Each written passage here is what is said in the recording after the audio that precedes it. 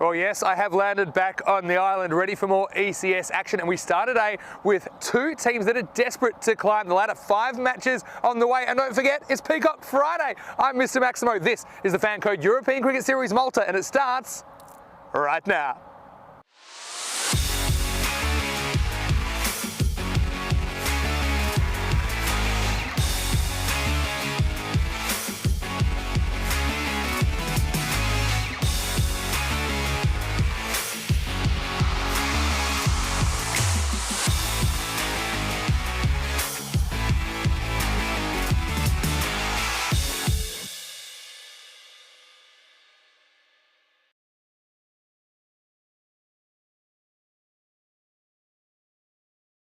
Good morning to you wherever you're watching from around the world. It's Mr. Maximo here, Vinny Sandhu for the European Cricket Network, and welcome to a huge day in European cricket. It is day number 19 of this series. Look, a lot's been going on over the last 24, 48 hours, and we'll kind of bring you up to speed with that as the day goes on. But we are about to start the day here on, well, don't forget, it is Peacock Friday, and we're starting with match 75. This is a match between Malta and Malta.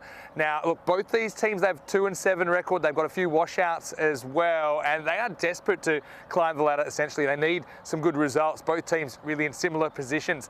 Now, Malta, they have won the toss and they've elected to bat. They've got a few personnel issues. I mean, at this stage of the tournament, especially with some of the rescheduling, it has been a little bit tough for some of these teams, so we kind of have to bear that in mind. But I mean, at least they'll hope to put a score on the board and to defend it against a Malta team that have had their own struggles as well, and it took them forever to get on the board. Eventually, they did earlier this week against the Victoria Lions, but the defending champions have had a tournament to forget so far. But with about 1 week until the finals start, I mean, both these teams, it's time for them to try and find some form, I think. Let's talk about the conditions today in Malta. Blue skies at the moment, a few clouds, but I think it'll be pretty pleasant. We're expecting a maximum temperature of 15 degrees. Currently, it's about 12. Well, here's a man, he's had plenty on his plate in the last day or two, but I'm really excited to settle in for a day of commentary with him. Rico is off, so Corey Ruckers will be my commentary partner today. Corey, the news from the toss in match number 75 is that Malta, they've won the toss. They're going to have a bat. It's over to you. Let's get ready for the start of a great Peacock Friday. Thank you very much, Vinny Sandhu. Welcome back, everyone around the world on this Friday morning here in Malta, and looking forward to bringing you 5 live games today as we play a little bit of catch-up after the weather gods weren't too kind to us at the start of this trip. And well, big news is obviously Malta, with a lot of their players and a lot of their good cricketers, they actually work at the local hospital. So with these rescheduling, it is not so easy, and unfortunately you can see a couple of blank spaces in the bottom left of your screen, meaning that they'll only be able to attend this morning's game with 8. And we can't hold it against them. It is just one of those things, and we'll have some news about the ECIs soon as well. It seems like it's very difficult to get everyone on the park, and looking forward to this morning. I can understand why Malta elected to bat first. It'd be pretty difficult to go out there only with the ball in hand and with limited fielders. But on the other side of things, Mughal, 662 points. No, Dream, 11 points. Very good indeed. And some new players there as well. Suresh Paul, Sunil Kumar, and Giri Chowdhury. Also, Saud Ul Hassan right at the bottom there. They'll be looking forward to trying and getting their first Dream 11 points on the board. Look at the expected scores. Well, if you took out 3 players, maybe that's about 66. It'll be tough to tell, but if you get one person gets in, you never know. You never know in this funny game of world cricket. Anything can happen. I think I once played in a match in my past where we had 7 and we won. So crazier things have happened, but we'll have to wait and see how this turns out. You see the umpires slowly making their way out to the middle.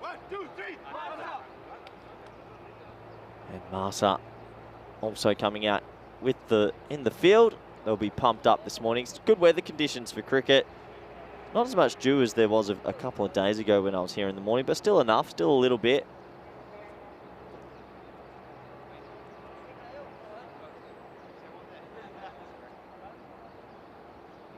So looking forward to seeing how Malta cope against the odds. I'm sure they'll be trying their best to muster a score, potentially, let's say 75 plus. If they can do that and then bowl really well, maybe they can cause a bit of an upset this morning. Obviously the odds are against them. You can see them there having a discussion of probably how they're going to try and tackle this and what's their best way going forward. Good opportunity to welcome back all our viewers around the world, especially those in India via the subcontinent. Good morning. And everyone on YouTube and via the YouTube chat. Hope you're doing well out there. So we're almost set to go on this Friday morning. Been a lot going on the last few days, I can tell you that. An extreme amount. Some good cricket in between as well.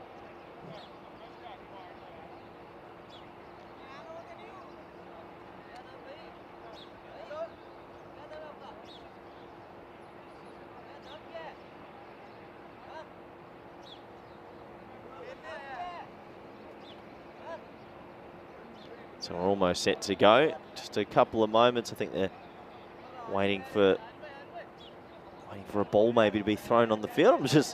Everyone's just easing into this Friday morning. Obviously, we say big thank you to the players who have tried their best to get ready for a rescheduled Friday as well. Not so easy. We understand a lot of the players in Europe have a lot of work commitments, and they play out of passion and love for the game, irrespective of how many men they can get on the field. I think everyone would love to get behind Malta Day here, see if they can cause a bit of an upset, maybe one for the record books, I think it would be.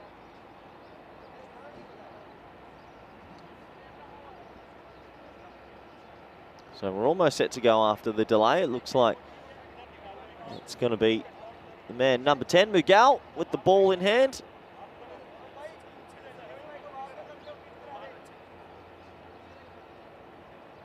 Good morning, everyone in the YouTube channel as well. Hope you're doing well. Look forward to interacting with you throughout the day. So we're almost ready to go. First ball on this sunny Friday. Here we go. Not signalled a wide. Tell you what, if you're Malta Day, you want every little bit of luck going your way here, because this is going to be a really back against the wall sort of game. If one batsman, though, gets in that top four, Sathi's probably the one on your screen now. If he can get in and do something efficient here, you never know.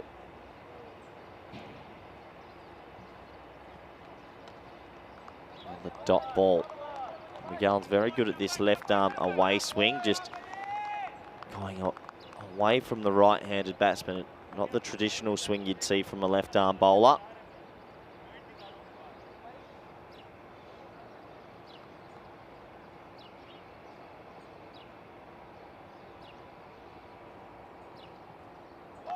That's a good delivery in Sathi. A little bit of deer in the headlights.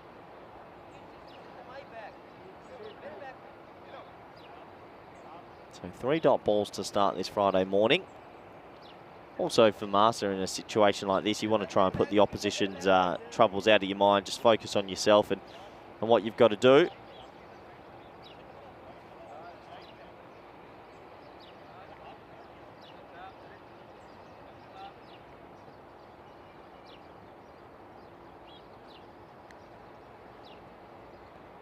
Another dot ball. So really nice start from Mughal. And I think this is probably one of the very first mornings that you could say for Malta Day you can be a bit more circumspect when you've only got 8 players on the field and you've won the toss, elected to bat. You probably allow yourself a couple of extra balls to get yourself in this time.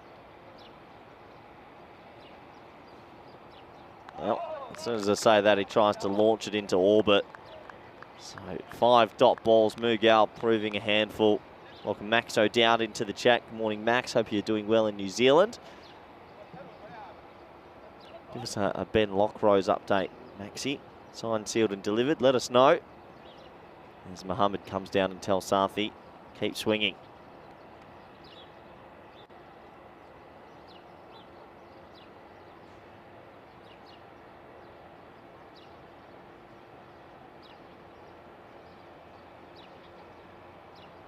And he's got him. So he didn't hit the ball once. It was miss, miss, miss, miss, miss, out. And it's a wicket maiden to start against the team that is undermanned. It's not a great start. Top over from Mugo. Kept the seam up beautifully. And this time he thinks, well, if you keep missing it, I'm going to try and get this on the stumps. And he does exactly that, Seth. He's going to have to go for a 6-ball duck. And you can see a little shimmy with that front leg, a little bit of a baseball swing, really. And he'll have to go. And for Malta Day, it just gets worse and worse and worse this morning. So 1 over bowled, and the score is 0 for 1. We have a look at today's schedule. And, well, Malta Day playing 3 times in the morning, so let's hope the cavalry gets here. Masita Warriors a little bit later in the day. Gozo's Army just coming for 1 game, and we see the Royal Strikers a bit later in the day. As a welcome back, good friend, co-commentator Vinny Sandu. And Vinny, you got a feel for Malta Day a little bit this morning. Oh, for sure. You know, big picture. I mean, I try and always emphasise the positives. The sun's out. We're playing cricket. This time last year, we were rowing a boat down the street. So, look, it's great to have your company. And at Marsa, they probably need something to go their way, don't they? We had a really slow start of the tournament. Both these teams have really, and it becomes important as we head into the last week of action here. The higher you finish up the ladder, the easier your path to the trophy. And Marsa, don't forget, they are defending champions, so I think it'll be interesting. Fahan Masih to bowl over number 2. He had to get a run on the board, but he'll sort that out. It's now 1-all. Hi, Corey. I've been away. I spent 3 days away from the ground. Have been watching a fair bit. I saw you in a bit of a compromising situation where you were dealing with some nuts that were a little bit spicy yesterday. Yeah. Saw a bit of everything, actually. I'll tell you, since you left, the wheels start falling off in my life. This has been an attritional 3 days, Vinny. I had to take some time off work, and unfortunately, we got bad news to deliver today to the viewers. Oh, yeah, it does a seed. It's got a bit on it, doesn't it? Yeah, he certainly gets it through. Yeah, so we'll talk to viewers for a few different things that have been happening in the last 48 hours. Got a little shout out, actually. I don't always do this, but to this woman I have to. Vicky, good morning. Hope you're doing well, and hope Max surprised you when he got back from Bangladesh. I hope you enjoy the cricket today. I know you'll be tuning in for all 5 games. Swing and a miss this time. And, yeah, but, I mean, yeah, at least you had a good time when you were here, at least. Yeah, well, it's been a good time. I've enjoyed Malta. It's had its complications in the last few days, which I'm sure we'll bring up shortly. But, yeah, tough for Malta Day this morning. They do work in a hospital, all these men. Yeah, so that's true. They're saving lives right now. And if you can't get to the cricket field to save lives, it's okay. That's true, yeah, but, you know, sometimes they say quality, not quantity. It's an interesting one for Zubair because he doesn't really play a shot. Give him a run. Is he trying to get out the Just way of the ball? Give them every run they need. Not really, but we'll just give it to him. He's kind of swinging that. Just give him a run. I genuinely think he's trying to. He doesn't want that ball hitting him, right? He hits him on the arm. So you can't tell me that's what he wanted. Vinny, they're playing with 8. Just give him a run. Yeah, I'd give it leg bite, yep. Yeah, there we go. I think he's trying to avoid that ball. And I would as well if it was going to hit me in the funny bone. Hey, I just want to say a quick hello to all of our viewers, though. Great to have your company. And, yes, nice to be back. Rico's off today, but he'll be back tomorrow. Yeah, we'll give you a bit of an update on what's happening. Oh, no. Well, life's a great leveler. They've called it a dead ball. The decision's been reversed, and it's not their morning so far. Is he trying? Yeah, that's on the line. It's probably, to be honest, probably the right call. I just want Malta Day to get every run possible. I think you saw the way he swiveled his body. He wasn't To me, he was trying to avoid the ball because he didn't want the ball hitting him. Oh. Anyway, this one he won't be able to get that out the way. Mathematics isn't my strong suit, Vinny, but with 8 players, what does that mean for how many wickets they got? You know 6. what I used to say? And they take 6 for? 7. 7? 7 be bowled out. Is it? Yeah, and it just means everyone has to work about. So if 13% harder. Yeah, maybe 25%. You've lost 3 out of 11. So you're 27%. Everyone's got to work 27% harder. You can see why they won the toss and elected to bat first, because they'd be pretty difficult with the fielding zones. Funny things can happen, though. I won a game once with 7. Is that right? Yep. Certainly getting it through Masih at the moment. And, yeah, especially in this format, I think it's a bit more possible than other formats. Yeah, Max, no doubt, said, yeah, can't wait to see Malta Day put on 146. Well, Max, he might need to get you over here pretty quickly if that's going to happen. But look, let's see. And Eunice is one guy. he's normally got 1 or 2 big innings in him. We haven't really seen it from him so far. Sathi be disappointed that he couldn't do more. Obviously, no Samuel Stanislaus in the lineup. If they put on 146 this morning, Vinny, we're in for a show. This one cuts through him. You can see they're sort of playing within themselves a little bit. Don't want to take undue risks. I do understand. Been a few, you know, Malta Day though, keep your eyes on him because there's normally something viral that'll happen. I saw that while I was away, the 2 buys off the last ball and run out. Matukumaran diving into the stumps. Yeah, it's a bit of crazy stuff going on while I was away. Anyway, into the second over, 3 for 1. I guess that over was infinitely better because they got 3 runs instead of 0 runs. I think Maxi and Vicky are really enjoying the cricket, all the way from New Zealand. Yeah. And I want to send out my best thoughts and wishes to everyone in New Zealand. They've been affected by, I think, the cyclone and then an earthquake. Really? Down there, yeah. It's been awful. It's a hot pocket, that little country, isn't it? The fixtures, you see both these teams with 2 wins. And considering we're now pretty much 3 weeks into the tournament, yeah, it's time to get moving. New over's going to be bowled by Saud Al Hassan. I can't say I've seen a lot of. Yeah, so Massa also bringing a few reinforcements. Here we go with over number 3. Well, oh, here we go. Go ball. Give us a hand on that, Kana, so it'll just be 2 wides. Yeah, left-handed does throw everyone for a bit of a loop sometimes. Tell you what, if I'm Mughal, who just bowled a wicket maiden and I didn't get the second over in the power play, I'm probably pulling my remaining hairs out. He doesn't have too many to go. Yeah, I was watching. I saw some interesting wicket keeping yesterday. Actually, I saw a bit of everything, which is what you're going to see here. But yeah, exciting weekend coming up. It's consistent at least. Andy, hey, every single run right now is Master taking nothing for granted, let's be honest. I mean, they've had a shocking start as well. And they kind of snuck past Victoria Lions to get on the board, but still.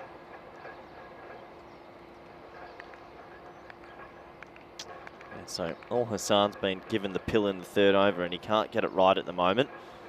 Looks like Ashley Cooler from behind, but here we go. Can he get it right? No. Here's the thing though, it's just a little basic thing, but so he's running straight in front of the umpire from around the wicket, so he just needs to learn to kind of get off to the right. And that one was so wide the umpire could still see around him. And so anyway, yeah, hello Maxi, hopefully you're well. Player of the tournament in the ECL 19, of course. ECL not too far away either. Big swing and a miss from Zubair, who finds himself 4 or 5 spots higher up the order than usual. Hope he got through customs right with his big bag of money, and I hope hope the declaration form was. Must be awkward for Maxi having to declare. Hope the declaration form was filled out correctly, and let's see what brings it for you in the future. You want to phone in an anonymous tip, do you? Well, this is handy. Al Hassan's, the wheels have fallen off. Time to go see a cross seam because he can't control it. And well, for Malta Day, we know the little engine that only have 8 players. You want them to get every single wide possible. Yeah, no doubt about it. It's actually the first time we've been back in the box since box 2.0 was constructed for us. It was washed away last week. Yep. Here's another wide. At what stage do you think to yourself, well, probably time to not go seam up? I like the movement. But, I mean, we're on world record pace. Umar Khan from Malta holds the record for longest over, although it might have just been beaten, actually. How many balls has he bowled so far in this over? Like 5? There's been, 5 balls. 4 have been wides. Make that. Whoa, I came the other way. Yeah, well, good luck facing this. Sometimes this is off-putting as for a batter because it could be a ball with your name on it just around the corner. You know, at least if someone's putting it in a consistent area, you can kind of set yourself for it. Yeah, but I want to say hello to everyone in the chat. Hello to Sundori. And Chris saying, keep those wides coming. That also doesn't help for time. Now he's got it about right, and it's going to go straight over the 3rd man's head, and it's going to be 4. Well, a few things going on here, and it's a thick edge, kind of goes with the movement. The 3rd man steps in, he's looking straight into the sun, doesn't even go for 6. That's Malta Day. They'll be happy. Zubair gets their first boundary of the day. Yeah, he didn't pick it up at all, did he? And neither did our cameras, but goes away for 4 in the end. Handy boundary. Well, at least the fielder there has the That's the excuse of looking into the sun, I suppose. If Malta Day get to manage somehow to get to 80. Cricket's all about stories, Corey. This would and be... it'd be a great story if they could pull this one off. And yeah, I want to say hello to Ivan and to Chris Course and Arup and Sabir. Yeah, just give you the update. This one's fine. So, yeah, you know, Malta Day, obviously, you got to realise, you know, a lot of these guys, especially Malta Day, man, doing very important work in the medical field. And so when you have the rescheduling of the matches and these things, you know, things come up and it's not always easy because we're doing something unprecedented here, the amount of cricket that we've got going.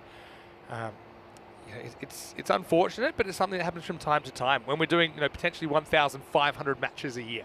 So, yeah, you're going to see things that happen maybe 1 in 1,000 matches. You'll see them on ECN. Here's Saud. He's bending him like Beckham at the moment, isn't he? That one's on target. He's getting it to go. He's slowly got the radar right in the back end of this over.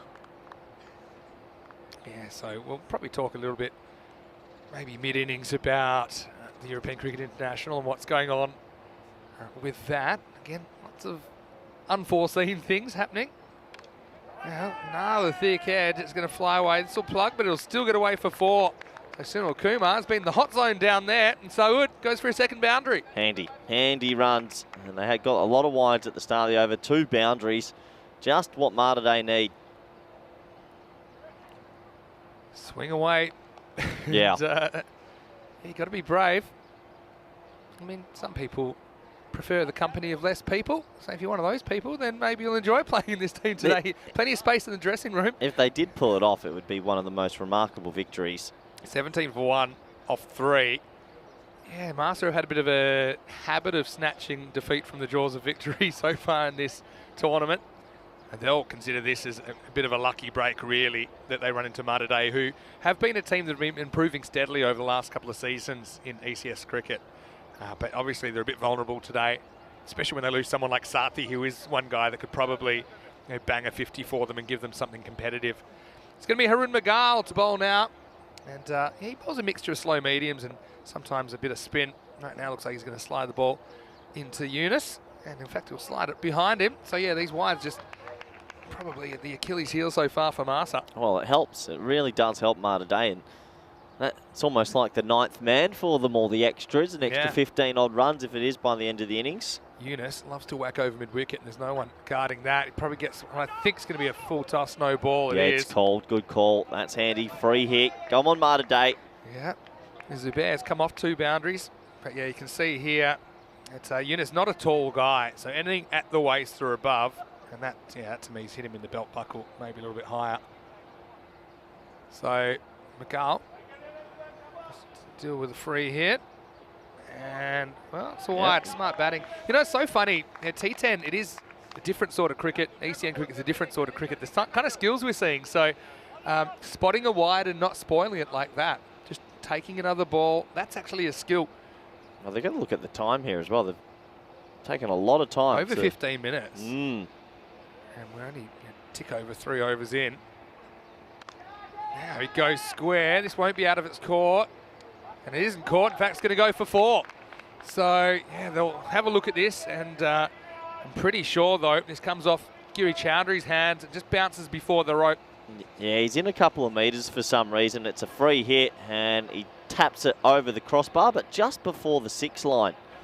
Yeah, 4 runs. Good call from the officials. Yep, they get it spot on.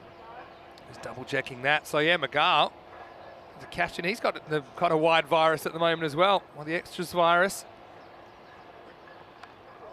A little leading edge, it's going to pop safely. Nice, it's going all their way. What's the score, Vin? I think it hasn't updated in a while. Give me a... Yeah, I've noticed this a little bit. But anyway, yes, I think it makes it 26 off 3.2. So what did you do? What did you do to the computers while I was away? Oh, trust me. What have you been looking at? My own computer blew up. Yeah, a lot going on in the last few days. I'm sure we'll have to tell some disappointed viewers shortly. Yeah, well, maybe we'll do that once we can do it eye to eye. Yunus loads up and misses. That's his go-to. They've got it's interesting with the field. They've got basically 2 deep square legs. They've got one that's just in front of square, one that's just behind, but no mid-wicket on the boundary. There's a guy in the circle. Yunus probably aim straight over his head. Does. Harun optimistically appeals for LBW. Get through for a leg by.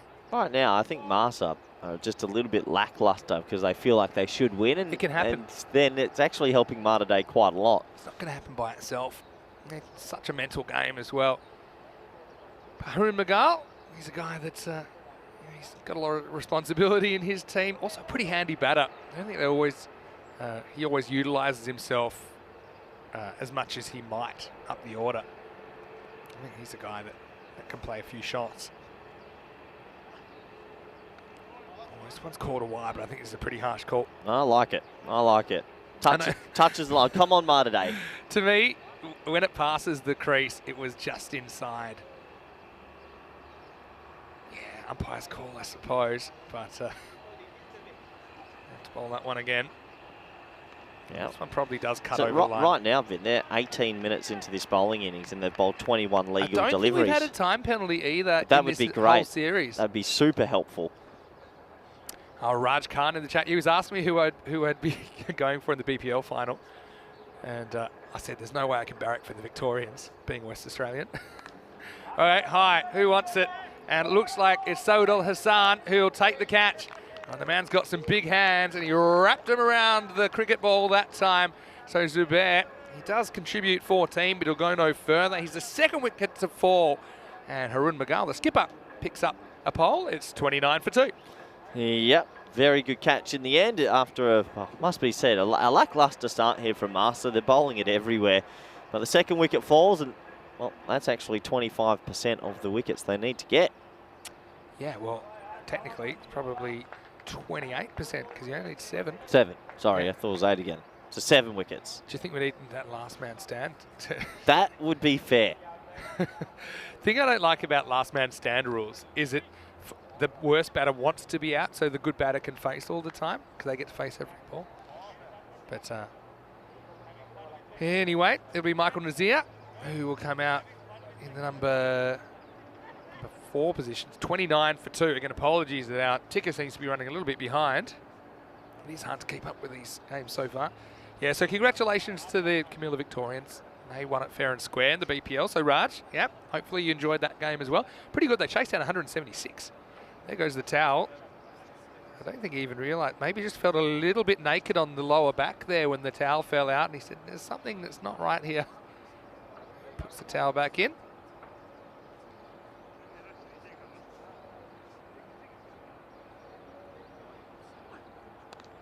Last ball of the over. It's full toss. Leans on it.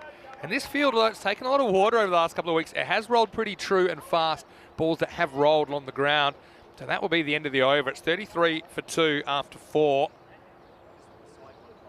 And yeah, well, thanks to everyone who's part of our community in the chat. ACN European Cricket Network as well. Hello to everyone watching on FanCode in India. And apologies, yeah, the score is a little bit behind where we're at, but if you listen to me, I'll give you the score where we're at. Right now, it's 33 for 2 after that boundary. Okay, well, you called for it. Fanyan Magal bowled the first over, bowled a wicket maiden. Now he gets another chance in the 5th. So it's not like they've really been hurt too much.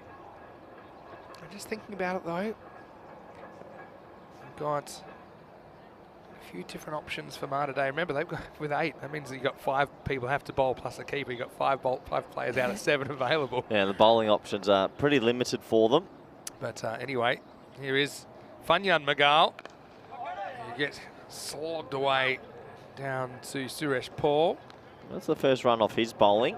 Not as much swing. He was swinging it so much this in first over. I think I would have bowled him his second earlier. I think I would have been ruthless. Yeah. I mean, especially when a guy's bending the ball. You have this thing with Cameron as well, you know, where if that ball is swinging, I think you've got to give him the over straight away. If not, and left armers are a funny one like this as well. They tend to either swing it or they don't. Some days they do, some days they don't. But if it is going, I think you've got to keep him with that shiny new ball while the game's where it's at. As Nazir goes back and just protects his wicket. That does enough. Yeah, they can bat out the overs here. Keep getting a couple of wides, a little bit of luck. You never know. 85, 90. And we do have some news on the ECIs, which will bring you at the end of the over.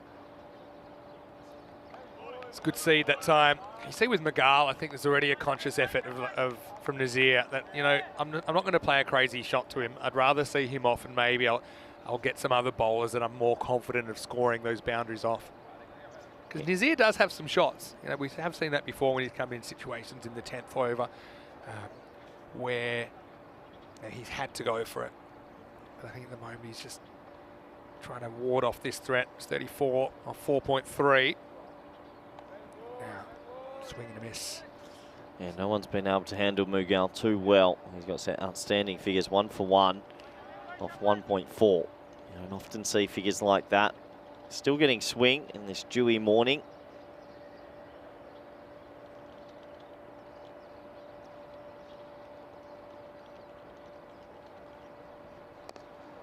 This one's whipped away off the toes, so it is here. Get to the other end. That makes it 35 for 2. Yeah, you're right, Vin. If they see off this last ball and just let Mughal's 2 overs say, well, you've bowled really well, let that get past us, and then focus on the rest and see what you can make off maybe the lesser bowlers. Last ball in the over coming up, 35 off 4.5. And it's just carved away. Probably 2. It's a long chase. Never mind 2. You might get 4. Then they do. So yeah, Yunus just works a 4. So yeah, Magal would hardly say he's expensive, but he does go for 6 in the over. That's the halfway point. It is 39 for 2 off 5 overs. Very, very good morning to you wherever you're watching from around the world. Vinny Sandu here. Mr. Maximo Corey Ruckers is with me. And look, it is Peacock Friday, but you're wearing black. And I know why you're wearing black. Okay. Oh yeah, you're looking a bit peacocky. That's a little bit peacocky. We have some ECI news. Now, it's been, you've had a headache. I can see your head exploding, and a lot of us had. Unfortunately, Spain will not be taking part in the ECI this weekend. The flight, now we had flight issues on top of a bunch of other issues that are actually out of anyone's control, which would mean that they cannot travel by the weekend. I think we got a message at about 3:30 yesterday that Lufthansa, there's a big strike going on. And because we've got players from flying over all different regions, we're then trying to locate an airport where we get them all to come from, and they have to fly today, but everything's on strike. We can't get, and Malta's not the easiest location to get to. And the only option was given was to get Spain here at 7 p.m. Saturday night. So the decision was made that we just can't do it. It's a nightmare, to be completely honest. It was just a nightmare. Yeah, I mean, I suppose when these kind of things happen, and they don't happen that often, you just have to kind of remind yourself how unprecedented European Cricket Network cricket is, what we're doing, trying to get people around the continent in challenging times. We had players on trains that were flying from Barcelona. We had players from Alicante on trains who were staying in hotels overnight, and just the amount of issues in the last few days has been insurmountable. But the last one was as soon as the flight was cancelled, we looked at every possible option, every possible airport that was maybe you could get to. Yeah. Spain's a big country. Yeah, it is. and look, you know, I'm sure we'll see Spain in ECI cricket this year. You know, probably at least a couple of times, I'm sure. So it's just something we'll have to wait for. Now, there still will be international matches between Malta and Austria, so that becomes a bilateral series over the weekend. Again, the fixture's being redone. It also gives us an opportunity maybe to make up some of the ECS matches that were lost. So we'll still have 5 matches tomorrow and Sunday. Right now, we're watching Nazir just nudging away a 4, and handy runs. Again, he's been quite clever, Nazir, using the pace of the bowling. Yeah, good batting. You've got to have third man back against these players, you'd imagine, instead of maybe a deep mid-off or a deep cover point. But yeah, just disappointing to be honest with you, Vinny. A lot of work goes into trying to get men around the Europe and time off work and who you're picking and selections. We've been ready for this for about 2 months. Just a shame. The guys are going to miss out on some good practice, and miss out on some international T10 fixtures. So not much we can do. It was taken out of our hands, and good luck to Austria and Malta, really. Yeah, I know you'll be disappointed as well. This one is a dot ball for Hamasi, the bowler.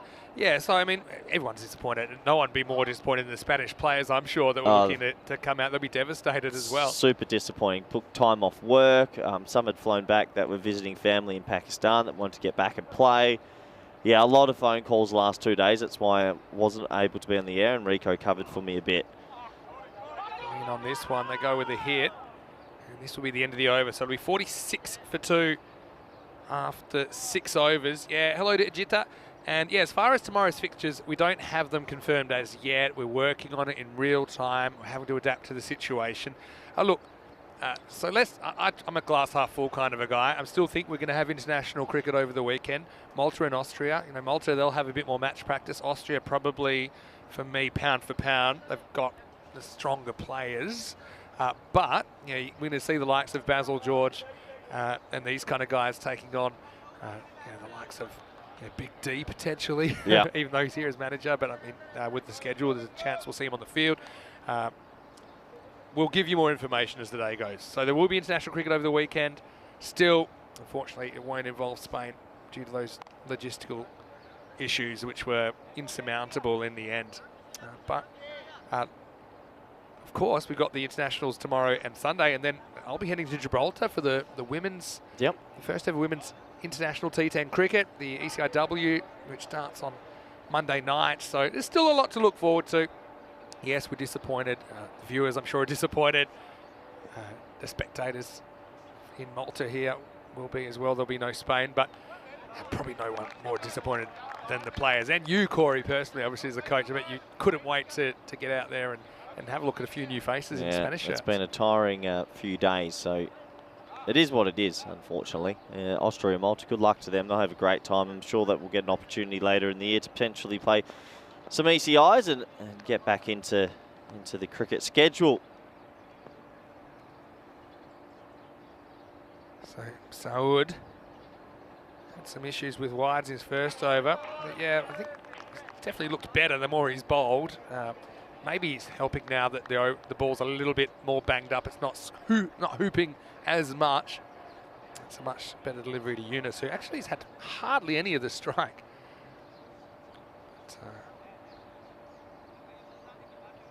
But, today, kind of chugging along. So yeah, we talked a little bit what's been happening here. And I think Enrico did a great job. I know that Enrico, huge effort from him, because I know you were busy trying to get this Spanish team on the park. Well, Yunus, he goes for it, and it's caught. What a good catch by Suresh Paul. I thought initially it looked like he misjudged it, but he found the drop zone, and that one sticks. So Yunus, he's going to have to go. Never really got going, just the one boundary in his innings. He falls for 8 in the score, 47 for 3. What a good catch that is by Suresh. Good catch, because he looked a bit wobbly on his feet when he first moved. I didn't think he was going to hold on to it, but he does in the end. It's a strike against the Malta Day limited team and a big wicket. Yeah, huge wicket. Mentioned the value of wickets even higher, essentially, due to their unfortunate circumstances. And yeah, you're right. I mean, Malta Day with a triple header this morning. I mean, let's see. Hopefully they can sew up some patience a bit quicker this morning and get back out there. Let's see what happens. Yep. A good bunch of men, and very thankful for them to take all the time off work to play in these series. Couple to come then.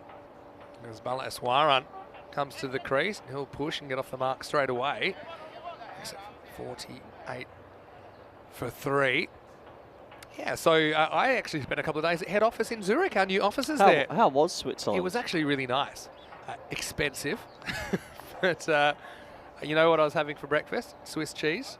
Very nice. Of course. Yep. Beautiful view of the Alps flying over. Yeah, that's really good batting. Proactive batting this time. And I think Nazir knows it's time to get a move on. That brings up the 50 for Malta Day. They cruise to 52. And he makes something out of nothing there. It's good batting. Yeah, very good shot. He steps inside it so that he can go with the swivel pull back of a length and gets it gorgeously. 6 runs. And, well, they're doing a good job, Malta Day, considering the limitations they have. Because I think you got to be honest, put yourself in the bowler's shoes. He's been struggling with his control so far, so he's not trying too much. He's pretty much straight up and down. And so Nazir saying, okay, I think you're going to try and put it there. I'm going to go after you. You couldn't really see Saud bowling a Yorker, for example. Anyway, guess what? 10 days to go to the European Cricket League.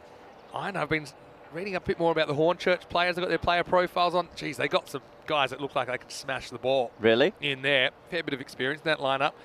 They've got Adil Malik, who has played, I think, played in the Abu Dhabi T10, so he's got some T10 experience. They'll be good to watch. I think they're first up, match 1 against Darmstadt CSC from Germany. That's the Champions League of European Cricket right here on the European Cricket Network, starting on Monday, the 27th of February. A big week and a half coming up in European cricket. Kostler gets the bowl in the 8th. Yeah, good start as well.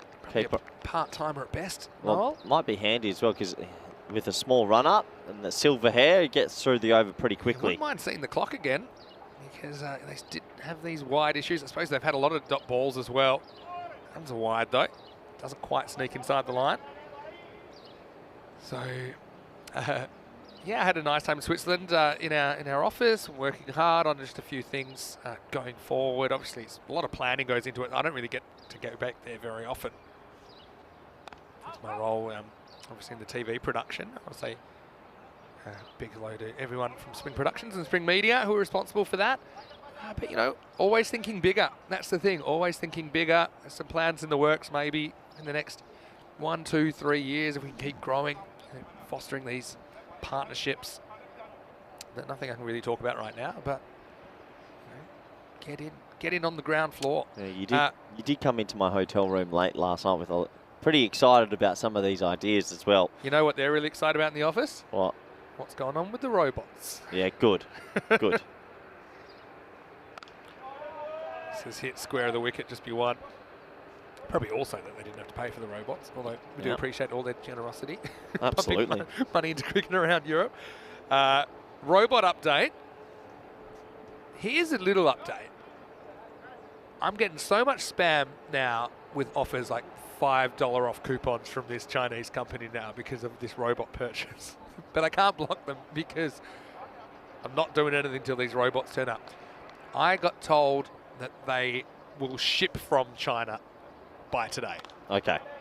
And I don't know if I'll get a notification when that happens, but yeah. So I'm excited because to me, we're now 2 weeks since the Robothon today. And yeah, potentially it's Spain bound. So okay, that's the good best news. I got. It's on the way. Could even be there next week. Kostler gets driven down the ground. Suresh Paul took a good catch earlier. Makes it 58 off 7.5.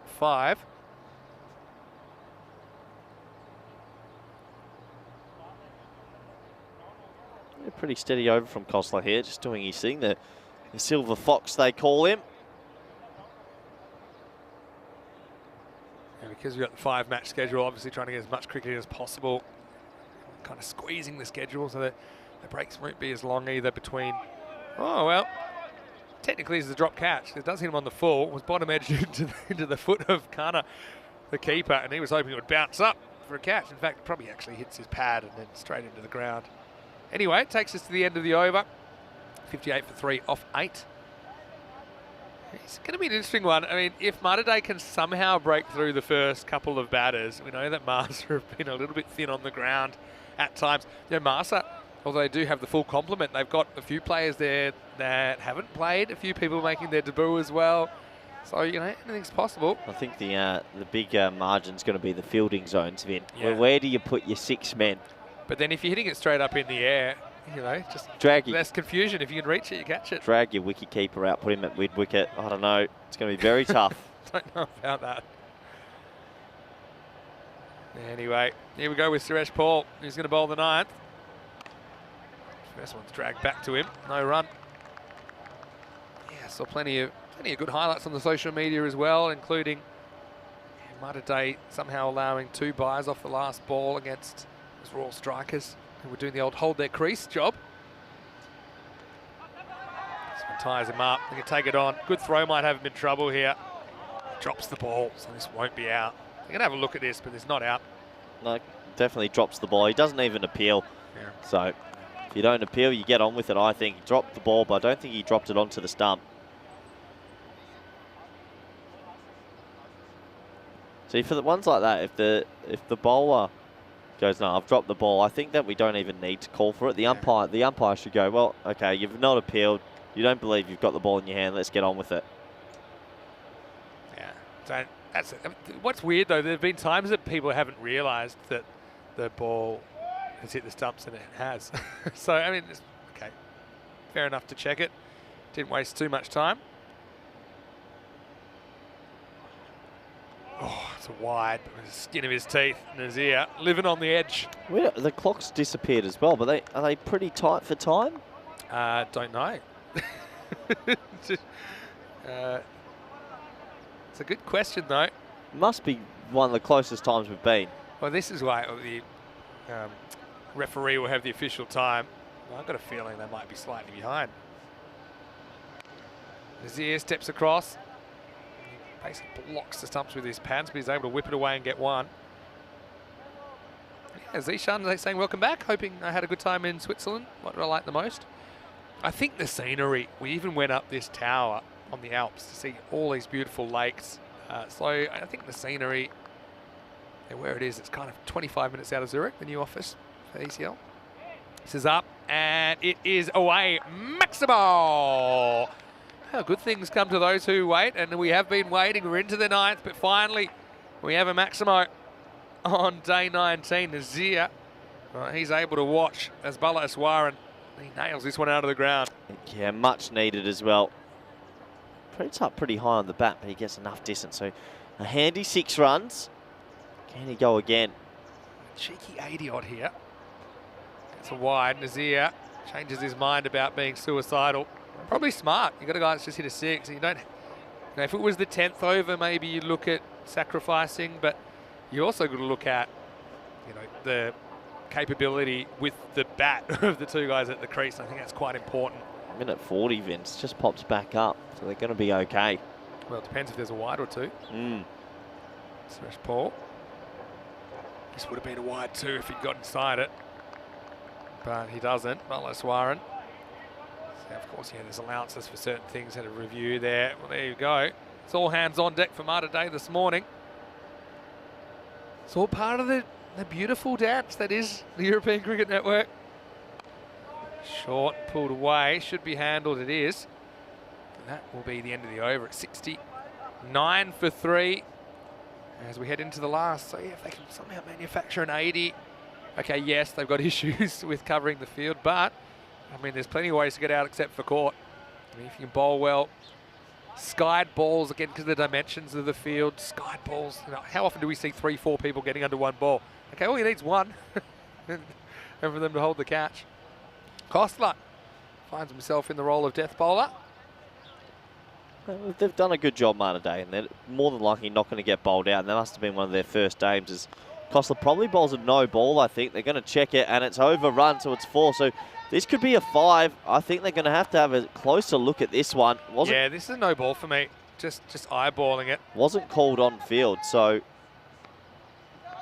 yeah, interesting enough. He might get away with it. I think because he's short. Okay, he's back. That's a no ball, definitely.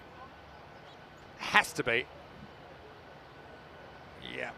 Well, wait for the call here, but not too sure he'll get it. Oh, if they don't get this, oh. That won't be.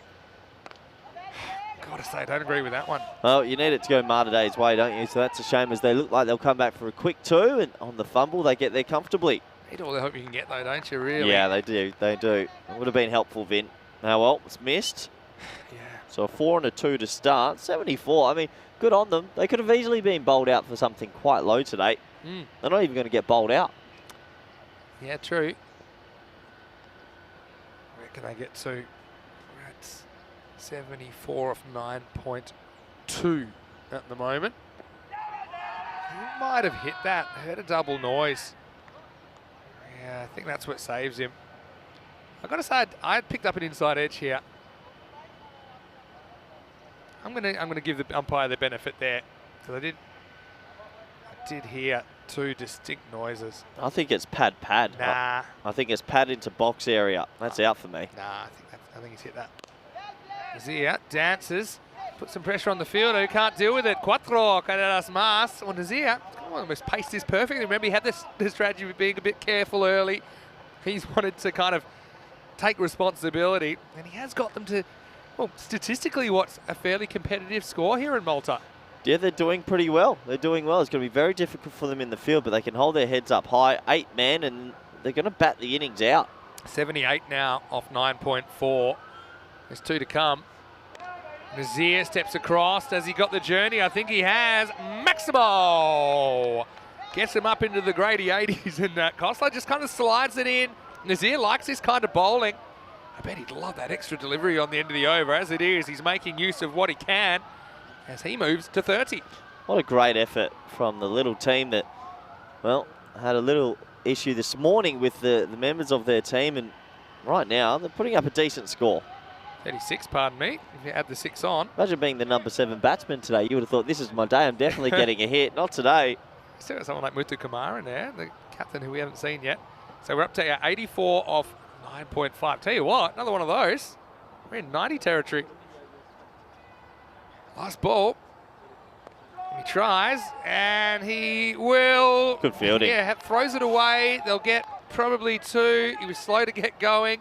McGall throws it in, more last ball chaos. That's dropped. They'll have to check his foot though, Vin. They might go for 3. Well, now we'll have to have a look at the fielding. Yeah, did he have his foot over the rope? This is the question. I mean, hopefully we pick this up. They're going to talk about it. It'll be 2 unless it is 6. So we'll have a look at this. Where does he take off from? I think done. he's fine. Yeah, well done. He lands inside the field as Yeah, well. so he basically saves 4 runs there. Yep. So nice work. It'll be 2 to finish, and so it'll be 86 for 3 off 10 overs. With Malta Day coming home with a wet sail. When you consider they were 39 off the first half, they come back and they score 47 off the second. So despite losing some wickets, Malta Day, they might be a bit outgunned personnel-wise.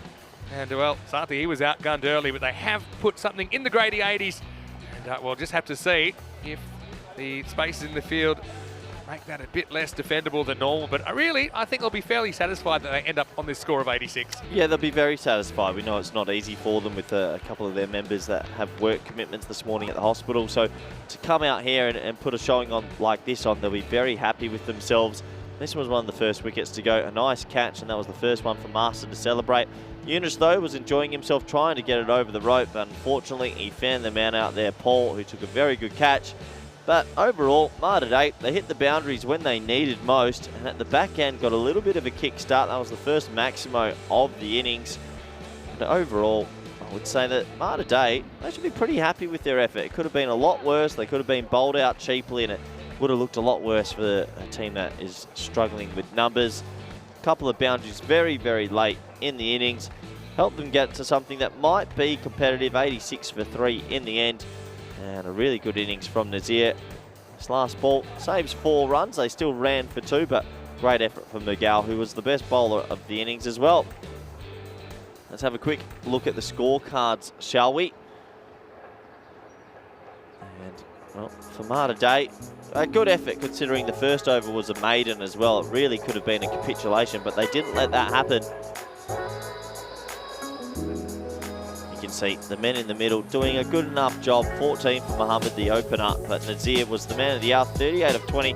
Must be said, though, that bottom left of your screen, the extra column, 17. Super helpful in considering the playing conditions, and those extra 17 runs have helped a lot, meaning they end up on 86 for 3 on that shortened scorecard. Let's have a look at the bowling figures, shall we?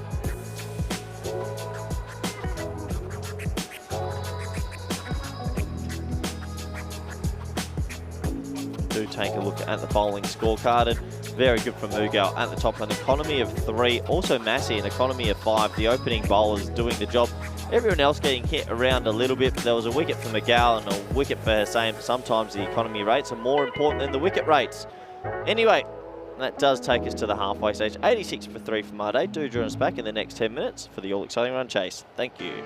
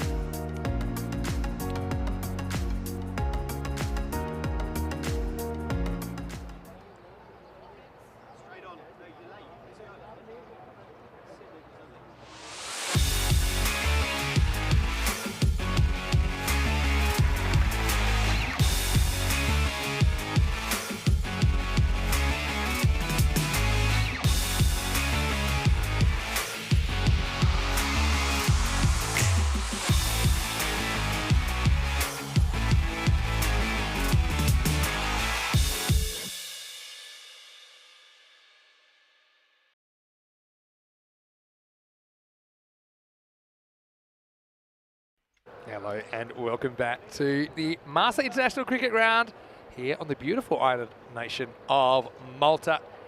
Vinny Sandu here, Mr. Maximo back behind the desk for ECN today after a couple of days.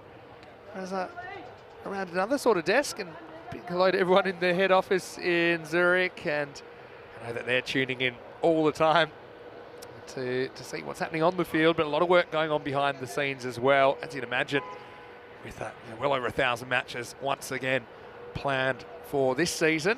And this is one of them you're watching right now.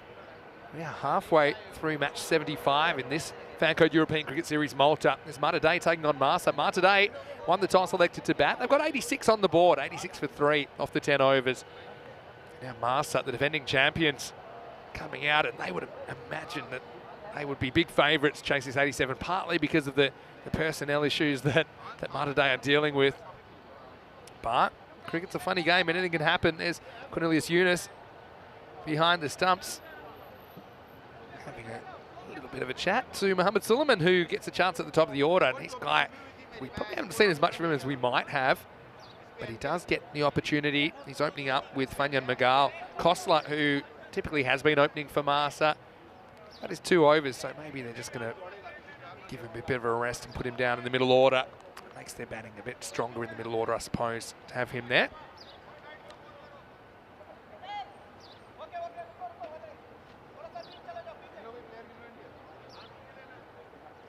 Right now, we are ready for action. Bala Eswaran is the bowler, and Suleiman has a fairly circumspect start. He just works it away for a single.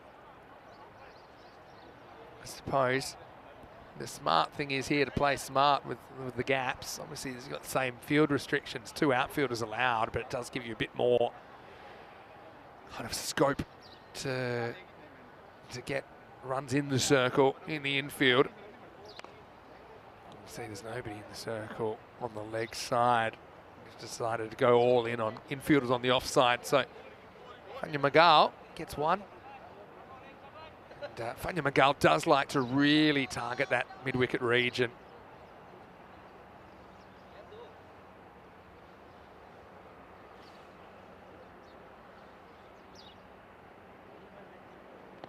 Wow, that's really well bowled, and it's gone. Great bit of bowling.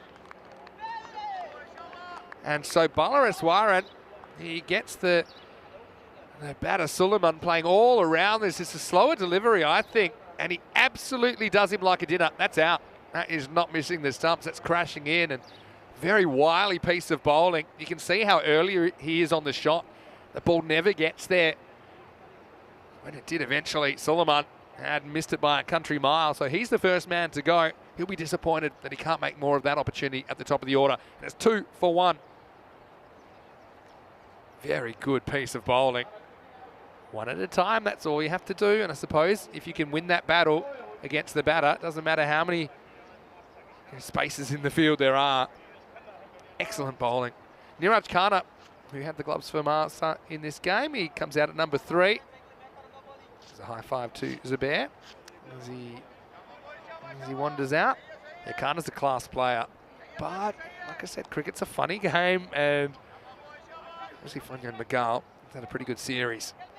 Certainly one player that hasn't shied away from a challenge for Marsa, the defending champions. But if you can get him, maybe force him into an error. Funny game. They do have these runs on the board. Marta Day. Khanna to bat at number 3. And first ball, he just turns away. Do have an outfielder out here. Azim Sathi, and he's missed it and has gone for 4. Well, that hurts, doesn't it? And Sathi's normally a pretty reliable fielder, but this isn't a great moment for him. He gets there. That's exactly what he's there for. And here, he just doesn't quite get their hands down to terra firma. That's gone for an unearned boundary. Khanna will take it. It just releases the pressure, doesn't it? As a batter, you're so happy with that first ball. Feel like things are rolling your way. Khanna now hits it to the other side of Sathi. This will pull up, and it still gets to go for 4. Again, we see balls coming from the air, really slowing down on the first bounce, and that one was decelerating, but It was just hit hard enough to overcome those forces of nature and trickled into the rope. So back-to-back boundaries.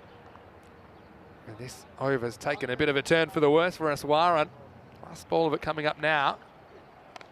In the air. Well, this is an opportunity, surely. Kumaran, he drops it. Oh, and they had the field set for just that. So Kana gets lucky on a few accounts in that first over. What action we're seeing here. It's 11 for 1 after 1. And yeah, Kumaran, he'd set all those infielders, trying to hope for a skied ball, but he runs under it. And Mutu, unfortunately, can't grasp the chance. So yeah, can't really blame the numbers there. They had the field set right, but they just made a couple of self-inflicted errors. 25 matches since the Golden Ball. Of course, we've had a couple here in Malta. Maybe we'll have another one before the week is up. And a Golden Ball tiebreaker. Bit of a feature of ECN cricket. I have seen it, Zach. It's starting to be used in a few other different competitions around, you know. Funny that. Here's Sathi. Trying to make up for his error. This one's called a wide. Sathi can't believe it. I've got to say, for me, it looked inside. Remember, if any of the ball touches the line, it's a wide. Yeah, I think that's a bit too harsh. Prajapati, who's a bowler himself, not having too much sympathy. And now, Niraj, perhaps realising that he's been riding his luck a bit too far, just pushes and gets one. Hello to James, who's watching from Estonia, I imagine. How are you, James? It's nice to be back. Corey will be back with me shortly. And yeah, we had some news this morning. We'll come back to that in a second. First, this is Arshad Mohammed, who can't quite get to this, but it'll be another run. It's one to Magal, Fanya Magal. So the unfortunate news this morning is, you know, there's some issues in Europe at the moment with flights being cancelled.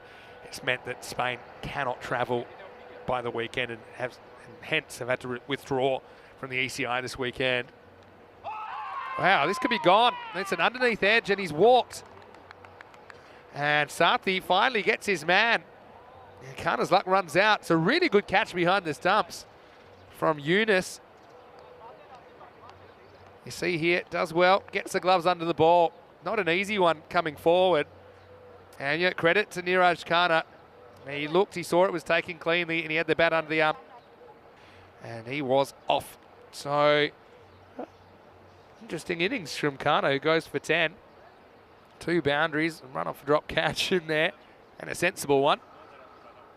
And so it's 14 for 2, halfway through the second over.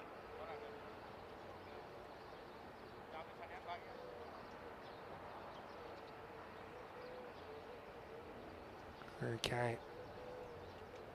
So, Sathi gets a crack at Noel Kostler, who we have seen opening for most of the series, but comes in at 4 today.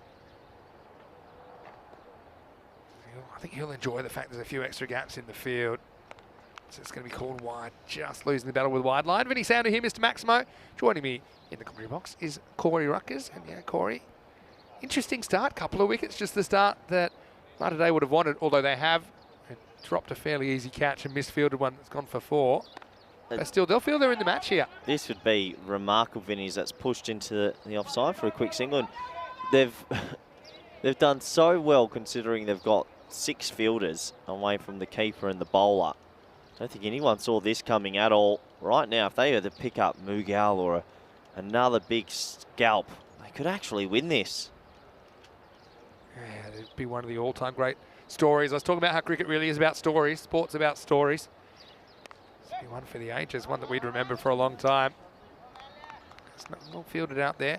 Probably the only, I actually like what they've done with their field so far. Probably the only position I don't think they need is the slight short third man. They have one man on the leg side. Yeah. One. Deep, wide mid-wicket. But so I like that they're actually protecting one side of the field. They only got 7, Vic. No, they've got, just checking the numbers here. But unless we're missing something. I think they've only got 1, 2, 3, 4. That might have been a change since the first over because they had 3 in the circle earlier. So I don't know if there's been an injury. Oh, it's no. just bad news. So you've got a mid-off, a cover, deep backward point, short third man, and a wide mid-wicket on his lonesome. You know, let me just tell you something about that position, though. Oh, there he is. No way.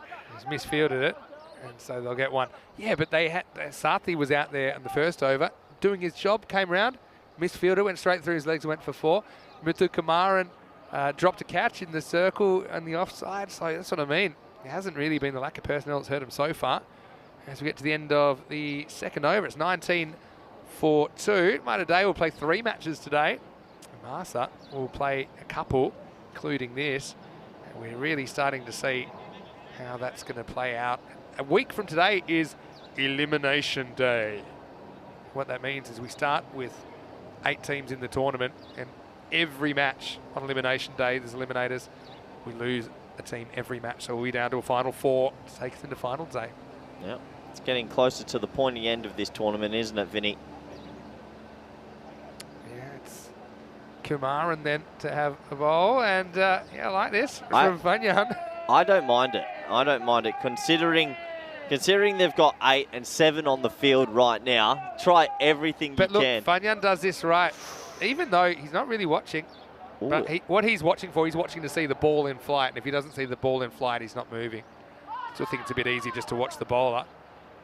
Eunice tries to work out how he can get the glove off and doesn't. I can't get over this field. This is a great field. You got Mutu bowling, rolling in swingers, and you've got one man on that leg side, the lonesome. But here's the thing, I mean, Magal, who's going to face up now, that's his zone. Like, yeah, you got to have someone else over there as well. This is what makes it such an extraordinary field, because he wants to take everything from outside off anyway. Even if you put everyone over there, he's still trying to do it like this.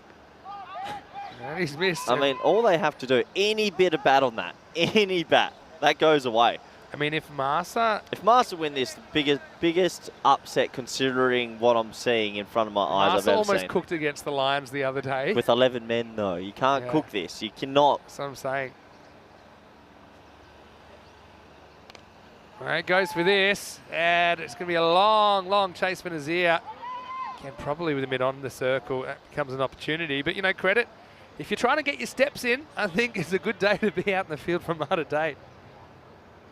Should stress this is pretty unusual, but you're going to see all sorts of unusual things on the European Cricket Network. Oh. That's why it's unlike any other cricket I've ever seen. How are they only on 21 off 15? Some good bowling. Phenomenal. Costlight, see, I think he'll enjoy extra gaps. And then when he does get something, I mean, who wants to chase that? That's gone miles. That's out of here. Maximo! It doesn't really matter where you put your fielders. It's a long, long chase to get that one out of here. Kumaran gets it slightly wrong. Yeah, that's tough for a short third man as he has to go and chase that ball. Here's what it is. Yeah, Kumaran just you have to try and protect something, otherwise you're protecting nothing. So yeah, obviously you've got those offside fielders. You want to try and force them to hit through that offside. And so Fanny Magal at the other end. That's a better field. Now they're bringing the short third and putting him there. You have to have 2 on the leg. And you're not expecting a lot of... You know what I would actually have, Vinny? I'd have 4 men on the boundary. Even these 2 on the boundary. Just keep 1 in. We're in the power play still, so... So what's that mean? So you can't have 4 men on the boundary just yet. Just help them out. Well, give them one more ball, they can. Yeah, the third man probably with Kamara not putting a lot of pace on the ball. I'd have this as a game where you have the keeper on the ring, surely. Surely this is the game. He's the one guy that might be able to take a catch. And to win this, I think you got to get wickets. And I think the keeper is a catching position by definition. So he's already taken a good catch behind there. So yeah, I think you're trying to take wickets still. End of 3, and it's 28 for 2. Yeah. It reminds me of, this must have been like in the 20th century, when they're like, every able-bodied person, we need you. You ever seen like the Park Sixers and things like this? Hong Kong Sixers. Yeah, this is almost, this is it. I used to love watching Hong Kong Sixers. In fact, I think Ryan Campbell and Mike Hussey were commentating it once. That was one of the first things I watched streamed on YouTube. I think that was in 2017. Yeah, okay. But I used to like watching the Hong Kong Sixers. So they made our fields look like the MCG. I mean, they were tiny fields there. So right now, yeah, good. They've got the 4 men on the ring and 1 man in the ring. This is great. So they're down to 7. And tell you, if you're a fan of social distancing, It's a good day to Deep be it in the off, field. deep, wide mid-wicket, deep square leg, deep backward point, and a short cover is the only man in the ring. I'm trying to work out where the biggest gap on the ground is. Maybe right behind the keeper. Like Yeah, if huge. it pulled him just behind the boundary, you could run for Nazir. Well, guess what, Cornelius? Well, you're going to have to go run and get that after it. yourself. But then who's covering the stumps? The bowler's stuck in the middle of the pitch trying to work out what he should cover. That doesn't help, so that's going to be 2 wides. Yeah. Anyway, have a chat to us, ECN European Cricket Network. We always love to have your feedback.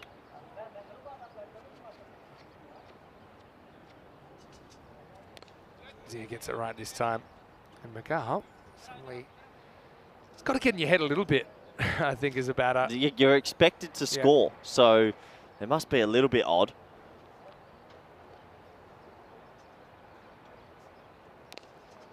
And Costa will get this one, and it's away from the fielder. It's going to be 4, 4 carreras. And yeah, once again, Costa, he's been a bit hit and miss in this series, but I think it's a real good opportunity for him to gain some confidence, gain some timing with the bat, and he gets a boundary here.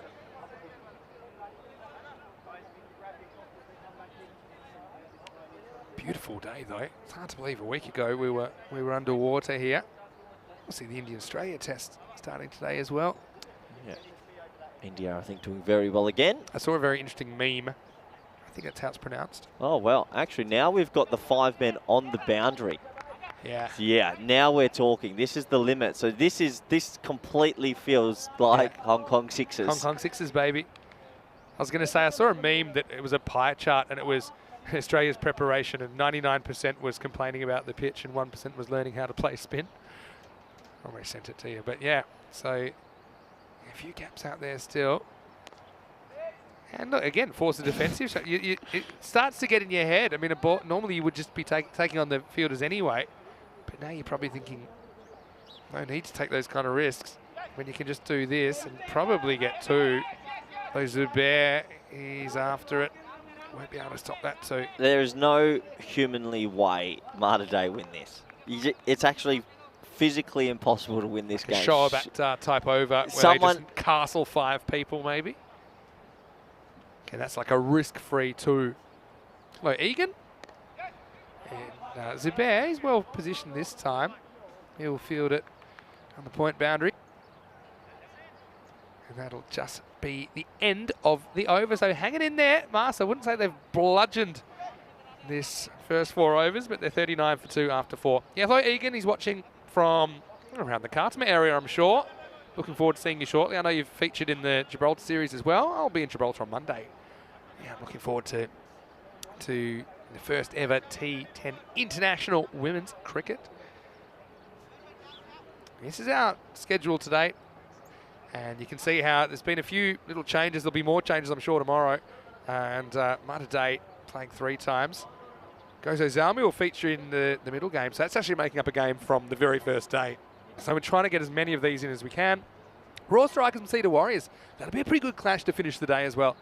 So squeezing the gaps a little bit. So with the sunlight here, and that's why you might not have the full 2 hours time slots that we normally do. I think Mughal and Kosler have worked it out. Well, anytime you can just concede a 1, that's a win for the fielding side in these circumstances. The rate required is 8 and over. You're hoping you might get some swings and misses, and it's hard to see a path there, but I've seen the unseenable several times in this capacity as an ECN commentator. This pitch is outside leg stump. Get the ball, get the ball. They went all in on the appeal. He never turned around once to get the ball. They went all in on the appeal, saying we need all the help we can get. Zubair saying, hey, make an exception. And he says, hey, you know that's not out. Costa, again, they're almost a bit too ticky-tacky here, aren't they? They're not really hitting the ball. They're just, some of these aren't leaving the pitch area, like that one. Well, that one, they are going to hit, and it goes to one of the fielders. He drops it. No, he's got to catch that. How's he hit the fielder?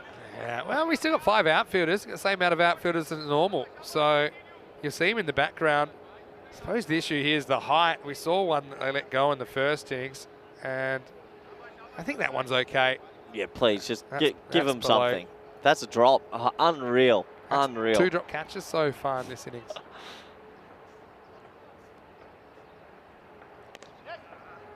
Yes, hit sweeper again. So essentially, yeah, you're working with the same outfield that you normally would. So then it comes down to, are you trying to still hit boundaries, or are you just... You could just hit pockets of space Yeah. and gaps easily. Some of these guys not huge fans of running between the wickets. I mean, if you can get runs by standing still, I still think I'd be going for that. Yeah, good batting. So that's exactly what you can do. What would be a dot ball is now a 4. Yeah, and it's smart. I mean, that's a good shot anytime you got no third man, really. And the keeper forced to chase that one. So that'll go for 4. And yeah, Kostler, he's a bit of a touch player. I think, yeah, I'm trying to think if I was batting, whatever, how do I get the most out of this? I still think I'm trying to bat pretty normally. You know, I still think, you know, as far as my whole tournament goes, I'm putting that out of my mind, and I'm still trying to hit boundaries. Yeah. Okay. Yes, you can get 2s. But yeah, I still think I'm trying to hit good shots into gaps like that, and that one is going to go for 4. So Kostler flexing his muscles a little bit, takes us to the end of 5 overs. Also brings up the 50 for Massa. The score is 50 for 2. And yeah, just a reminder, gave you a bit of a robot update. Well, the robots, we need to get some Malta Day kits on them, I think. But they are meant to ship towards Europe today. But at the moment, I haven't had any confirmation. But the good news is they finally received my order. They accepted it. And thanks to the generosity of our viewers, it's not just one robot. There's 2 robots on the way. You probably are lucky they're getting shipped, because there's flight issues all over Europe yeah. at the moment. So maybe lucky the robots are coming by boat. You're making me nervous now. So let's see. There's no truth to the rumour that they were putting it in a balloon and flying it over the US. Anyway, here we go with Nazir. Gets a second. Yeah, nice shot, and that's going to go for 4. There's a big gap there, and yeah, you got to feel for Malta Day. They've done amazing to take it this deep. Yeah, you know, you got to give them credit. The good news is I think they'll have a bit more of a personnel in the second match. That's my information anyway. So yeah, a few people talking about the stream being a little bit slow to load today. So apologies if that's an issue that you're dealing with. You know, there's a big technical side of what we're doing here. And people are trying really hard to sort those issues out.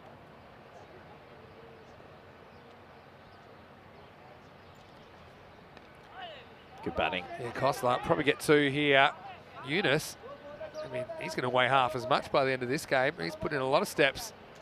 He'll get back for a couple. So yeah, it does seem now that with these 2 settled in, looking pretty comfortable, that there's no real path back. But yeah, let's just hope that the next game on a day, I mean, they can take a lot of confidence out of this performance that when they can and get those personnel issues sorted. Hopefully next game and go to game 3 that they can be a lot more capable of taking some points. Nazir looks like he's coming around the wicket now to Kostler. Let's move to 25. Goes after it, picks out the fielder, and Zubair catches it. Well, there you go. They needed a wicket. They still had those 5 outfielders in place, and Nazir gets his man. Nicely taken by Zubair.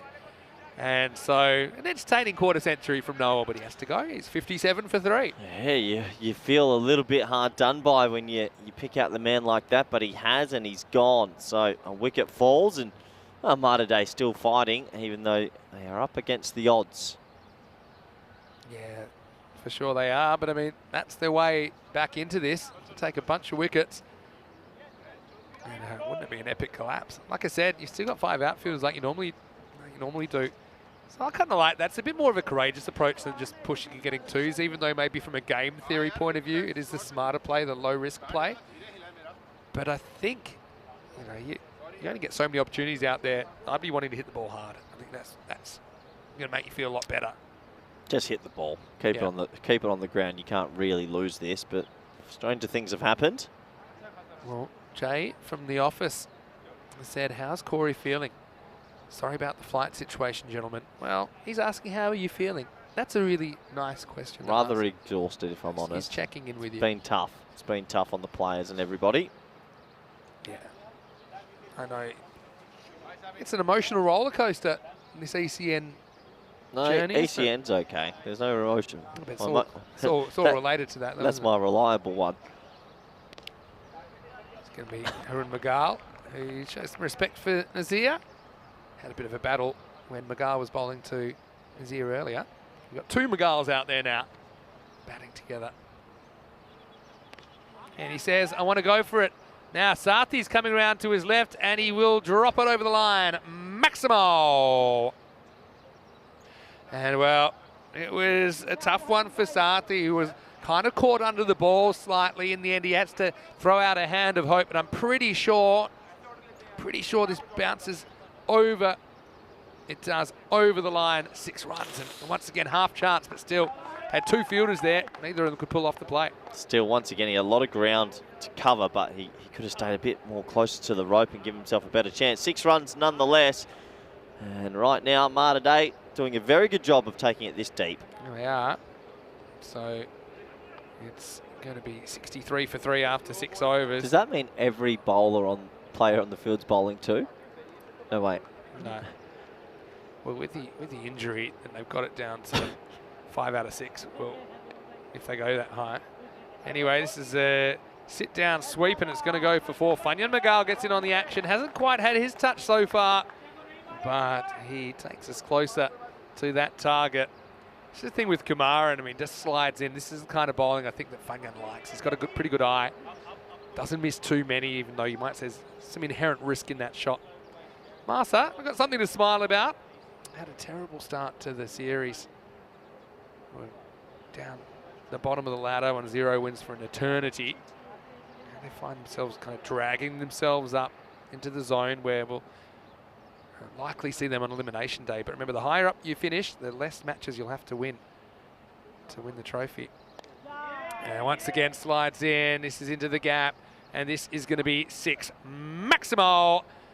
And so things coming pretty quickly now as Master swing their way into the 70s. Yeah, nice shot. Nice shot. Half volley, puts it away. And, well, Malta Day, I think the fight's finally coming to a bit of an end. Good effort, though, and good batting. So, Kumaran, he's got to try and make that adjustment, pull it a bit to the left. He does slightly. Have to do his own work here. Oh, no. Now, look at who's backing that up. Adventurous, I like it. Anyway, this is all part of the entertainment you'll only find here on the European Cricket Network. Good morning to Graham Doolan. Hopefully you're well. And yeah, it is Friday. Peacock Friday. You've got a nice little peacock shirt under there, Corey. Yeah, I'll try my best. High in the air, Vinny. There we go. And it's Zubair. Took one earlier, and he'll take this. That's a nice catch. Stop, drop, and roll from Ahmed Zubair. So they have shown that they can create chances. They haven't taken all of them, but it is Harun Magal who swings for the fences. He'll go 6 and out for him. The score is 74 for 4. Yeah, good catch in the end. And he has to go, unfortunately. Picks the man out, holds on to it, and another wicket goes. Good catching by Zubair, no doubt about it. Hello to Jay Corduroy as well. Hopefully you're well. Sven, if you just joined us, yeah, the unfortunate news is that there's been issues with flight cancellations and things of that nature. So Spain won't be in the ECI this weekend. They're still developing issues with other travel schedules. We'll keep you up to date with that. Well, it's going to be another one for Kumaran, and it's going to be a golden duck for Leon Thomas. Wow, do they have a chance here? What do they need? They need 5 more wickets now. Well, if it was 7 versus 7 or 8 versus 8, I think Malta Day win this game 10 times out of 10. They're playing well. Mutu's going to be on a hat-trick, Vinny. Still haven't had a hat-trick. I went away. Mutu being the first one would be nice. Yeah, unfortunate for Leon. He's nowhere backwards, but he is out of here. Yeah, hat-trick opportunity. That's a chance for Muthu Kumaran. He actually has a hat-trick in ECN cricket, had it last year. Could he be a multiple hat-trick taker? There's not too many of those. I think Javid Zadran is one that I can think of. He's taken multiple hat-tricks. Might be the only one I can think of off the top of my head. Yeah, so it's a shame. We've talked about it a bit already, so we won't harp on it. But yeah, Spain won't be in the ECI.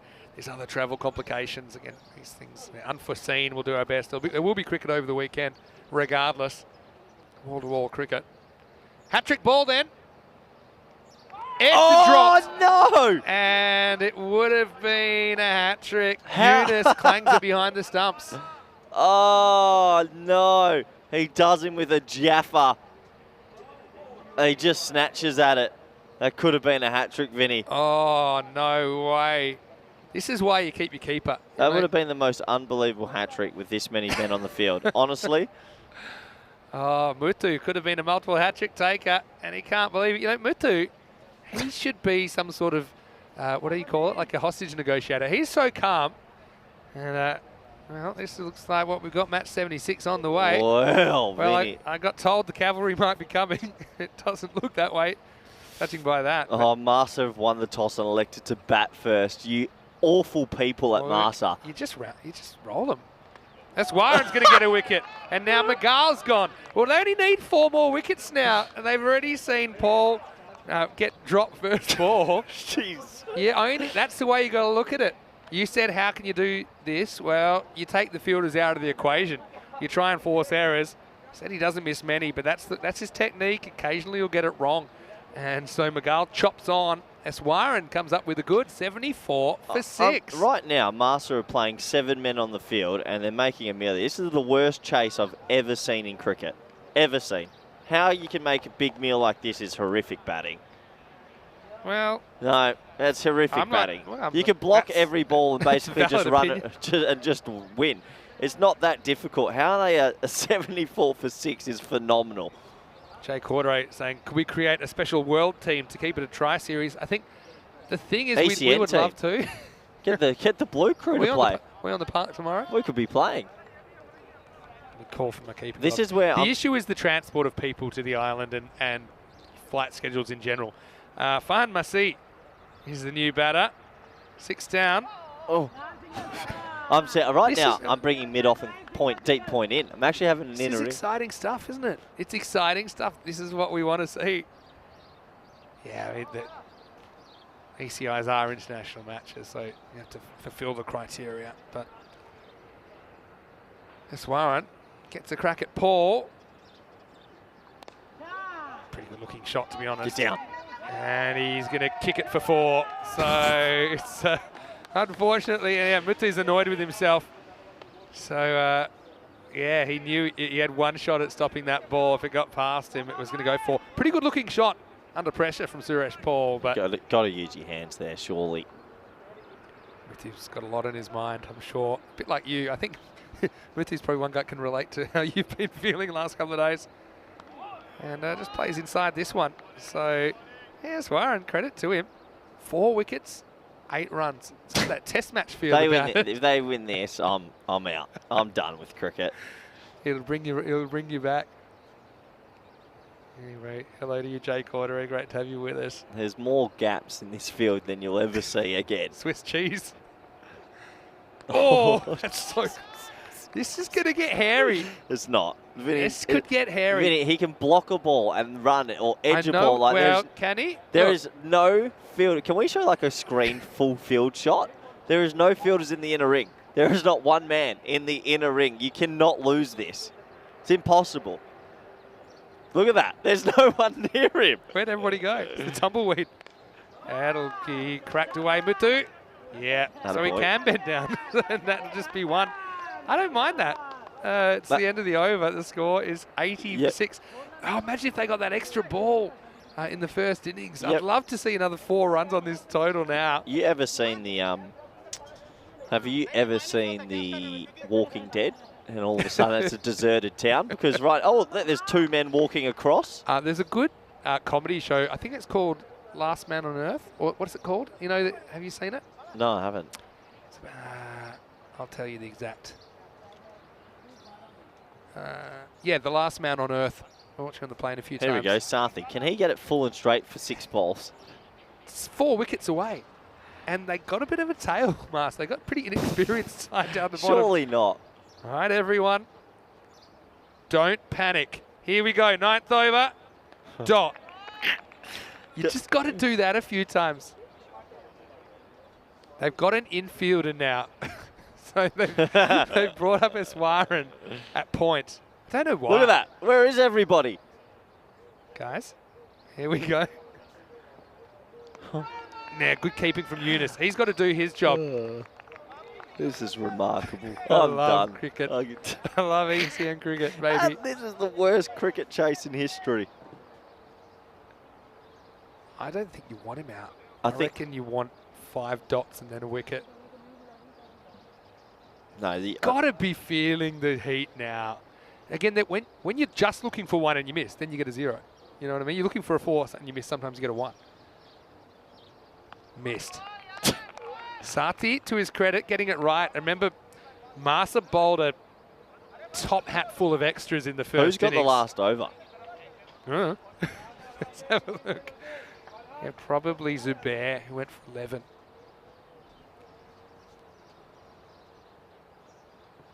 Missed. No, what are you doing? You got a guy out there.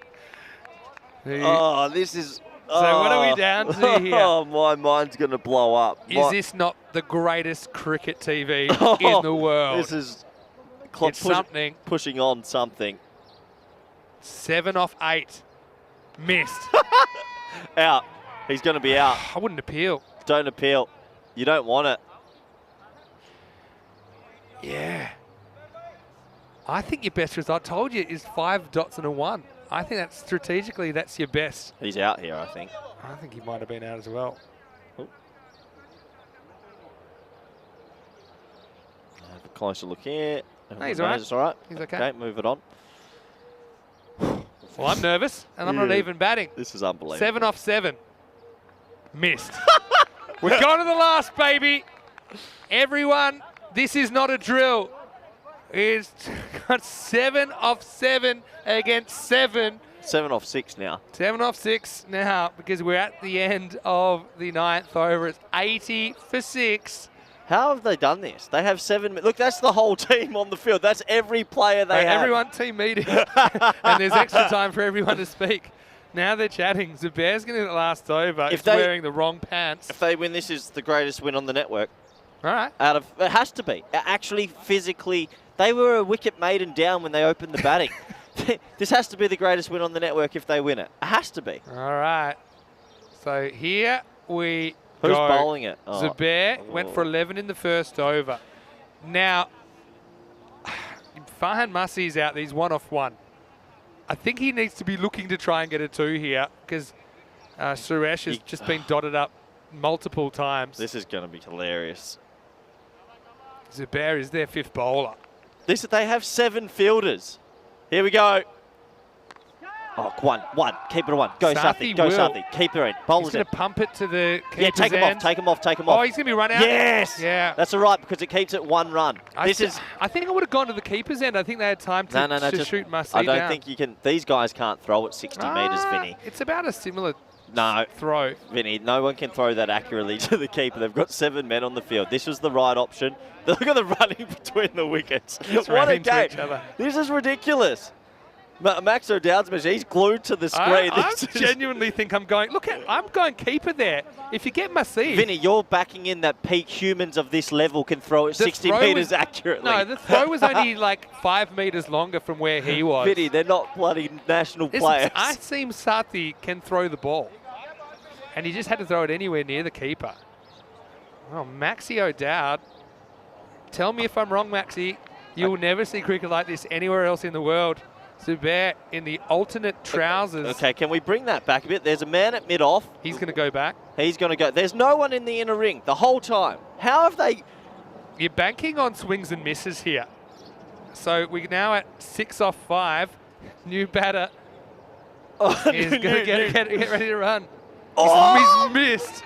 It's 6 off 4 now. If Master lose this, I'm they leaving. might as well just pack up and go home. If Master lose this, they have become the worst team ever to play T10 It's cricket. Sunil Kumar who's feeling the heat at the other end He's as well. he's called for a new bat. He wants to swap bats and he didn't even hit it. Wow. I love this. This is not normal. I love what's happening. They don't... Oh, they've... Oh, Mujahid, hello to you. He's asking what country do I live in? Well, Not the right time. I live on the tour. No one cares. At the moment.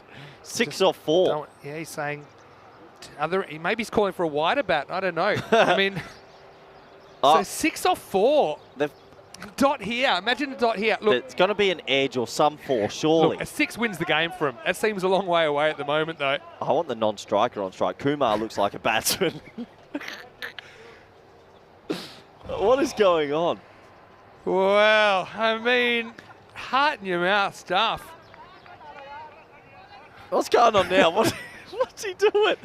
Welcome back, baby. Eunice has actually done a pretty good job behind the stumps. He's got a lot of ground to cover. This is not normal. Here we go. All right, here we go. 6 off 4. Must to face. Oh, no. And Get there, Sathi. Get there, Sathi. Get there. Oh, they're going to get 2. I don't see how they're not going to. Oh, Oh, good throw of the bad keeper, running. though. Horrific running. Oh, they say they don't have an arm, Vinny. Oh, yeah. I mean, it depends who it is. I mean, Sathi definitely got a better arm. Bring your deep backward point and put him in this mid-wicket. Gigantic 4 hole. off 3. There's universe holes in the field. There's black I think holes. it's worth bringing people at a depth where you think they can't get 2. It's weird to say that. This is just crazy. What do they need? 4. That'll make it 4 off 3. 4 off 3 with 3 singles for a golden ball. Imagine a golden ball. 1. Sathi's got a decent arm. Sathi's got to go keeper's end here. Keeper this time. Got to go keeper's end. Oh, yes, they didn't run. So it's 3 off 2. Now, I've got to say, I'm bringing people in. I'm putting pressure on the new batter, and I'm not letting him get off the strike easily. Mid off and cover have come in. I'd keep mid on back. I bring 1 leg side infielder in. I'm telling you, he's just trying to push and run here. If anyone's just joined us, Malta Day have played this game with 7. They've had 5 men in the field the whole time. You got to attack here. I can't see them both. All right, here we go. 3 to win. Oh, and no. he Down. hits it. Move 2. But Well- keeper. Throw it to the keeper. Oh, Throw the ball. Wow, what's going on here? Oh, yeah. He's run out. Yes. He's lost his bat. Hold on, my microphone cut out. All right, so that's 1 and How didn't he out. get 2 there? Let's just check everything's fine. Yeah. What a slide of the bat. Oh, this is just not normal. This is not okay. That's out by 10 miles. Yeah, but he drops the ball, so they just want to check that. It's out. Don't drop the ball, Vinny. It's out. You Yep. drop the ball after he hit the stumps. Get on with it. Gone. Thanks for coming. Yeah. He's out. What's the scenario? So that'll make it 2 off 1. 1 for a golden ball.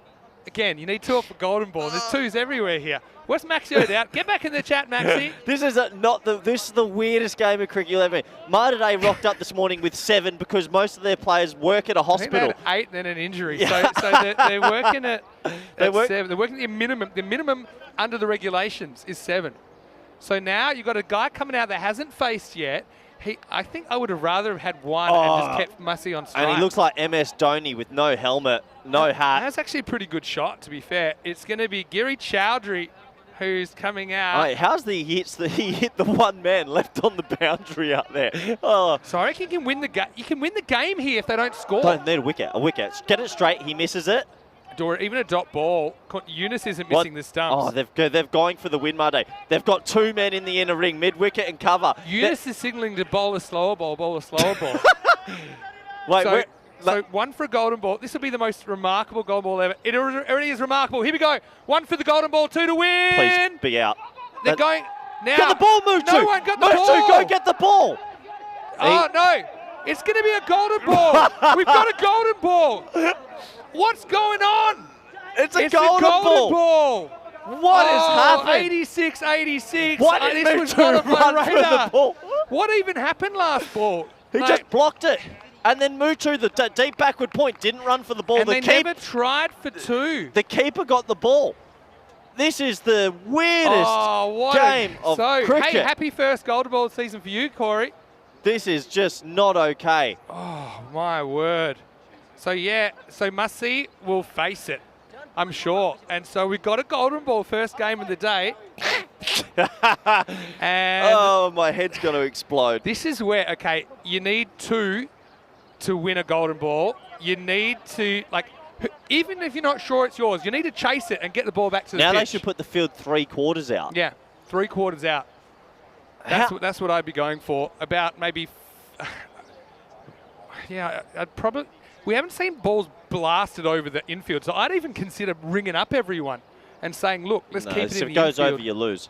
There's Yeah, but what's gone over? Nothing. but if it does, you lose. You guarantee a loss. So, yeah. Three-quarter, everyone. Look, there's the whole team. So Malta have played the Golden Ball before. They played in a qualifier 2 Golden Ball that got them into the final against AUM back in 2021. This is not okay, what I've just witnessed. Any batter that hasn't been out in the innings can face, Massey's going to face. So this is Golden Ball 40, and we've never had a wide or a no ball. There's a chance we're getting a wide on a golden ball. On a Golden Ball. Golden Ball 40 is unlike any Golden Ball you've ever seen before. You've got seven fielders and 6 correct pairs of trousers out there for Malta Day. What's happening? There's people everywhere. Here comes the groundsman asking if he can drive the tractor around the field. Well, I don't know what's going on. This is all a little bit too much. It's a Golden Ball. Southey's going to bowl it. Oh, they just don't need to let there be a 2. Yeah, so these are the 2 Golden Balls so far, both in this series. So what are we seeing? Southey's going to bowl as well. That's good. He's a good bowler. Yeah, you can bowl your best bowler that you think. Wow. This is an interesting field. I agree. You don't want everyone too far back. So if the batters get 2 or more, they win. If they get less than that, they lose. It's as simple as that. Golden Ball 40 live from the Malta International Cricket Ground. 7 versus 11. 7 versus 11. This would be one of the all-time.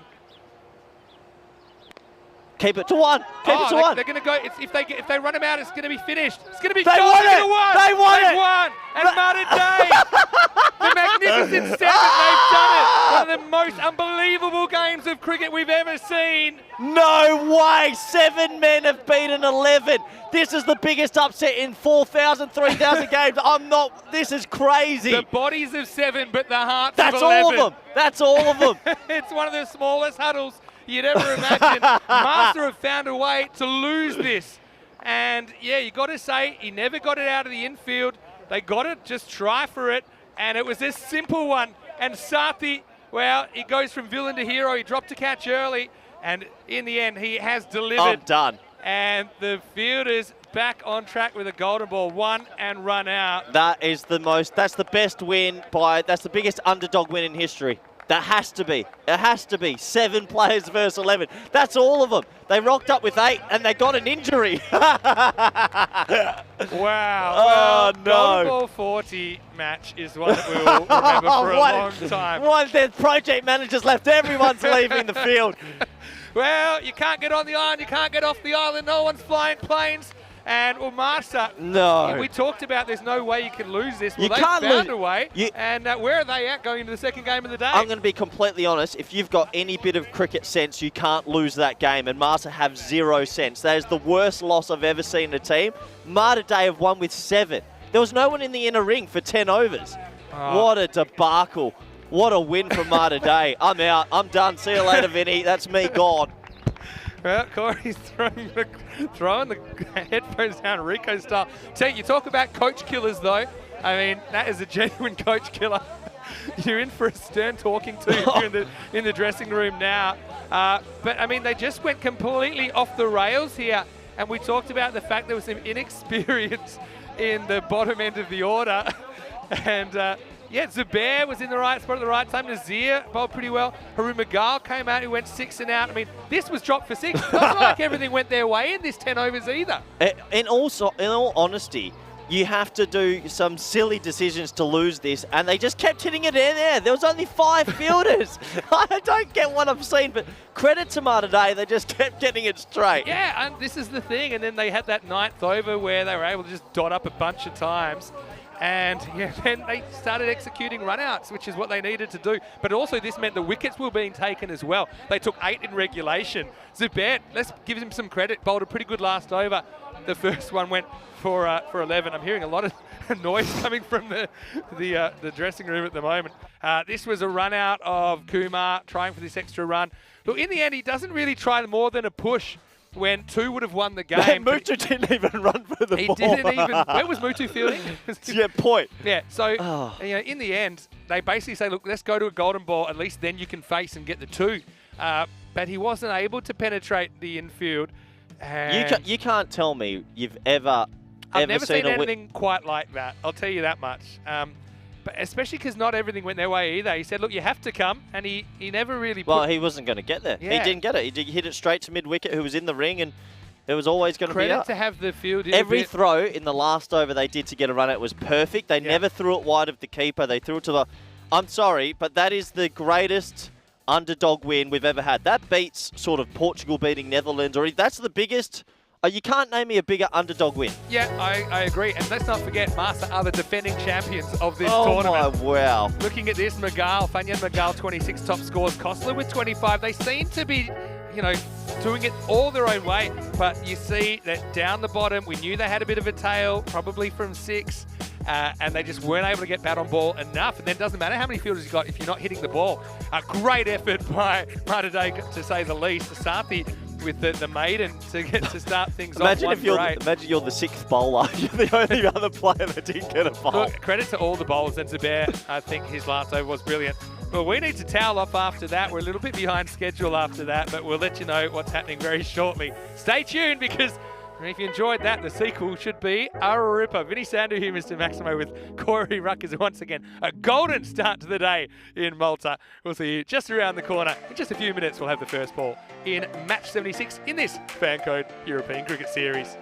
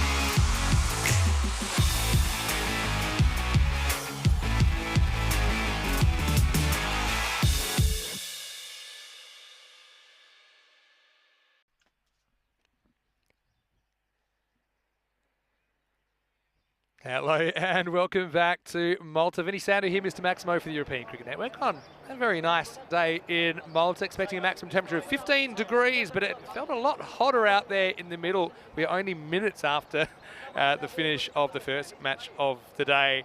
That saw something quite incredible in Martadei, because of the rescheduling and various factors. They were playing short today. In fact, they named 8 by the time they were able to field. They only had 7 fit players. They have defended their total, winning in a golden ball 40 to start the day. So, well, now this means that we have the second match of the day coming up. Malta, they've won the toss. They've elected to bat. So it means they're going to have to bat on, and let's just see where they're at. I mean, there were some hopes that Martadei would have some reinforcements for this game. Doesn't look that way, but I mean, they'll feel like anything's possible right now. Let's have a look at the two teams. And yeah, you can see there, unchanged in the end, and they were certainly hoping that, obviously, a lot of these guys work in the medical field, and it's very important work they do. And so, well, maybe the universe being kind to them. Marsa, well, they haven't really had time to process that, I don't think. I think, yeah, maybe they went a bit too defensive because of the gaps. I mean, it's hard to pinpoint where it went wrong, but they just completely fell off the wagon in the end. So remember, these two teams, they started the day with 2 wins each. Now, Malta they have 1 extra win, and Marsa, they are scratching their heads. And I want to say hello to Helix in the chat. I want to say hello to Shrubon as well. And Jita asking about tomorrow's matches. Yeah, nothing confirmed as yet, but we will let you know as soon as we know something. So, yeah, there's a lot happening at the moment as we are getting ready for the first innings of this. So this to me, this goes one way or another. I think, potentially Marsa just go large here after that disaster, or potentially, yeah, because we're at Golden Ball 0. That's exactly right. We're at Golden Ball 0 now. Yeah, or Marsa just continue to fall off the wagon, and I just can't imagine that happening with this top order though. But maybe that adds pressure to them, knowing how badly it went wrong last time. I don't know how you lose to 7, but the magnificent 7. We'll remember that game for a long time. It's just one of the things about the European Cricket Network. Balaraswaran is going to get us going here. Suleiman missed out in the first innings. He almost nicks off first ball here. So we've seen pretty much everything just on the European Cricket Network. But every time you think you've seen everything, you'll see something else that you've never seen.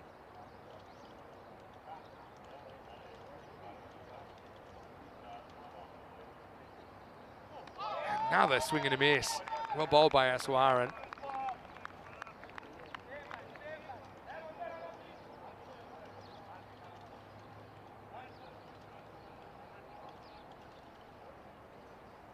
As far as Marsa, it's one of the greatest skills in not only sport but life.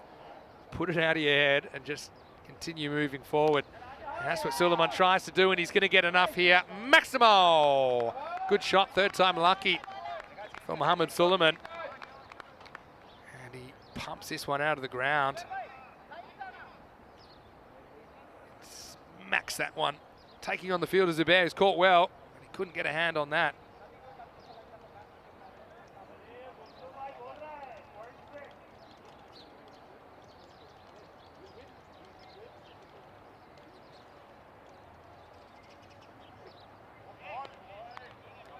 This next one's called a wide.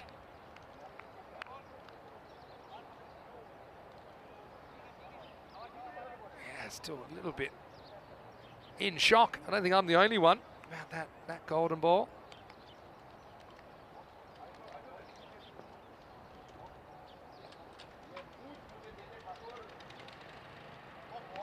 Now, this one's called a wide.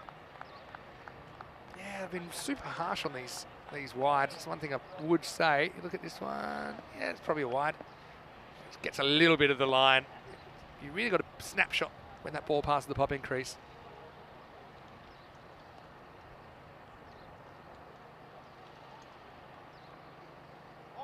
This one is fine. Cuts back enough.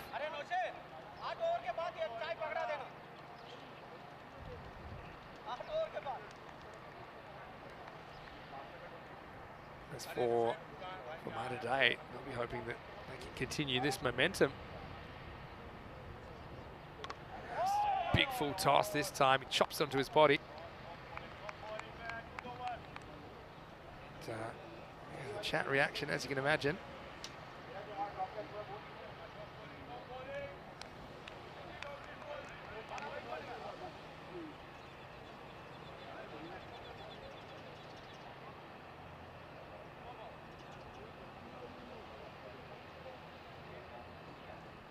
Actually, it has been called in the end, so free hit coming up. Oh, another full toss hanging, and this one is going to be smacked out of the ground. Maximo! And yeah, this again, I don't think it's quite as high as the last one, but yeah, you can see it's not far off, is it? It's probably just a shade lower.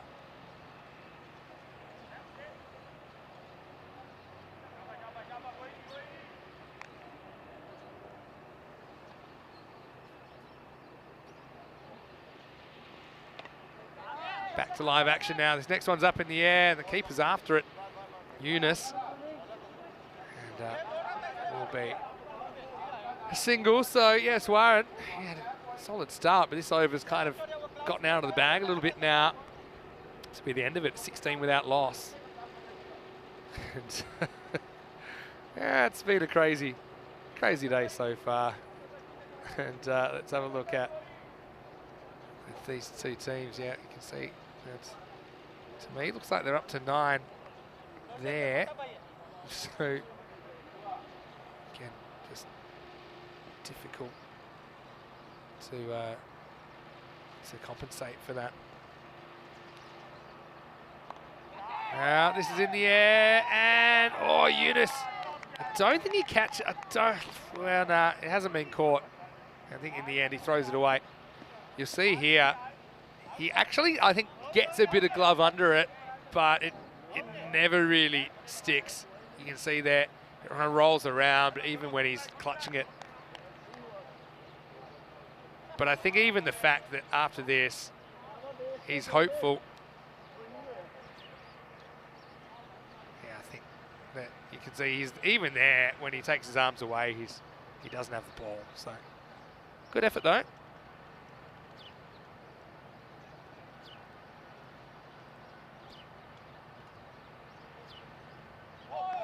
Big swing and a miss. So yeah, Malta.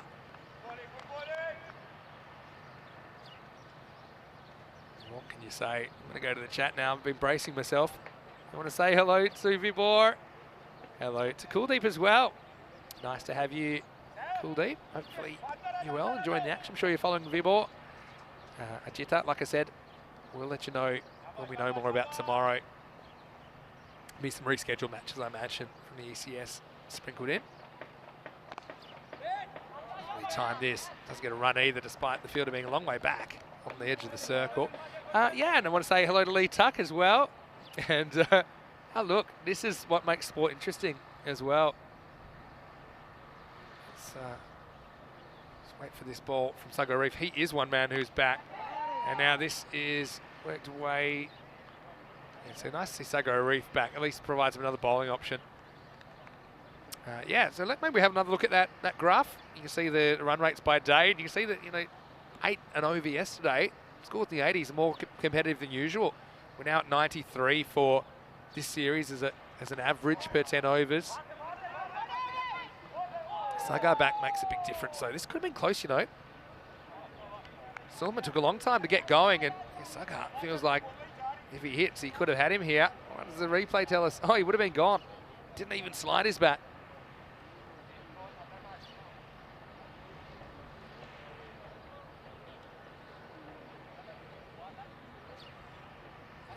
Kuldeep coming to Malta tonight. Well, maybe you're lucky to get a spot on a flight. Kuldeep, I'll be happy to see you though. This is a free hit coming up, so it must have been for a field indiscretion. Of course, we are still in the power play, so just 2 allowed out. And he hits it pretty well. It is gone. Maximo! Wow, again, self-inflicted really.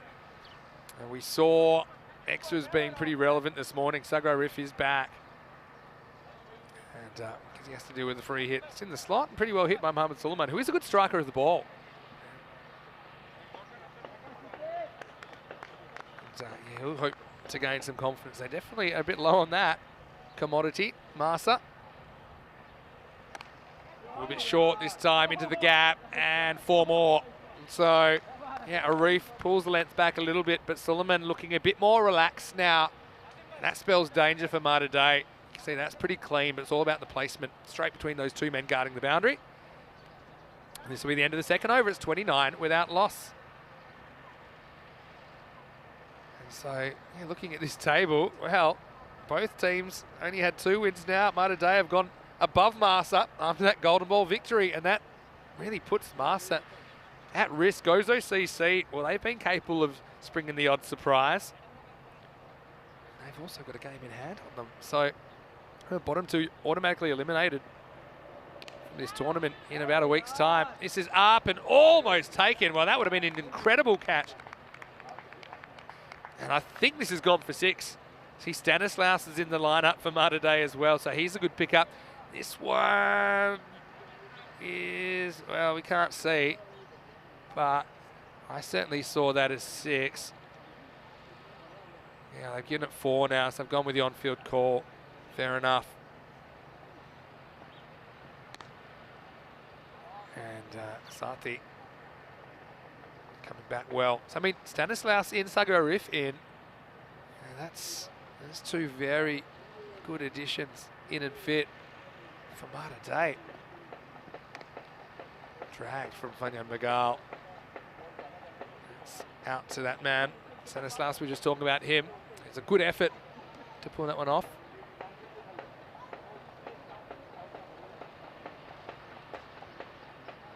Vibor asking about the internationals, with Spain being unable to travel. This is up in the air, and this is going to sail out of the ground. Maximo! Really good hit from Mohamed Suleiman. He's a confidence player. He's just feeling a lot more relaxed now. Sati just gets a bit close to him here. It's probably on middle and leg, but he just opens himself up beautifully and escorts that one over the leg side. Yeah, so I'll tell you something in a second. So I think as we see next one, leaned on, Muthu, well, is kicked it onto the other fielder's foot, and it's been bounced onto the rope. So just have a look at this on the replay. Arshad does everything right here, but Muthu kicks it back, and it bounces off the foot of his teammate and then bounces into the rope. So he can't get his foot out the way. What a day. Such an excitement machine. In the air, I'm going to carry it down to Sabert. End of the 3rd over. Sati wants to have a pop at Mughal. Yunus has to deal with the fallout. It's 45 without loss after 3. So as far as the Spanish flights, I think it was more of an issue with their connecting flight out of Germany. I think that's the one that got cancelled. I'm not 100% sure on that. Rico is still in Malta, and he'll be here in Malta for the rest of the tournament. So, yeah, you maybe got lucky there, Kuldeep. I'll be happy to see you, of course. And so it's a bit of a mess, actually. And look, you know, Austria similarly are running into a few issues with their flights. So I certainly hope it doesn't mean that they can't travel. I mean, regardless, you can expect some cricket tomorrow and Sunday on ECN. We're planning to make up some of the ECS matches around those Spanish matches that won't be able to take place. Anyway, we don't know yet. It's a developing situation. But the cricket won't stop. And it's plugging on here. Stanislaus into the lineup. He's going to get a bowl in over number 4. Suleiman on a heater. He's 35 already. Here's Samuel. Starts with a wide that really jumps on Yunus. That's one reason you wear a helmet when you're up to the stumps, because you don't have a lot of time to react. So almost takes his head off. It is. I think sometimes, you know, you only really see when these things happen how much planning goes into ECN events and how fragile the ecosystem is, just due to things that aren't really in people's control, such as flight schedules and things like that. I mean, it's actually quite ambitious. Sunday night, I'm traveling to Gibraltar, so I'll do a match here, you know, on Sunday, fly that night, stay overnight in London, fly into Gibraltar. Top edge, hanging. Zubair's under it. He's caught well today, and he catches well this time. So, very good piece of fielding. So, Suleiman's cameo comes to an end on 35. Samuel Stanislaus gets his first wicket of the day. And once again, it's a bit of quality over quantity sometimes in the field. It's one thing to have men there or not have men there, but when you get the chances, you need to hold them. Suleiman bats well, though, for 35 after a shaky start. The opening partnership broken, 48 for 1. Yeah, so when you have schedules like this, and now, of course, that we're playing cricket 7 days a week, it's logistically even more challenging. So, yeah, well done, Spring Productions as well. We've got 2 TV crews at the moment, one here in Malta, one in Gibraltar as well. Vibor saying, let's hope for more golden balls and no strikes. Sounds good to me, Vibor. Vibor's been playing some good cricket while I've been in head office in Switzerland. I mean, I'll tell you, last night I got on the plane in Zurich to come back to Malta after some meetings with the ECN management there. And yeah, we sat on the, well, myself and all the other passengers, we sat on the plane for an hour and a half because the amount of people on the plane didn't match how many they should have been on the plane according to the records. There's all sorts of pieces of paper. Oh, here's the switch. Yeah, that's well bowled. That's not a wide because it now becomes an offside, a second offside. If it had been outside the tram line, it still would have been a wide, but Magal, I don't know about him as a left hand. He's going to try again. Well bowled. Really good bowling. This is one time I think you do adjust based on the batter.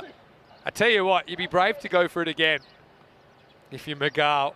These two are both in the national squad over the weekend as well. Magal has a go at right-handed and finds it's a bit more natural for him. And it will be one. End of the over as well. 50's up. A good over from Stanislaus. Gets the breakthrough. It's 50 for 1. Yeah, so let's have a look at the scorecard so far. Dominated by Suleiman. But yeah, the top 5 very experienced. The bottom 6 very much the other way. That's how you get better though. Yeah, so eventually they worked out it was something that the computer had gotten wrong or someone had entered wrong or something like that. And we got going. But yeah, we spent 90 minutes on the plane. All right. See, this isn't a wide because this will be 4 byes, I think, if it gets to the rope. Yeah. See, I don't think this is a wide because if he bats right-handed, and that's not outside the tram line. So I actually think this will be changed to 4 byes because you don't have leg side anymore. If it was outside the tram line, it would have been wides. But I think, yeah, it's been called 4 byes, now it's been changed. That's the correct decision. That's good officiating to get that right. So basically you give up the right to a leg side, the benefits that entails, such as a ball pitching outside leg side. What is Magal doing here? Well, finally he's hit one. Maybe he was going to do it until he hit one. You get a single. And the thing is, if you're going to do this and show it so early, you might as well just face up left-handed in the first place and then get your leg side for those balls that are behind you. Some things just cannot be explained. And when you've lost to 7 fielders, I can't imagine it's the time to be throwing these switches in. Anyway, my coach would have had a coronary already. This will be 4, so a bit more simple from Kana, who comes out at number 3, picks the gap and gets the boundary. Helix saying has already gone to hospital to get his heart checked. He'll be back before too long, don't worry. Kind of drags this leg side. Is this going to go? It does. It had just enough. This field's been pretty quick for balls that have rolled. I think this is what you have to understand about this field. There's a lot of moisture underneath, and it's quite soft underneath. But balls that are rolling, the grass is short, they roll. But balls that come from the air, they plug. That's what you have to understand. He didn't get a lot of that kind of, but still easily rolled for 4. Graham saying we'll work our you-know-what's off to get the cricket on this weekend. We sure will. A lot of people in the office right now working on those logistics.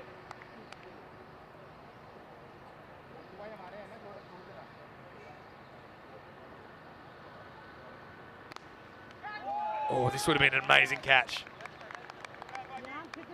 Oh, smashed back. And Nazir, if this one sticks, they're really on. This is pretty much out of the middle. It's just a little swat, bang, tennis shot. Gets a mitt to it. Can't hold on. That'll be a single at the end of 5, a 64 for 1. And this is what's coming up on Monday. I was just talking about it.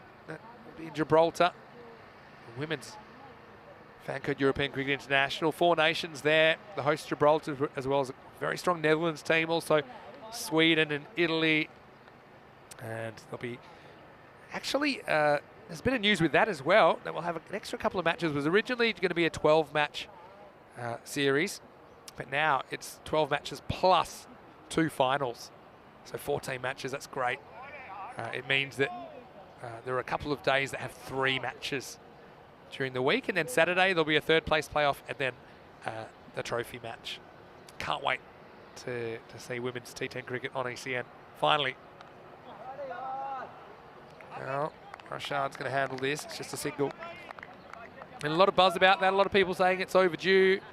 But, you know, logistically, a lot of things have to happen to try new things. And so I know everyone's been working hard for a long time to get something like that up and running. So I'm excited to be a part of it. Steps across and tests out the field. He won't get there. Bala Aswaran. So 4 quedadas más. 4 runs. 4 more runs to Master. You don't want to miss that, but he doesn't miss too many. That's the thing with Funya Magal, especially once he's in. He misses that, and he's an LBW candidate for sure. No, Corey is fine physically, but obviously still juggling a few things. Steps across, and doesn't get the call this time. Yeah, it's interesting. Did he move? This is where it's hard for the umpires to decide. He probably moves after the ball's bowled, in which case the line should probably stay where it is, but I'm not a fan of that rule anyway. Goes and fetches this, and well, it's a difficult one for Nazir. When this one plugs, it changes direction, and he can't change direction as quickly as the ball could. So I'll tell you what happens here. You're running, thinking you're not going to get there, and then the ball decelerates so quickly that you can't actually stop as quickly as the ball. He's still running.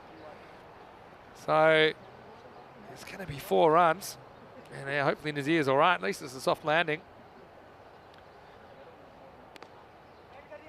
Stanislaus does enough to prevent the single here.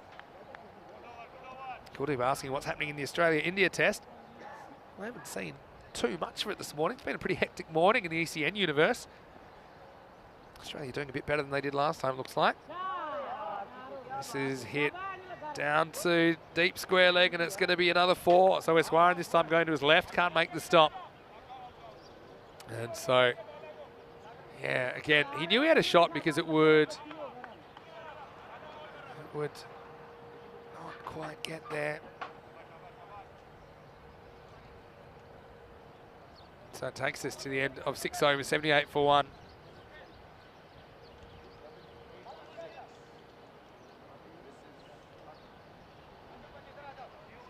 So in the last 4 overs, here's the thing. You'd say, looking at Marta Day's batting earlier, okay, they got to 85 and probably scraped to get that far with a bunch of extras and a good finish. But you look at the fact that Samuel Stanislaus is into the lineup. Sarthi didn't make any runs last time. If those two get going, they're very capable of chasing down something like 120. Definitely. Sago Reef to bowl the 7th. It's pulled away. And Stanislaus handles it. And he's one guy that we should see over the weekend in the internationals. And now it becomes a bilateral series with Austria. But yeah, no, even Austria running into some issues with the flights. Right off the Q end this time. Have a look at this. He's so early through this. It actually hits the very, very bottom of his bat. Have a look at this. So he's aiming to the top of the screen.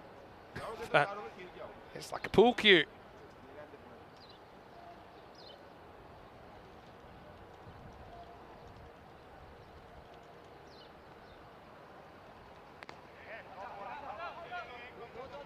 This one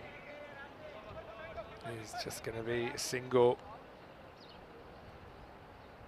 And so, yeah, up to 80 now. Hello to James Hardy. Good to have you with us in the chat. And how are you guys? Hello to Amar Sharma as well. Dragged in the air. Stanislaus will swallow this, and he does. So Kana, no luck for him. He goes for a dozen. Samuel Stanislaus in the right place at the right time. He's got good hands, doesn't he? He's got a good technique. Just takes this off the middle stump. Doesn't get it in the middle. Samuel does the rest. So that is the second wicket to fall. It's 80 for 2. Hikaru's a good player, but rolls the dice and comes up with the wrong end of the stick there. Here's Noel Kostler. He's batted at 4 today. Giving Suleiman a chance at the top of the order. Suleiman fired with 35, but kind of lost their way since then. Fanya Magal, yeah, hasn't quite been himself either. He's still there though, he's on 22 at the moment.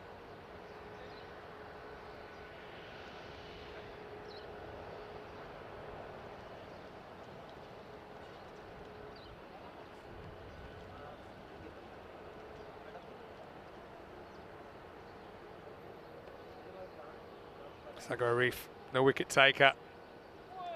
This one sneaks down leg side. Yunus can't deal with it quick enough. It's going to be 5 wides. Well, this is what they were calling a Minimo. It's slightly more mini than a Maximo.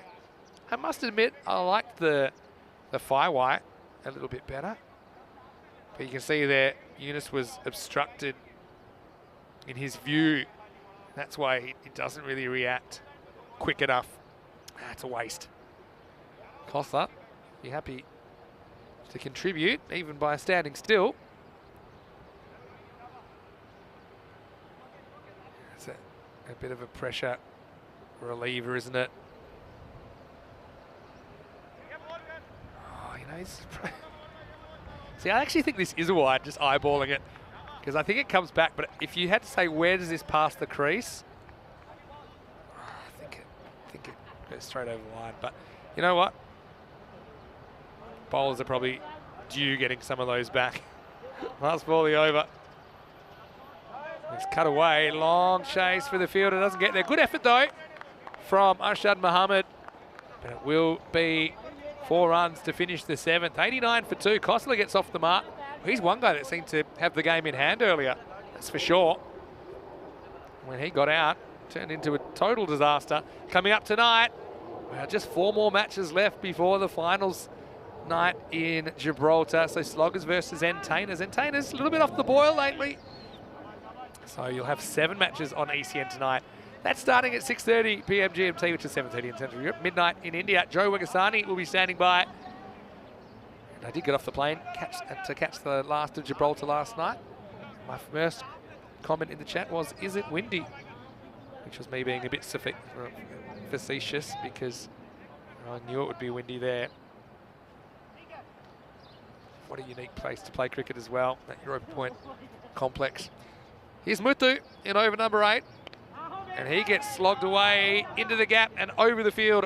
Maximo. Yeah, got to say that Fanya Magal would really enjoy this natural shape of Kumar, and that's really Fanya Magal in a nutshell, that shot. Has to get across and back himself to get that in the middle, and if it does, it disappears. Surprised he doesn't try it again. This time he stands up and just flicks it off the pads. Hello to Helix. He's saying his day's all done. Now it's the weekend for him. Yeah, of course it is. We're coming up to 11 o'clock local here in Malta, in Central Europe. But yeah, of course, a lot of places already knocked off for the weekend. Friday night vibes. Pretty well bowled by Kumar. And you see that Kostler's a different kind of a player. He will be less likely to want to hit across the line. He plays through the ball, even a little bit inside out at times.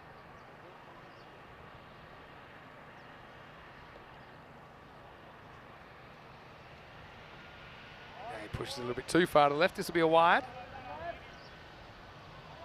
So yeah, still think if Mater can win the first game, I feel like they could win this from anywhere if they bat well, if their stars fire. Kostler gets a full toss on the stump. He can only cash it in for 1. That's the thing, when someone's really on song, that ball goes for 6. You know, Kostler is capable of that, but he's just struggled to get fluency into his batting so far in this series. Hardly any pace on the board. They want 2 here. I think they should get it fairly easily. This Warren had a long way to go.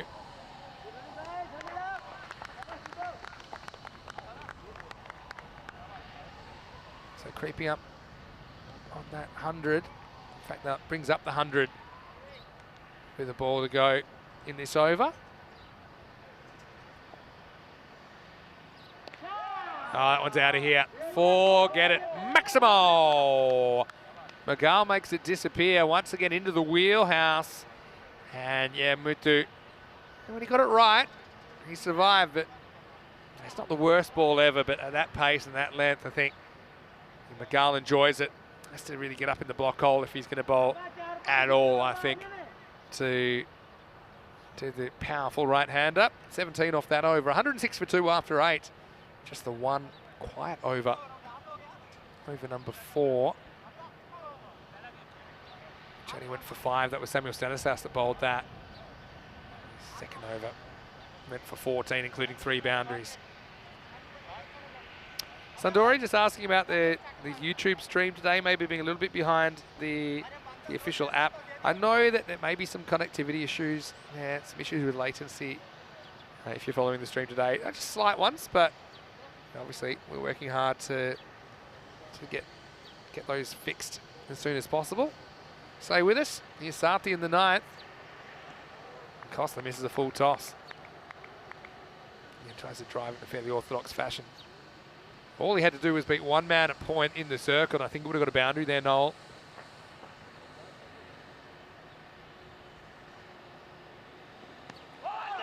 Missing. We'll scramble through for a leg bye. So hello to Umar as well in the chat. How are you, Umar? Got to say, when I got back to the airport last night, a lot of familiar faces when I came out of the gates, which is always nice. Yeah, it goes straight. Yeah, fielder should have this covered. Nazir, he's going to handle it, but he can't prevent the 2. That's actually pretty good running from Noel Kostler, who's at the non-strikers end, who's spotted that both fielders were a bit concerned about getting in each other's way so that they weren't going to pick up the ball as quick as they might have if it was either one of them. So he decided, I'm going to take it on, I'm going to make a confident run for 2. He's got the wickets in hand as well to play with. Close and gone. Umpire thinks that hits him in line. And so Magal finally misses out. This is close to me to hitting in line or not hitting in line. You see, steps across. Where does this hit? Yeah, I think it's probably fair enough. It's probably umpire's call on the impact. Yeah, I think that's a fair enough decision. If it hits him in line, it's going on to hit. And so I think the umpire's in the best position to make that call, and you don't really have a problem with that one. And, Magal takes his chances, doesn't he, playing that shot, but he finally is going to have to go. And in the end, he goes for 39 off 23 balls. So again, little bursts of what he's capable of, but not really dominating, I suppose, with the bat. Having said that, they're in pretty good shape. 109 for 3 with 8 balls remaining. Azim Santi with the breakthrough. Haroon Magal replaces his brother. Gets a good one first up. Well, be out if he hits. It goes over the stumps. Now they think of 2. They're going to go. Stanislaus has a pop. Everyone's having a go. But it'll be 2 to Haroon Magal, who he's a pretty unselfish player, Haroon. He often comes in at this stage of the innings, and he will take on the fielders. He does get run out a lot. He's not afraid to sacrifice his wicket to an established batter who's been there longer either. That time, 1 brings 2, literally. Last ball for Sati. Good one as well. Dug out by Haroon. And this will run away for 4. A 3rd man up in the circle.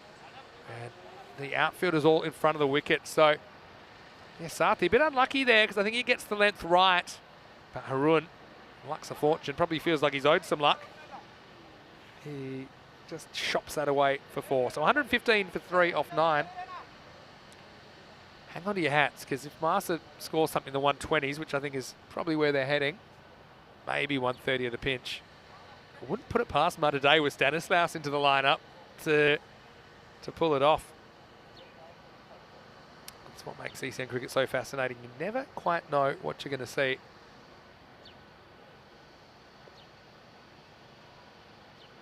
Here's Balaraswaran for the last over.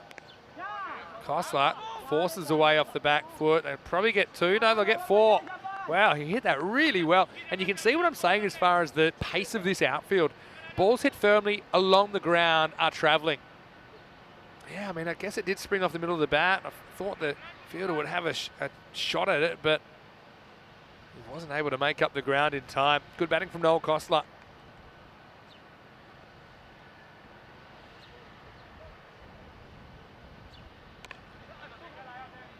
Dragged away to leg side this time for 1.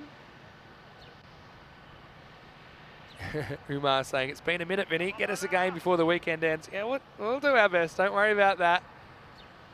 And, yeah, a couple of little technical things, but it's working, improving whatever we can. The bottom edge, well handled by Yunus. I think, you know, balance of everything, Yunus has done a really good job behind the stump safe for Malta Day.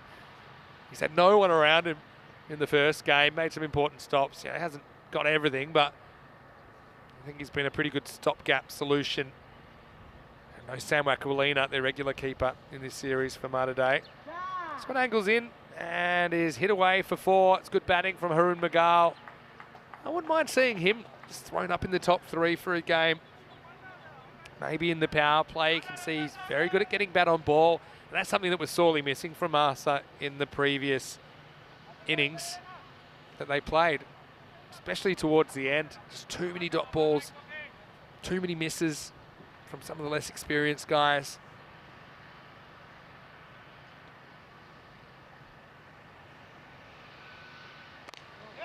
He goes after this, but not quite out of the middle this time. They're going to come for 2, and it would have been out. Kosler does his own backing up. Don't think you can run on that. The thing is, if that had missed Kosler, they probably would have got an overthrow, but it hits him. So I never know where the moral compass is with those. If the ball hits you, typically you don't run an extra, but what if your ball hits you and there was no one around behind you? Last ball coming up then. 126 plus this, it'll be 127. I think about a throw, but it will be something in the 120s.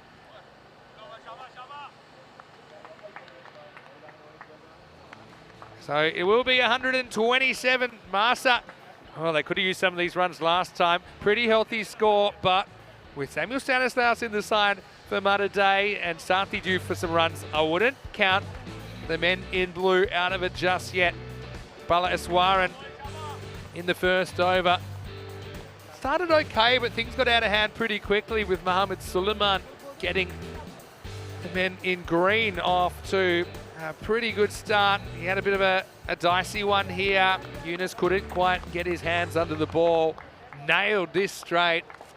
A sign that Suleiman is coming good. They need some batters to fire, don't they, Mars? They need more batters to fire, I think.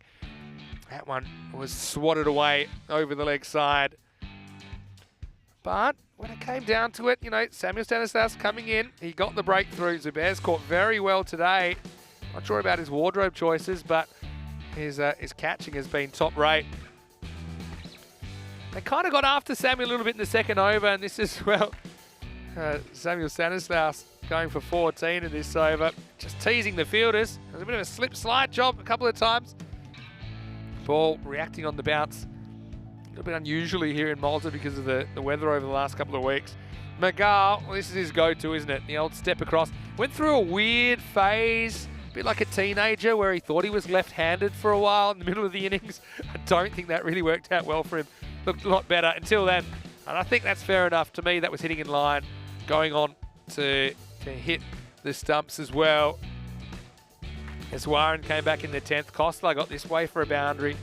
As they headed up into the 120s, that's where they would end up. 127 off their 10 overs. As Harun Magal and Kosler got them to the end of the inning, so they're not really forced to go into their bottom 6, which looked a little bit out of their depth when the pressure was on in that first game of the day. That shot goal to ball loss.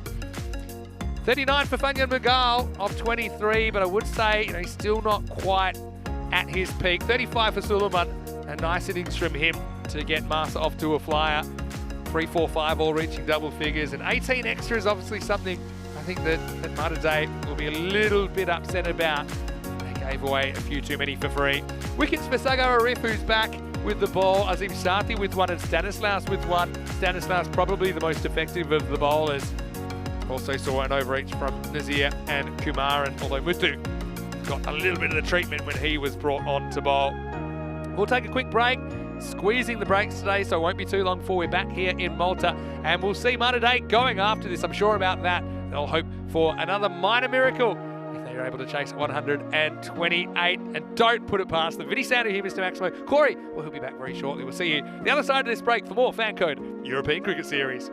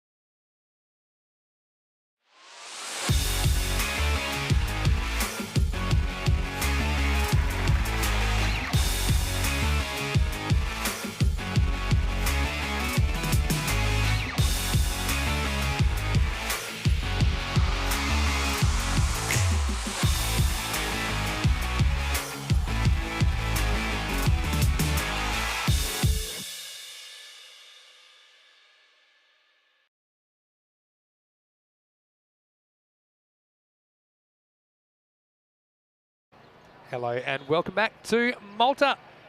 Vinny Sandu with you for the European Cricket Network. Wow, what an interesting morning we've had so far, to say the least. You got Malta, who were playing an 8-man Malta day to start the day. Then they had somebody off the field, so they had 7, which is the minimum to field a side. And they won in a golden ball Malta day. The magnificent 7. We'll remember that match for a long time. Right now, back to the wall again for Malta day. Now they're going with Cornelius Yunus and Samuel Stanislaus at the top of the order, so Sathi will probably come in at 3. Fanya Magal, who's normally a slippery customer to start, and will be a single to get us going. Samuel Stanislaus into the lineup though provides a bit of a reinforcement at the top of the order, just a strengthener really. And I often say it, you won't find this kind of entertainment anywhere else on the planet. Nothing quite like this anyway.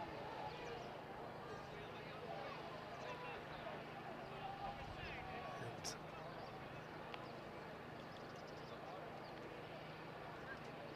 now we'll get to see what Samuel can do. You're chasing 128 for victory. That's first one go, has a look. It's that natural right to left curve, doesn't he? That natural swerve is probably what I'd call it.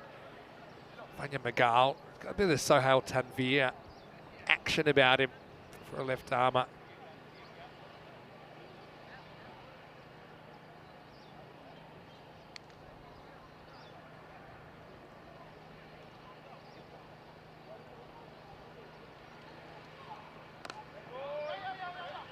Next one, just pushed away.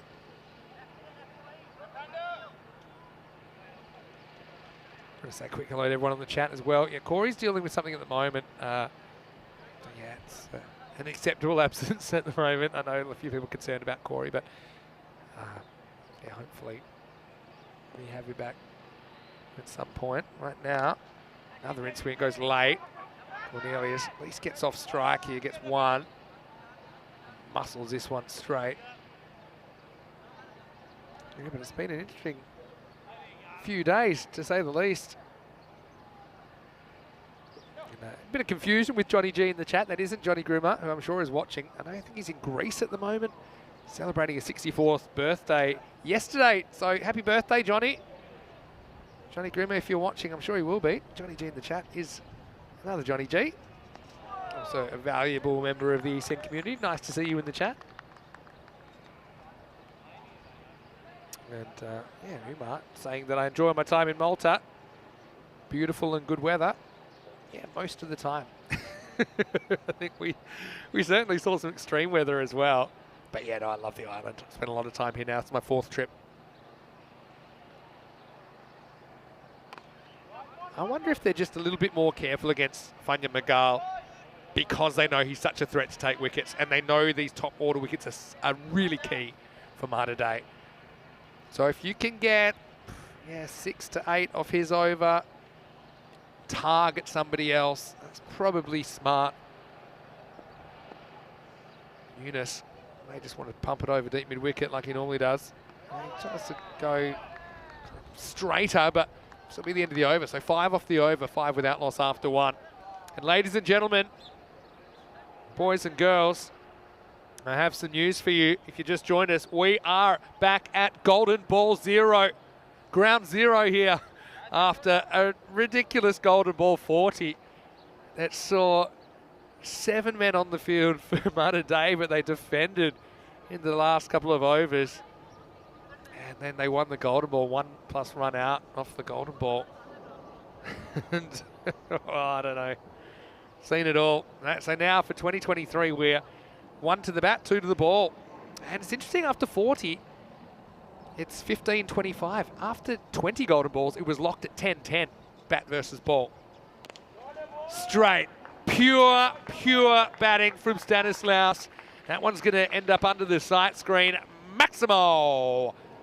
What a shot. Farhan Masih comes in. Probably not the worst ball ever bowl, but Samuel is ready for it. It's a very correct shot as well from the Maltese national player, and you can see what he brings to the table. shot of the day so far. Yeah, so isn't it interesting? And I think this is just, there's an element of randomness about golden balls. It's that such a small sample size, even 40, it's not a big sample size. But the fact that in the first 20, batters 110, bowlers 110, and in the second 20, the bowlers 115 out of the 20, and the batters only 1-5. I think that's also partly to do with the fact we seem to have had a lot of golden balls in the last year or so where there's been a lot of wickets that have been lost. So obviously you can't use batters that are out. So if you are going into it 6, 7, 8, 9, 10 down even, then you can't really expect that the bottom order is going to get 2 or more. Well, this is definitely more than 2 from Stanislaus, who hits the top of the bounce and cuts it away over the offside for 4 runs. 4 carreras. But yeah, I would recommend to anyone to visit Malta if you get the chance. I know we work pretty closely with Visit Malta, the tourist board here. There's lots of great things to do. And some people don't realise that Malta is actually a number of islands. We talked a lot about Gozo, just to the north of the main island, and also Camino. They shot the Blue Lagoon. There's a lot of good trips you can do. Normally, when the weather's good, the ferries go as well. I know that where we are in Slima, there's a ferry to Valletta. We were here for the St Paul celebrations last weekend as well. Seemed like a great time to be in the city. It's confetti flying everywhere. There's fireworks. Eunice, Yorks himself. I think about one, but there's just all these fielders running towards the ball, so they're spooked. Fair enough. Yeah, so yeah, definitely, if you get the chance, of course, yeah, Malta, if you're not aware, it's a small country just off the south of Italy.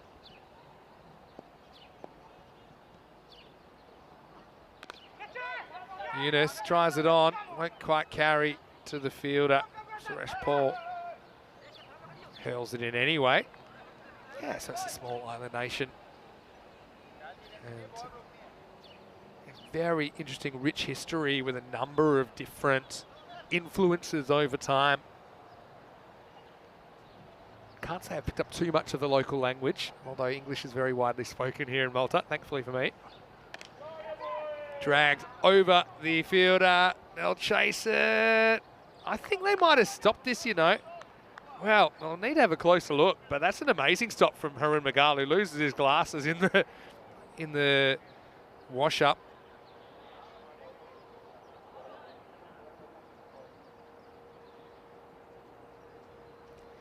So here, this last one, I think, well, his brother's in the way. Yeah, I think that's fine. And so it will just be a couple to finish the over. And the score at the end of 2 is 20 without loss. So, look, you don't want to have too slow a start, no doubt about it, when you're chasing 128. But you can see Samuel Stanislaus has looked good so far. Looking at this, well, eventually every team will play 18 matches. So the Blasters just have 1 to go. And then bottom 2 eliminated. Top 8 will play off in the finals.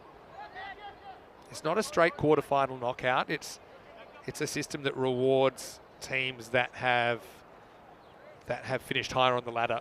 So the easiest way I can explain it to you is that the top 2 teams will go straight to the semi-finals. Teams 3 and 4 will have 1 eliminator. If they win that, they'll also be in the semi-finals. Teams 5, 6, 7, and 8, well, they'll have to win 2 eliminators to get through to the semi-finals. So you can see that the higher you finish, the easier your path is. Once you get to the semi-finals, of course, you're 2 games away from lifting the trophy. Magal's back. Interesting they're spending him here. So I think this is a strategy that's all about, number 1, trying to take a wicket, trying to get Stanislaus out. He's probably the main threat you're looking at the moment. But it's also about pushing that run rate up. Having a look at this, yeah, you can see what I'm talking about. The batters had such a good start to our golden ball adventure, winning the first 5. But yeah, a lot of red in the last few. This one's in the air. This is just a single Yeah, so you can see there. So last year, for example, we had 13 golden balls and it was 9-4 to the bowlers. The year before, 11-3 to the bowlers. This year, it's still very early with 2 out of the 3 going to bowlers. But yeah, this is our 3 golden balls so far this year. All here in Malta in the space of 40 matches, actually. Stanislaus, he booms it. It's going, and it's going to be 6. Well, he throws it away, but I'm sure he steps over the line here. Now we almost have a run out, but I'm sure this is 6. And it's been called a Maximo. I think it's a really good effort from the fielder. He throws it back when he just realises. He holds it, and then you watch this right foot, I think it is, comes down. And he's still holding the ball. So yeah, you can see there that that's a Maximo. And yeah, maybe a bit of fortune from Stanislaus. He didn't get that quite out of the middle of the bat, but he still gets 6. Now, an in-swinger, that's misfield. They should get a second here. They will. That's costly, isn't it? And so, yes, Big Samuel is on a mission at the moment.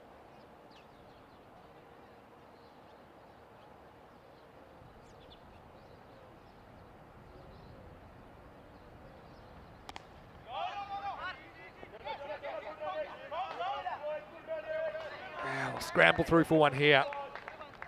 It'll take us to the 3rd over the score. 32 without loss. So you can see how they've been building towards something. The fact if they take 16 off Miguel, I think they'll take that. I think they'll feel they can target elsewhere. Malta are also having their own personnel issues. With that, not quite as much experience as you might expect from the defending champions. You can see there. Fanya Miguel's overs 5 and 12, and then you had the 15 in between. This is Saud Ul Hassan, who's into the lineup today for Malta, but he struggled with his control early. He bowled a lot of wides. Didn't seem to settle in, so let's see if he can make a more accurate start this time. Here we go for over number 4.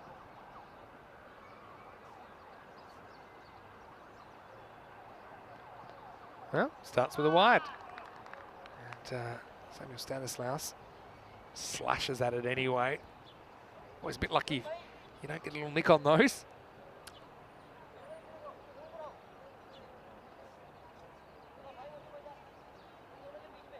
So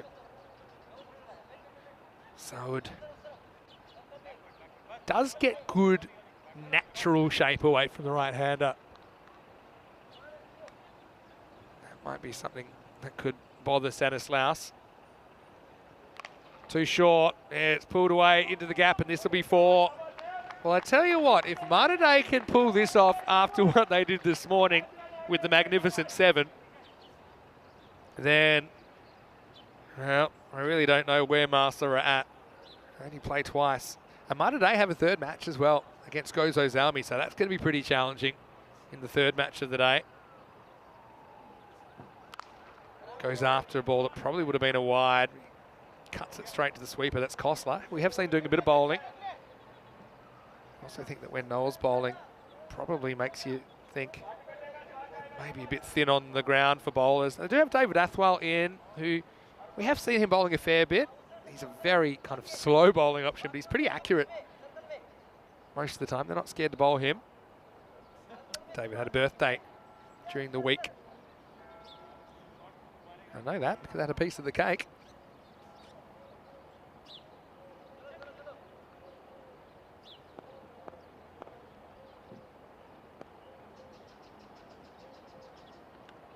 Down the leg side, just be a couple of wides. Again, bonus runs. Hello to Manuel Anthony, who's in the chat.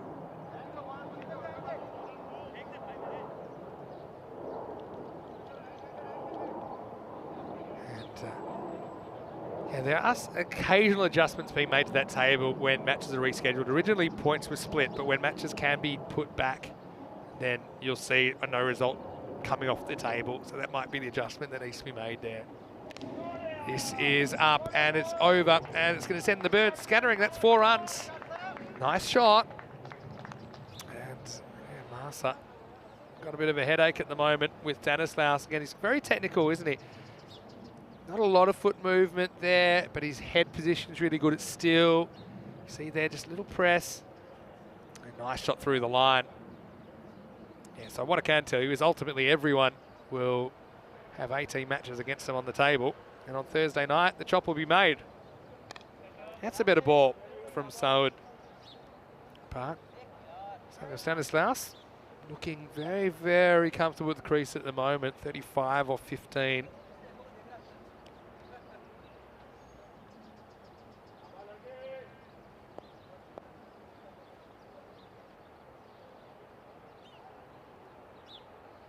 Busy time to be involved in European cricket, I'll tell you that much, even though it is early in the season. Yunus, well, this would have been a wide, but instead he's not happy with that. He wants 4, and once again the bird's going to fly. Cuatro caderas. If you're going to hit a ball that would be a wide, hit it to the boundary. You can see this is probably 5 stumps outside leg. He gets in the road, but luckily for Cornelius, he gets some bat on it. He's been an important player today. And so, put 4 on the total. And so, with a ball to go in the over, they're up to 49. I mean, they're pretty much exactly at the rate. And that's kind of with the fact that Magal bowled a pretty quiet first over. So they've gotten back to where they need to be with Fania Magal bowled out.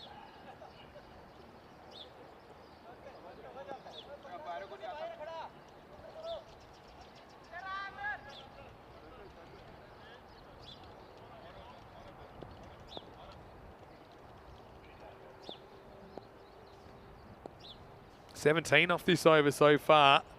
Short, swatted down to long on by Cornelius Yunus. Stanislaus kind of flirts with the idea of a 2, but probably not necessary at this stage. Cornelius at least scoring off the balls he's getting. This time he'll retain the strike. And the score is 50 without loss after 4. I suppose that's the thing, isn't it? You've got left-hand, right-hand combination out there. You've got Cornelius Yunus, okay, run a ball, he's not setting the world on fire, but he is kind of playing a role. And the role is to get Samuel Stanislaus on strike and let Samuel do the damage, and he's been able to do that so far. I think where we saw Massa getting into trouble towards the end of that ultimately unsuccessful run chase earlier was that they just had a bunch of dot balls and couldn't get bat on ball at all. Shrug's got a very good question about what the minimum number of players to play in an ECN match. Well, our regulations say that the minimum number is, you guessed it, 7. And actually they had 8 in their team, but yeah, due to an injury, they had 7 on the field. So that is the minimum, Shrug. Thanks for your question. Nice to have you with us, and nice to have Cornelius Yunus on strike. He gets a boundary. David Athwal on to bowl now. Again, Cornelius spoils what would have been a wide. He says, I'm not happy with a wide, I want more. And he gets more this time. Still think I'd probably be stepping inside it, but I mean, that's what Cornelius likes to do, likes to go to the leg side.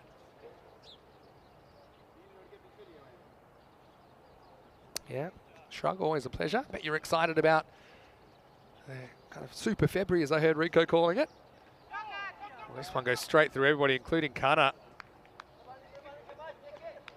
It's leg bias called, so maybe flick to the pad.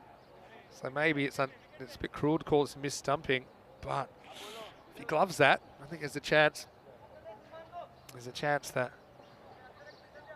you can whip the bails off and have a wicket. And Cornelius basically spoils what would have been a wide if he'd gotten inside it. But not a bad result really for Malta today, as they get Samuel Stanislaus back on strike. Got to fire any other questions at me. Now's a great time. Well, gets it wrong, hanging in the air, but gets lucky. Again, sometimes a change is as good as a holiday, and yeah, Samuel Stanislaus has looked really good against some more recognised bowlers, some more pace-on bowlers. Athwal forces you to change gears. It kind of breaks you out of your rhythm, and you saw really the first mistake in a while from Samuel there. He's lucky it doesn't go to hand. Yeah, really good bowling from Athwal this time. Gets it outside off. And the thing is, it just doesn't get through to Kana in time for him to to pull a stumping off.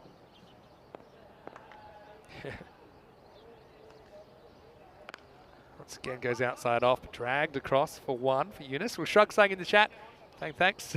The first game was amazing. Everything happens on ECN. Well, you are exactly right. Tell you what, it's one of the smallest team huddles I'd seen in a while. This is all part of the magic. It is unlike anything that's ever happened before in the cricket world, even the sporting world, I think, sometimes. Samuel gets one that's a little bit short and he turns on it.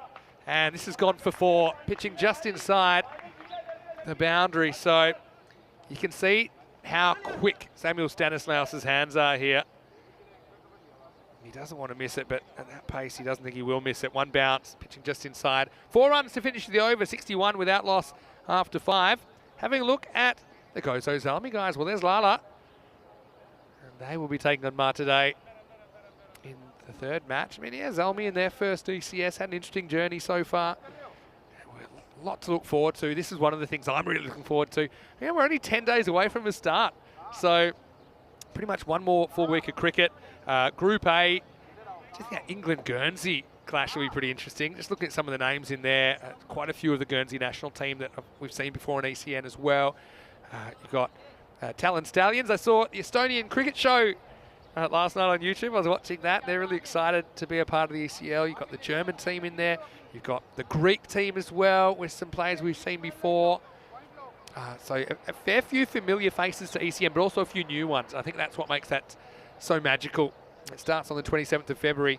31 clubs from 30 nations involved in the 3rd ever European Cricket League. The Champions League of European Cricket.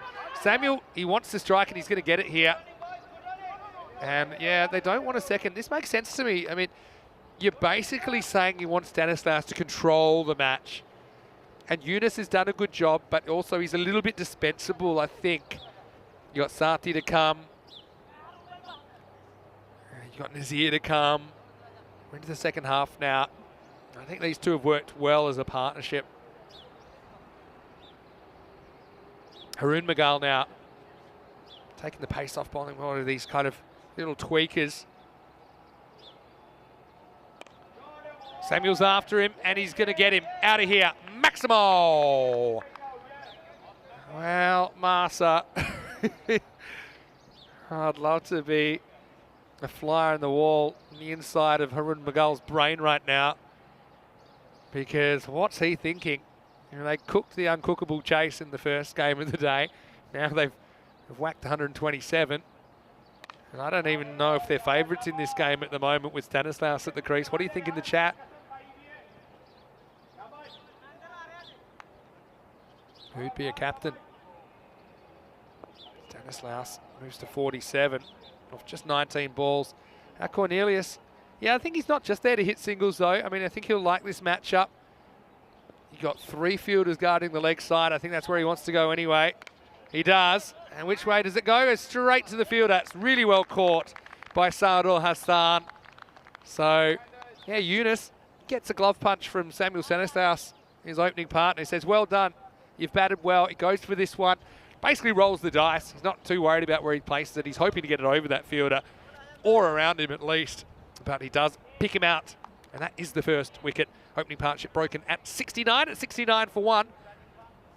So bring Azim Sati to the crease.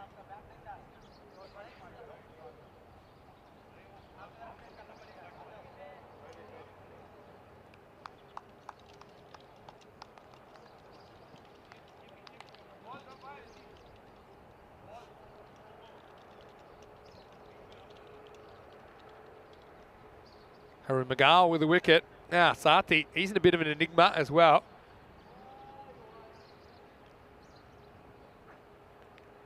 He goes for this. He could be gone here. Oh, an interesting one. I mean, it gets a long way across. The two things here, does he hit it and what's the bounce like? He gets a long way across. I think he must have hit it. I think there's maybe a little bit of a deflection because next ball is a full toss and he's ready to cash it in, Sati.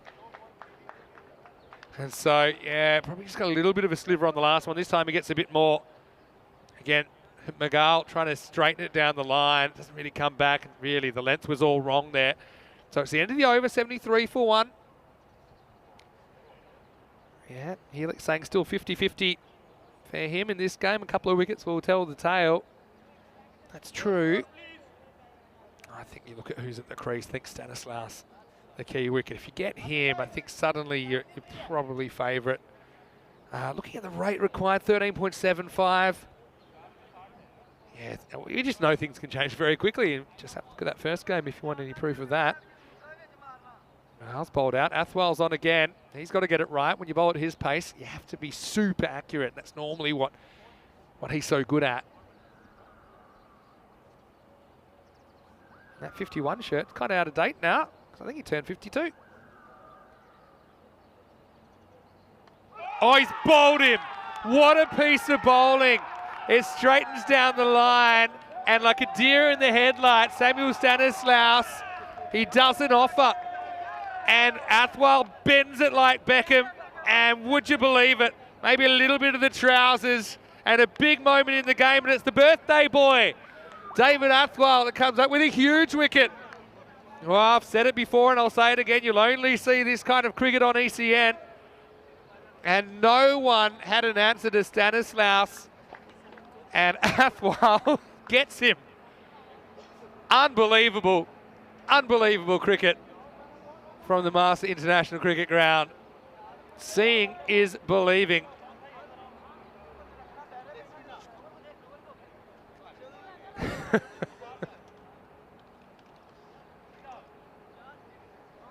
Well, big moment in the game. What do you think in the chat, ECN European Cricket Network? Give us a reaction to that one.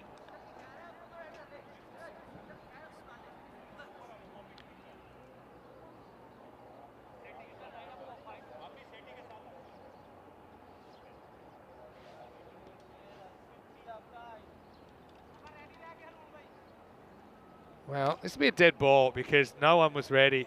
The key wasn't even down, so that you might as well have this one again. Nazir's the new batter.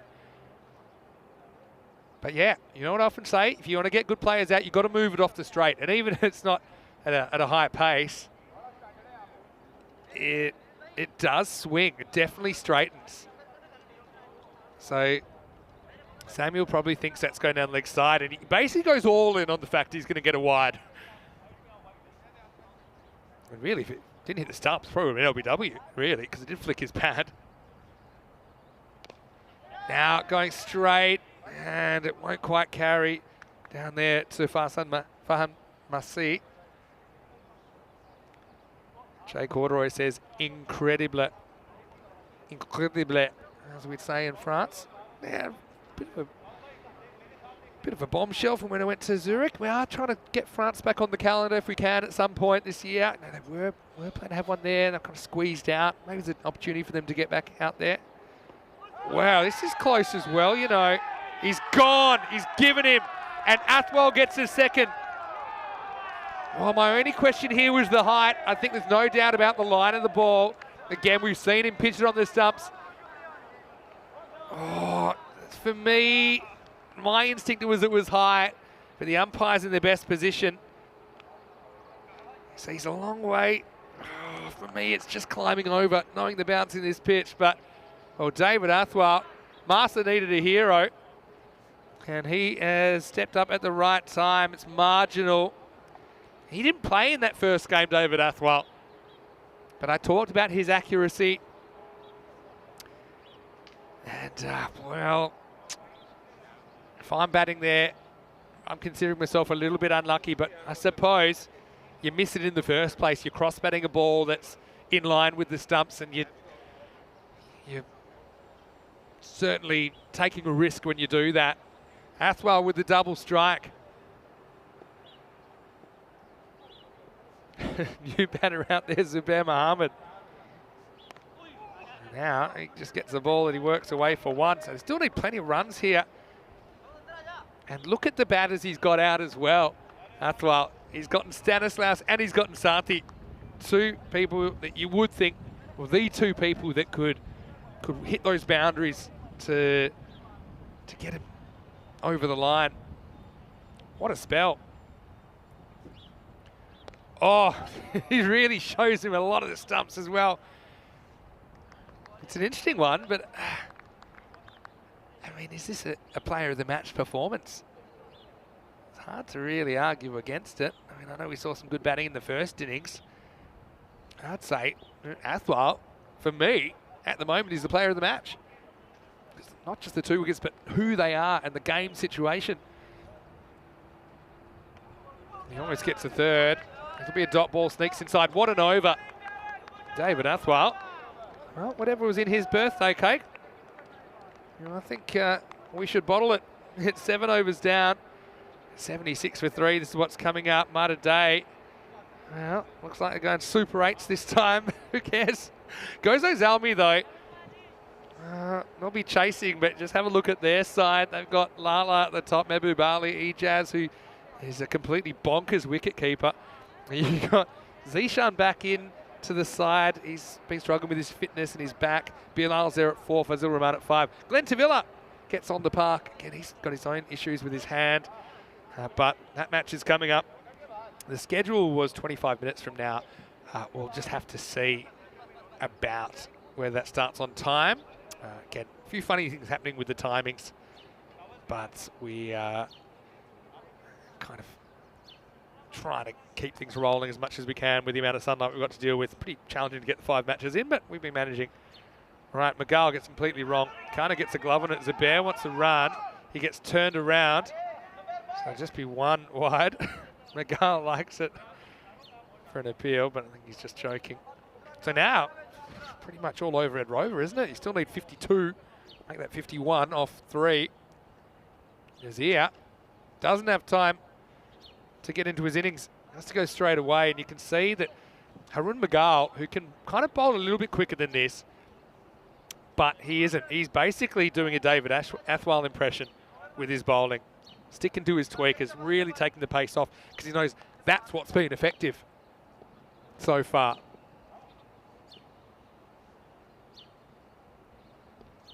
Need a big over. Malta Day sets himself Zubair, but he's picked out the fielder who takes it. Well, it was either take the ball or get taken out by the ball. And Farhan Masih, who's had an interesting morning to say the least. He stands firm, takes the catch, and dragged from outside the off stump. Pretty good location from Harun Magal. Picks up his 2nd wicket. And the score now is 78 for 4. And Malta Day, well, let's not forget their day's not over because they have another game coming up. But no matter what happens today, I think they'll realise they've created history today to take 2 points out of this double-header in a golden ball. Stuff that dreams are made of. Right, as a few people know, I was the inventor, if you like, or the developer of the golden ball tiebreaker.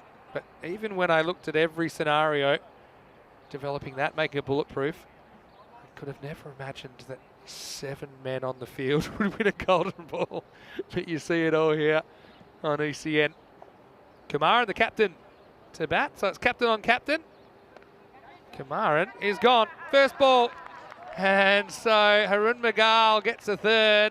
And he's cashing in now. And look, the batter's still just staring at him, saying, "What have you done to me here?" I don't know if you got this on the replay. They had a little short square leg, just popped in for that. And Fanyan Magal takes the catch. And Muthu can't believe it. We hit his 2nd 6 ever during the week. And Okana puts a consoling arm on his shoulder. Still no hat tricks. And who would have thought we'd get a 7-man golden ball before we even have a hat trick, considering we had 40 hat tricks last year. None so far. They're running out of batters as well. That's the issue. Arshad Mohammed to face the hat trick ball from Magal. Flicks the pad. This will be a leg by or 2 or 4. Make it 4. And so, yeah, it doesn't go for a wide. Probably would have been wides, I think. Kenkana, he's just too slow to move, you see. He actually never moves. That's one of the things. Little keeping tip for Niraj. If you see it lost in the batter's body, better to just go and and try and block that angle. In the end, he was never really in a position to stop anything. Muthu Kumaran, who's the second leg in that potential hat-trick. He does have a hat-trick in 2022, and he also had a hat-trick drop today. The Mudda Day skipper. Another one, and this time it is Arshad Muhammad who's got to go. He practices his forehand. But Harun Magal, I got to say, I still like David Athwal for player of the match, because Harun's cleaning up the cheapies here now. But I guess we'll have to see what happens with that. I mean, with 9 in the lineup here, you have to get 8 wickets to bowl them out. Arshad will feel a little bit unlucky. He happened to hit that straight back within the wingspan of the master skipper. That makes it 82 for 6. Will Shrug saying, I fear Gozo Zalmi will obliterate Malta Day. Well, there's nothing to fear. Let's just sit back, grab the popcorn. It's Friday night in some places now. Enjoy the show. If you like horror films, it could be, but who knows? I mean, Stanislaus might just have a heater. Expect the unexpected today on ECN. Last ball of the over. Magal going for the first 5-wicket haul of the year. He won't get it. I think it's the 5th 4-wicket haul, 5th or 6th in this tournament. It's the end of 8, the score 83 for 6. Brave effort from Mudda Day here, but they lost those 2 key wickets. Tell us who you think is your player of the match. You did have Suleiman, who scored a 30-odd. You had Fanyan Magal, who scored a 30-odd for Master. You got Stanislaus, who batted well. You got David Athwal, who got Stanislaus and Sathi in quick succession. And then you've got Harun Magal, who's taken 4 wickets. Who's your player of the match? Let me know in the chat, because it's an interesting one. For me, I think I already said this. For me, it's Athwal. I think he's won you the game.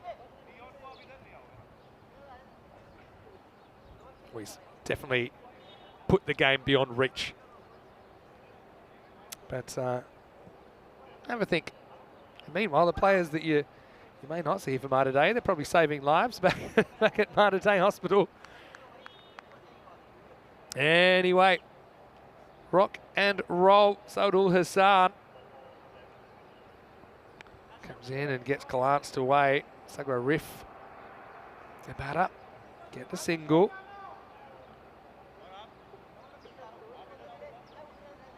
So, yeah, Saud, I think he's done quite a few positive things.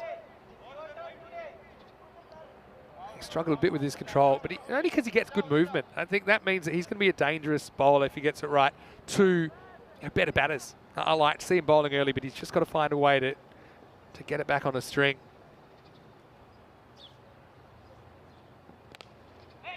Driven. Magal attacks it, and they won't get a run in the end. Yeah, Jay Corduroy's with me, says Dave the Tweaker. A very kind description. Steps across and cuts. Not a bad shot, they'll get a single. Now they'll get 2 if they're paying attention, which they're not.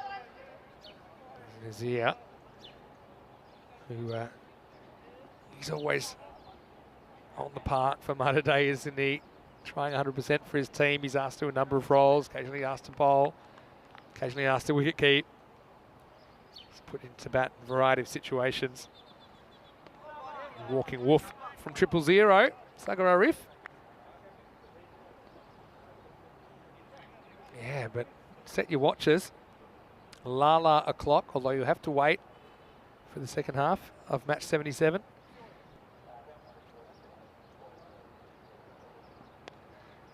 This is an knee-high full toss, escorted out of the ground. Maximo! Yeah, not a great ball from Saud. I mean, his good balls have been good. I just think he's been inconsistent. But again, he'll learn from this, no doubt about it. Probably an attempted Yorker. Ends up being a knee-high leg stump full toss, and Arif knows what to do with it.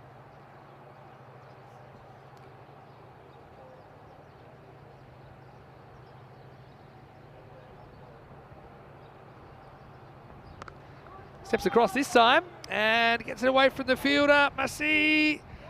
He thinks about the foot fielding, can't quite make the contact, so that'll be 4 more. Consolation runs for Malta today. I think they've won a lot of fans today, considering the resources they've had to deal with. And Sagar Arif again, probably no more for his bowling, but doing a good job with the bat at the moment. 95 for 6 after 9. That's Stanislaus' dismissal. I mean, for all the good shots Stanislaus played, he will be remembered for one thing and one thing only in this morning's action, and that's probably it. And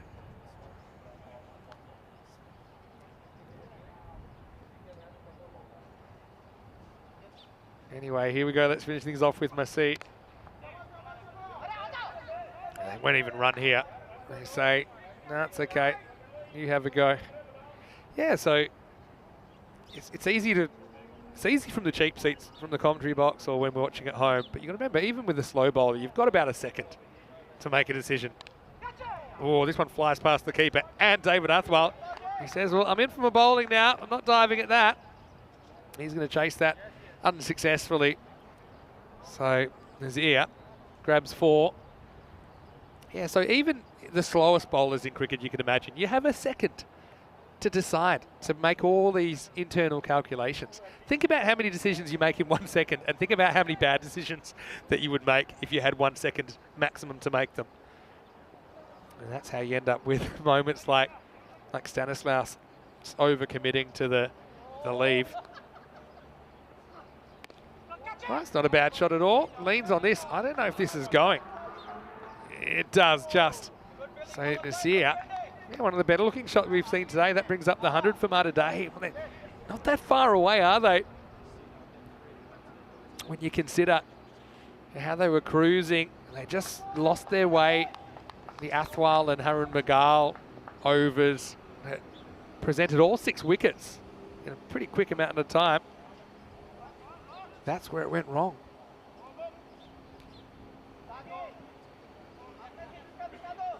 So yeah, Harshal asking about the players. Well, you've got to realise we've had a fair bit of rescheduling, and the Malta Day team, remember they're an amateur team, and they all, well not all, but mostly they are involved in the local hospital, which is a big operation, the Malta Day hospital here.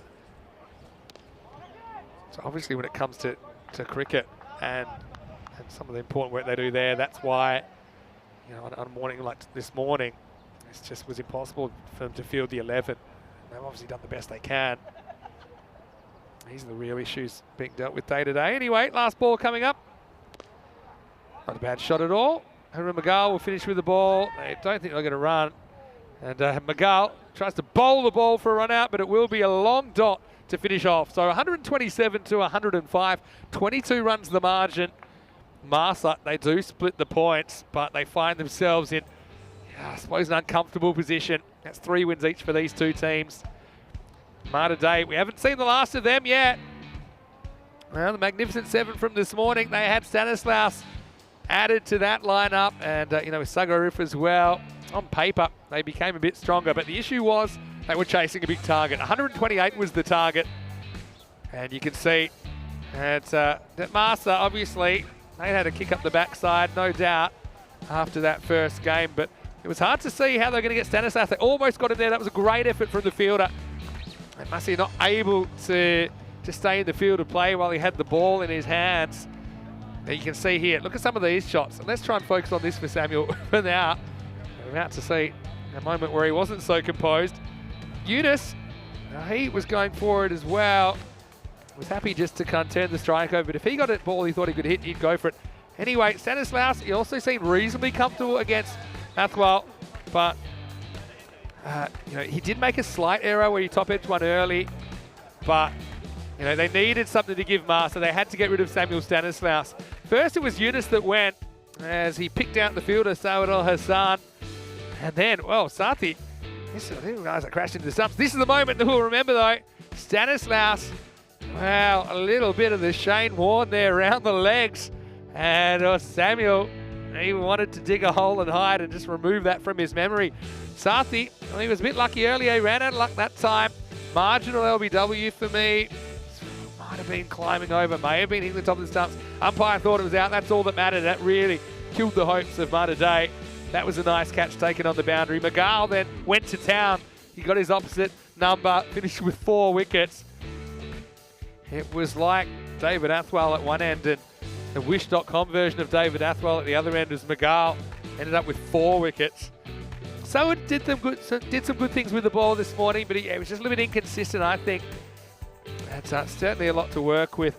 Azir, well, a couple to hold the pose with in the end. They do get to 100, but they don't make too many more. 127 to 105. And so 2 points apiece. Fair ball cricket coming up with Malta Day taking on Gozo Zalmi in the next game. 105 to 6 in the end. You see Sagar Arif with 13 at the end and Nazir 13 at the end. But before that, it was all about the opening partnership. Stanislaus with 47 was the standout. Yunus 15. Opening partnership got them to 68. And probably the other thing, just 6 wides in the 10 overs. And extras played a part this morning. Bottom 2 doing the damage. They took 6 for 28 between them, Athwell and McGahl. For me, I don't know if they'll go with him, but for me, David Athwell, I think he was the influential bowler. I think McGahl, Haroon McGahl that is, does burgle the player of the match though with his 4 wickets. We'll take a break and we'll be back before too long. And the next match, I've got some confirmation that it will start at, 1 second, it'll start 12:15. So it's going to be about 14 minutes until the first ball. So join us then for more cricket right here on the European Cricket Network. Vinny Sandu here, Mr. Max Mo, back shortly with match 77, walking sticks. It's going to be Gozo Zalmi on the park against Malta Day. Is there another Malta Day miracle coming? Let's find out. You're watching ECN. This is the FanCode European Cricket Series.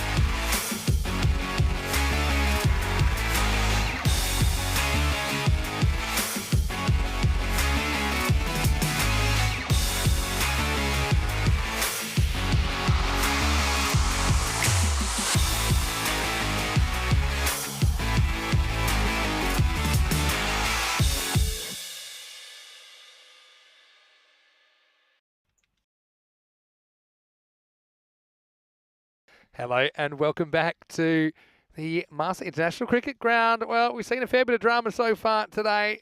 Today, the old triple header, bit undermanned. They list 8 for this. And so they take on Gozo Zalmi, who just have the one match today. And well, they will be in a no-mercy mood. They're 9-2, 3-0 results in there as well. We're almost back on schedule. This one's starting 5 minutes behind the original start time of 12:10. We're going to start 12:15 local, which is 4:45 p.m. in India. That's Stanislaus, a big in for Malta today. He's the guy that can swing a match. They are batting first, so I think they'll probably go with Eunice opening up with Stanislaus Sathi at 3 and Nazir at 4.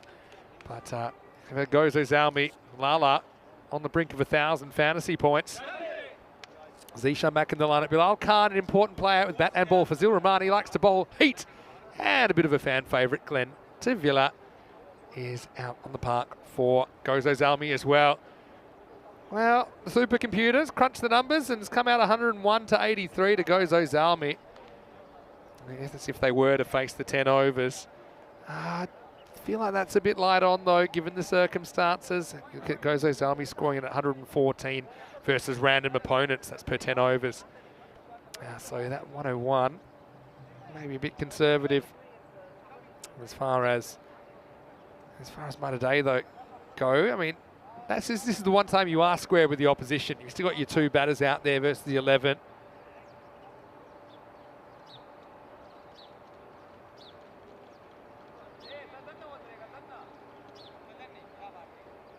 And so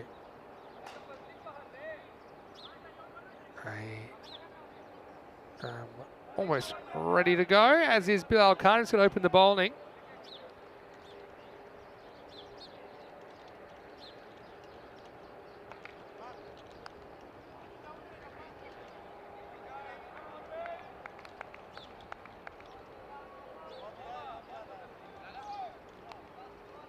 So there goes Ozalmi. Should be hot favourites and probably for a reason.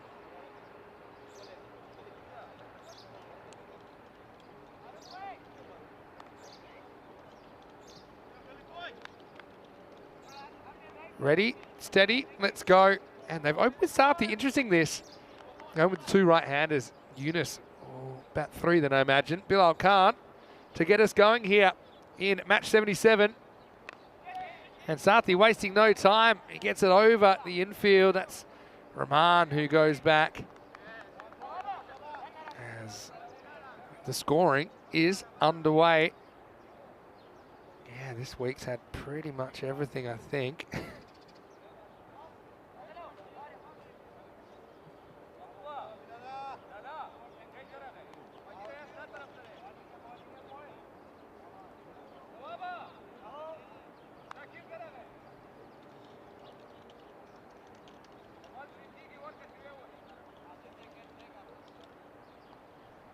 Bilal Khan, so dangerous with the new ball. This will be a good contest. Stanislaus at the other end. He gets a good one first up. Well, I think Sathi would have been run out by the proverbial country mile if this hits the stumps, but he survives.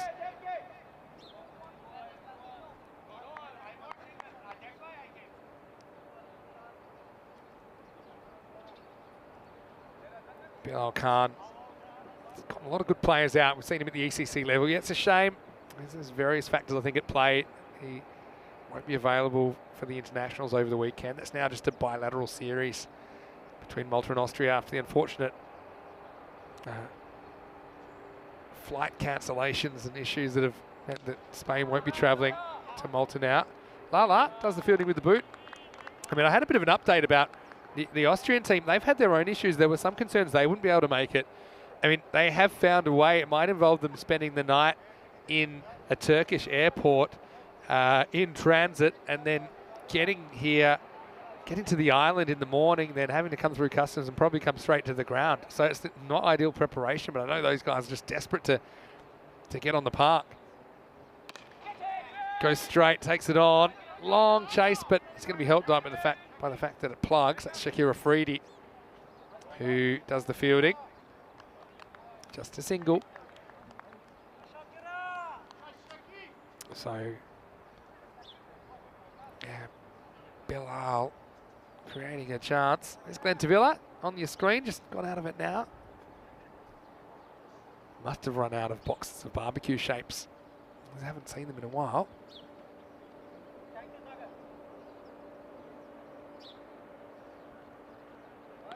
Full missed out by Sarthi. He's been a bit Jekyll and Hyde in this series. If he clicks, it can be anything. Again, look at the workload, and I think this also forces players to have a look at themselves as far as you're going to have to play 18 games in a 4-week period. And we have seen it be a bit of a war of attrition as well as a war of just cricketing skill.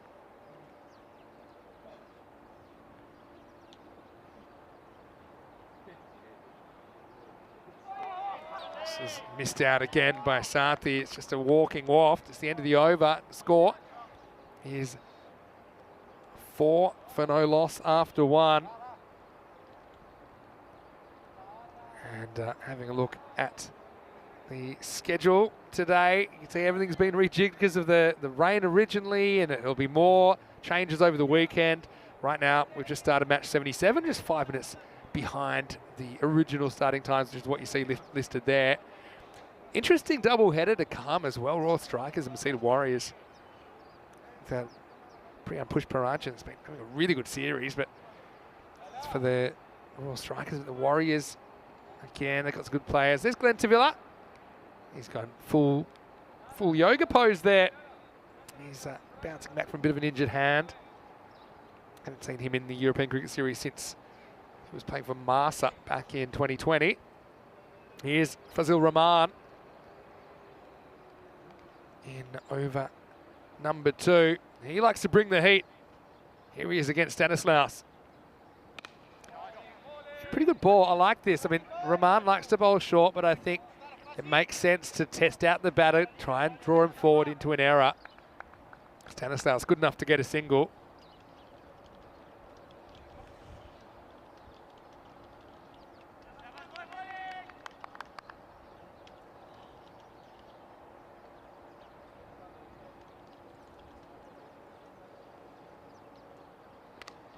He steps away and he presents a catch and it's gone. Well, Zishan Khan, he wasn't first in the queue, but he ends up taking the catch. Waka Mahmood was circling back, but I just think that Zishan reads this better. He's a good cricketer. You can see here, he could see what was going on. It was right in front of him. Waka was never going to touch that ball. That's actually a really good piece of catching to turn that into a wicket. It is the first wicket of match 77. Sarthi is miserable form with the bat continues. He goes for just 2. It's 5 for 1.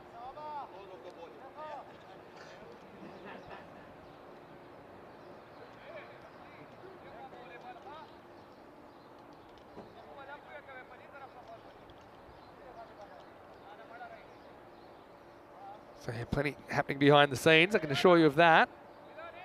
Shrug's asking how many games Austria and Malta are going to play. I don't have a final number yet. It won't be all 9, but it will be a fair few. That's all I can say at the moment. Don't want to give fake news. Interesting for me, they've gone for Nazir at 3. I think Yunus and Stanislaus formed such a good partnership last time. I'm a little bit surprised that I haven't seen him used. Also, he's a left-hander. It just gives you a different look.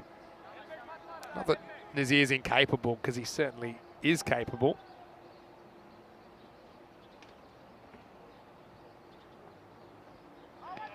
When I see Fazil Rahman bowl, I think of Sean Tate, actually.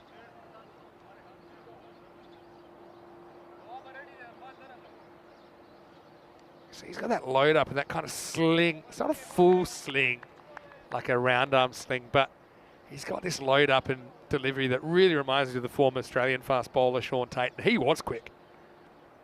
It's one of the few to hit the 160 kilometre hour, one of the milestones for very, very fast bowlers. I think when you bowl that fast, and you have issues with injuries and things like that, I think that Tate's career.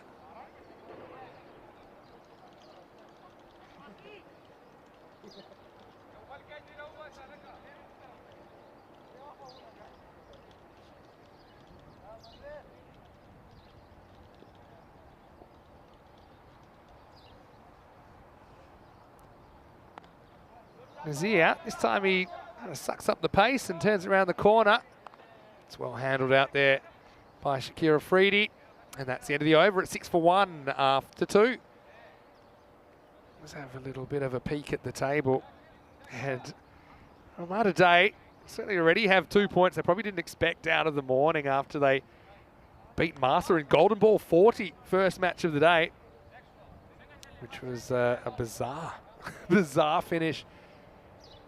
If you believe in miracles, you would have enjoyed that. But here goes Ozalmi, certainly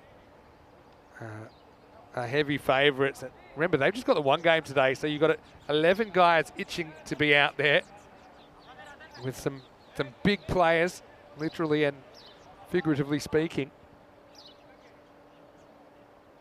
And Shakira Afridi is one of them. He's ready to bowl over number 3, so they don't go back to Bilal. A little bit surprised, because I think Bilal was swinging it. But instead, they use another option. Here's the last over of the power play. When you said to these two, who would you rather face? I think I'd say they'd rather face Shakira Afridi versus Bilal. And one reason I think as well, when you've got, I certainly just have the 8 listed on my sheet, then I think if you can get those wickets, they're worth more. That's why I think I probably would have stuck with Bilal Khan, but Zishan Khan, the captain, decides it's time to make a change.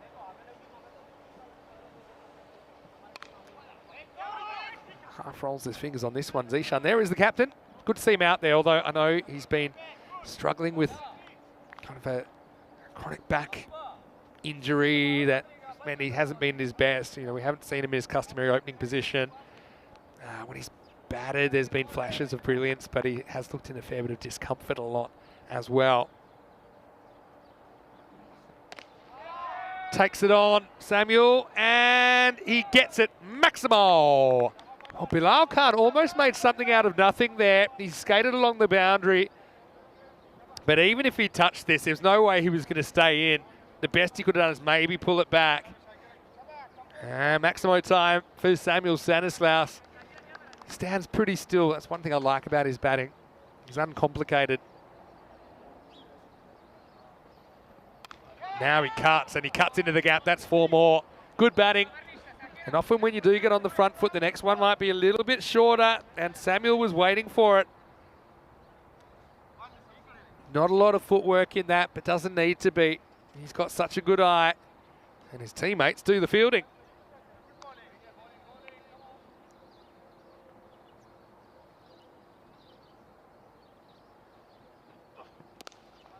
Driven down the ground. Lala has some ground to cover, and he won't be able to do it. That's going to run all the way. 4 carreras.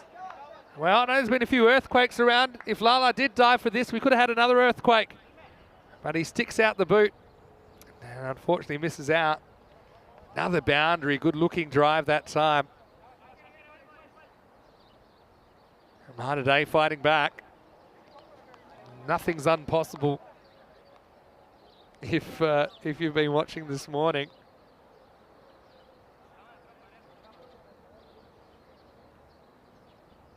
Last ball, the power play. He just chips it looking for one. He almost chips his way into trouble, Stanislaus, but he does retain the strike. It's the end of 3 and it's 22 for 1. Yeah, I think we might see Lala with the ball. So hello to Krilyo Bresnev in the chat. Nice to have you with us. And I know we've got people from all around the world tuning in. Shetland's asking, where's my roommate? Well, I think he's probably talking about Corey. I'll have an explanation for that in the middle of this innings. And I'm going to stand by for an update on some commentary box info, as well as scrambling to put some fixtures together for the weekend. But I can tell you, you'll have 10 matches to watch. Stanislaus doesn't beat the field this time. They don't take the run. Yeah, as batter here, Stanislaus, he's looking to control the strike, control the game. You'll be looking at this field, they've just got a long off out on the offside, so there's no one on the boundary to the left of screen. Square of the wicket. And he's chopped on. And that time, no real footwork. Had the batter reaching, and Lala breaks through. Well, Lala time coming a little bit early here in match 77. Well, the pair of sevens walking sticks, and it's Samuel Stanislaus who has to walk, and he's bowled for the second consecutive game, this time in different circumstances. Just for once, he loses his shape. That's a ball that's wide of the off-stump. He normally would probably drive that through the covers, but that's the thing about cricket. One error. And yeah, when you're playing that far away from your eye line, it's very easy to misjudge the line of the ball. And that's basically what happens to Stanislaus there. Big moment in the game, and it's all the twos. 22 for 2 in the 4th over. And Lala, I think, will be happy with that. It wasn't probably the best ball he'll ever bowl. It was wide. It was, approaching a half volley. And he forces the judgment error out of his opponent. New batter, Zubair Mohammed. He gets a similar kind of ball, and he misses it the other way. So, yeah, this is the concern, I suppose, when you've only got now 5 wickets in hand, essentially. As you're playing Super 8s against a team that's really keen to twist the knife. Goes Ozalmi. This one hurries him a little bit. Zubair doesn't get a run yet. There's Zishan. Interesting to see where he bats. He's listed at 3, but yeah, just physically, if he doesn't have to bat, he probably won't. Got some other options. Got to say, I love the detail of these Goes Ozalmi kits. Goes Ozalmi, their first ever ECS. Slower ball this time. Bounces twice on the way through to the keeper, Ijaz Ahmed, who is certainly a player to watch, no matter what he's doing. Ijaz Ahmed probably will open the batting in the second half of this game. Last ball of the over. It's a pretty good Yorker. That's a great over. In fact, it's going to be a maiden in the end. Mahbub Ali, he is a guy we're going to see plenty more of on ECN as well over the coming weeks. It's 22 for 2 after 4. He gets the dangerous Stanislaus. And the score, the run score, does not move in that over. Yeah, Mahbub Ali, or Lala as he's known, he will be playing for American University of Malta in the ECL. They are playing in Group B, so they'll be playing Thursday, Friday, Saturday days of week 1. And he qualified through playing for AUM last year. Anyone that has played for an ECL club in the previous 12 months is eligible to play for them in the ECL. And that's why he is able to play. You're also allowed 2 wildcard players that don't fulfill that criteria. Majid Javad's going to bowl over number 5. An interesting one. Probably is a wide.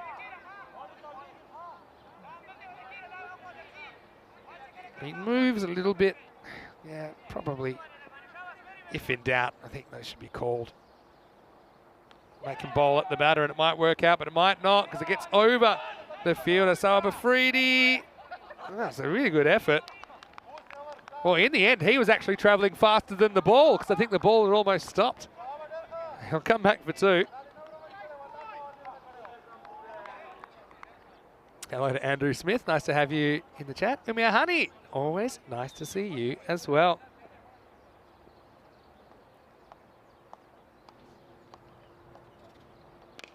Wow, he takes a couple of steps down the pitch, but he's found trouble.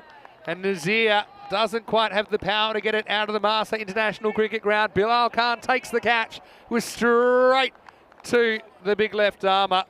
And once again, change of pace doing the job. Majid just lures Nazir into the shot, and that's a 3rd wicket down now, 25 for 3. Nazir not able to move the needle in match 77.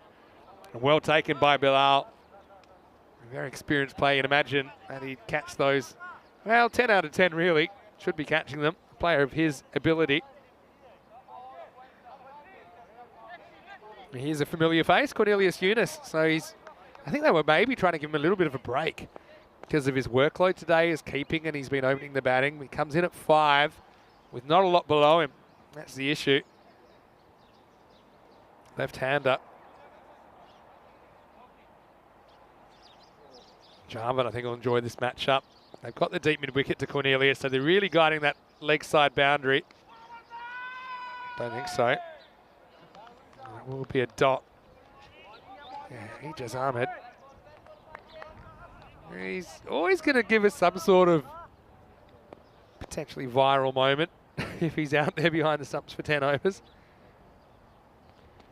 Oh, he lines this up and misses. Yeah, look, Ijaz Ahmed, he does some very good things with the gloves, but I think he's just fundamentals. I think his hand position is something he needs to work on, and just not be so snatchy. Catch the ball first, even on a take like that. Just concentrate on catching the ball. Don't worry about getting it back to the stumps. That'll happen quite naturally. First things first. Martin wants to come around the wicket.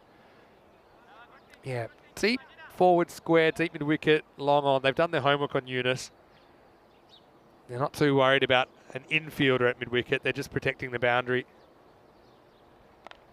Instead, he pushes and he gets it past the man at points. A long chase for the boundary rider. He won't get there. Great shot by Cornelius, who shows he's not a one-trick pony. Not a lot of spin or side spin from Margin. He just kind of pushes it through. Very good shot.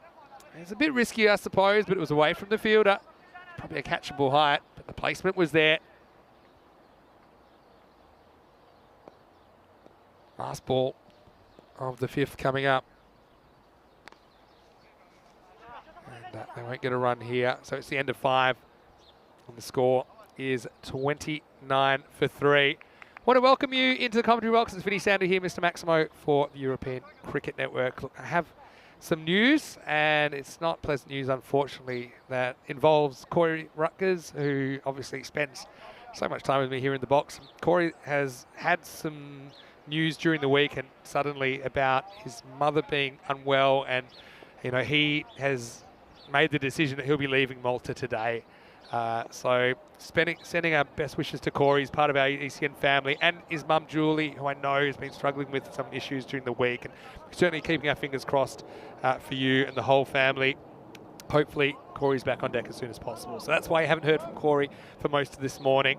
And obviously it's been a difficult few days, not just because of that situation, but also with the Spanish situation and a lot of things. So this will be the start of a new over, and it will be a wicket as Zubair plays all around this one from Sawab Afridi.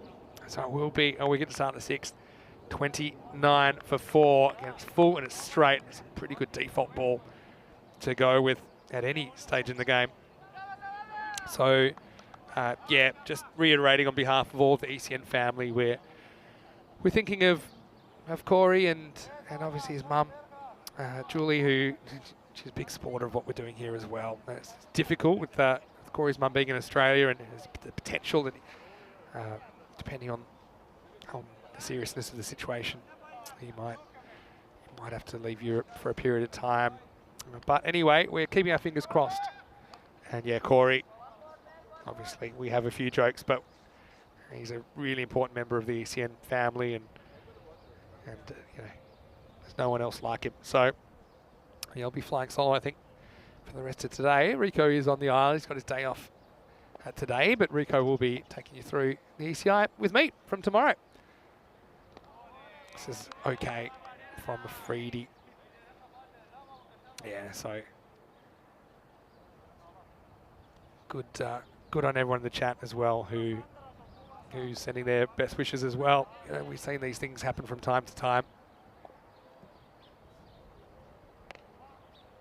Takes a bit of risk here with the Kamaran. Takes us off the stumps, gets one. Yeah, this is what you've got to realise as well, I suppose, because there's nothing that's ever been on as much as ECN.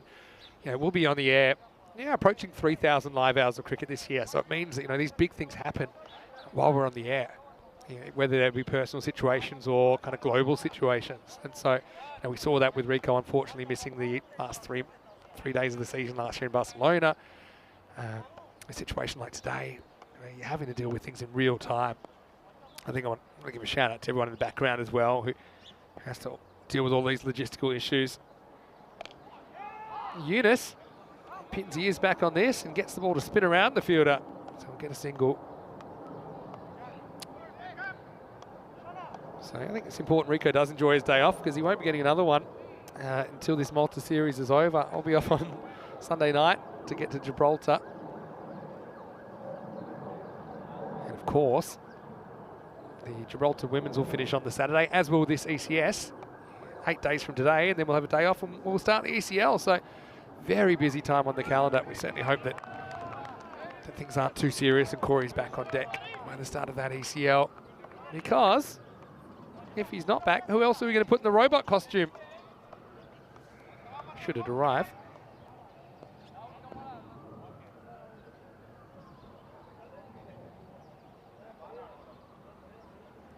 As far as Simon Mafridi's gone here, he hasn't given too much away. Started with a wicket, hasn't really been hurt. He just wants to hurt him. Instead, he gets hurt, clonks off his ankle. He wants to run that's not there. Muthu, who is kind of a specialist at getting run out, he said, I'm not going anywhere. If anyone's going to run out, it's not going to be me. He never leaves his crease. Gives him the courtesy of a little palm up gesture to say, go back to where you're going from. It's the end of the over, so 6 overs down, 32 for 4. 6 individual bowlers used by Gozo Zalmi so far. We may see a 7th actually, because Waqar Mahmood's going to bowl. Swimming in options really. Waqar Mahmood's a really interesting cricketer. He's a guy we have seen playing for Royal Tigers, the Hungarian champions from Budapest, and they will be a part of the ECL as well. So Waqar's a guy that we'll see in Khartoum as well, and now he's going to bowl his left armers. First one hits square. What a pickup. He won't get a run out though, but it will be a run. Yeah, Waqar in Malta at the moment, so he's been picked up by Gozo Zalmi. Why not? Great chance for him to have a bit of a tune-up. I mean, a lot of Europe, it's not really playable yet. I've seen a lot of indoor cricket happening in the northern parts of Europe. That's how a lot of these cricketers are preparing. It can't be easy, especially when the ECL this year, you only have 3 days on the park. And that's as long as you're not the bottom place team. So you've only got 4 matches really to make an impression. So you need to hit the ground running. Well, Yunus goes after this. Little plug. Here's Glenn Tavilla for Gozo Zalmi. Former Victorian. He's telling me he's a Western Bulldog supporter. The Australian viewers that follow Australian football will probably know a bit about their history. Broke a premiership drought fairly recently. Muthu hits it down to Bilal, who has a pop at him. I wonder if this would have been out, you know. Yeah.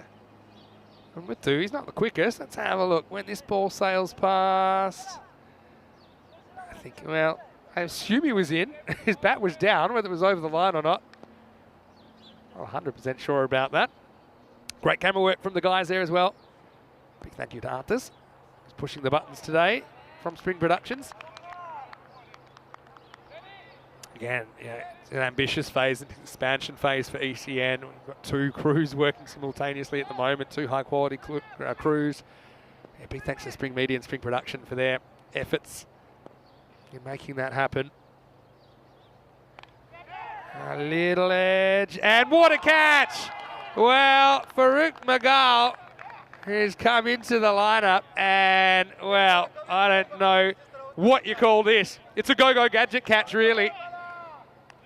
Got plenty of bat on this in the end, probably more than I realised, but it's a proper extension job, isn't it, from Magal? I think that's your HCL software play of the day right there.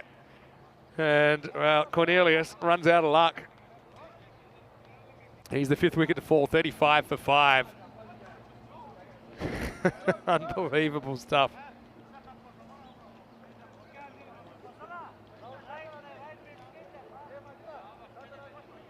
Well, HCL software, I know they program all sorts of gadgets. That was a go-go gadget kind of catch. Yeah, Farouk Magal. He'll be thrilled with that result. Wow, what's this hit? And has it hit anything? Maybe a bottom edge squeeze? No, it's given byes. And maybe that's hit the line. And sometimes when this happens, it just jumps. And yeah, you can see the keeper saying, wow, I wasn't expecting that. No, that's just around the crease where, because people walk around there, sometimes it can be a bit uneven. He just can't make the stop. And so, well, takes us to the end of the over. It's 39 for 5. after 7. Well, we're at 1 match since the golden ball, everybody. It has been a golden day so far.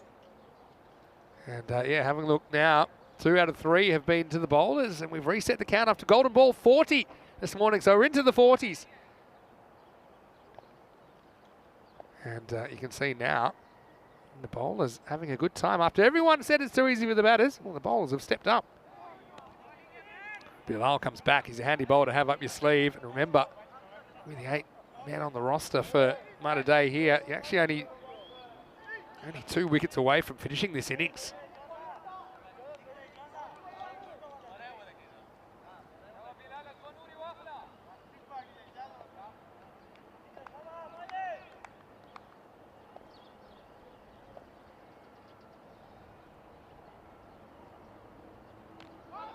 Oh, I think he gets a little bit of bat on this. Lucky he does. Bilal has a pop and goes pretty close to getting Kumaran, who's actually got the ball flying at him from all angles. I actually think he almost gets hit 3 times by the ball. There's the first one, which actually does get him. Then Bilal has a pop at him and just misses, and then you probably won't have time to see. Maybe we will. The ball came back and almost got him again.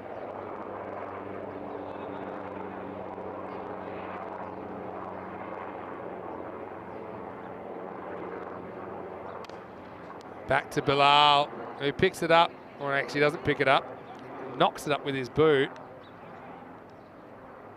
Really has been one of those days so far. Umar says waiting for Muthu to hit his 6. Well, we know he hit his 2nd ever career 6. Hit one a couple of years ago. Bilal asks the question, doesn't get the call. Here's an interesting one. Yeah, I don't think it hits any bat. It's pretty close to that off stump.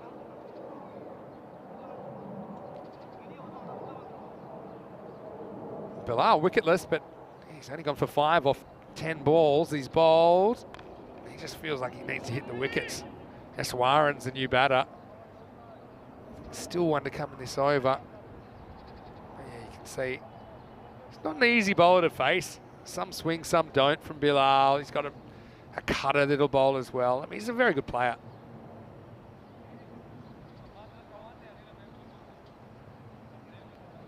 Last ball of the over coming up. Edge, and it's away from Ijaz. They got a fielder for that very reason.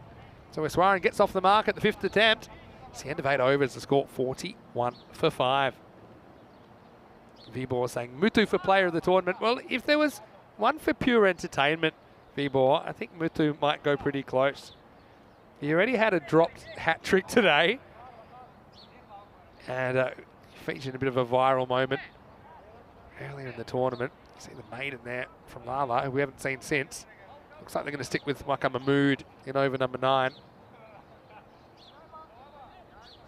Umar saying, I don't think Lala would open against this score. I beg to differ. I think that they want to send a message. Gozo's Army just have the 1 game today as well. So it's not like he gets another go if he doesn't open it in this game.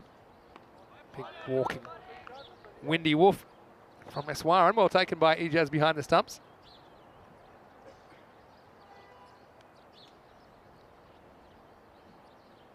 I think you just got to go full and straight here. Eswaran's struggling. Well, this time he gets a fair piece of it. Bilal skates around the boundary. Can't seem to pick up anything cleanly at the moment, Bilal, but does keep it to 1.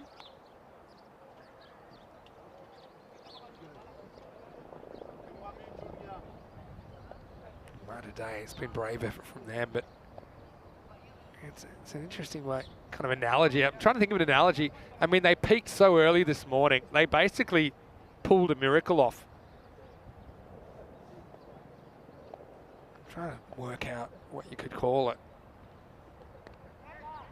Well, it's turned around the corner, but 1. I'm trying to think, imagine if you find a lottery ticket in your jeans until you have a massive party, but then you're still feeling a bit rough when the party's over. I think that's the Malta Day we're looking at the moment. And Gozo's Army, they're hungry for these points. little bit short. Bilal will cover this. Oh, he puts the ball through Wakar.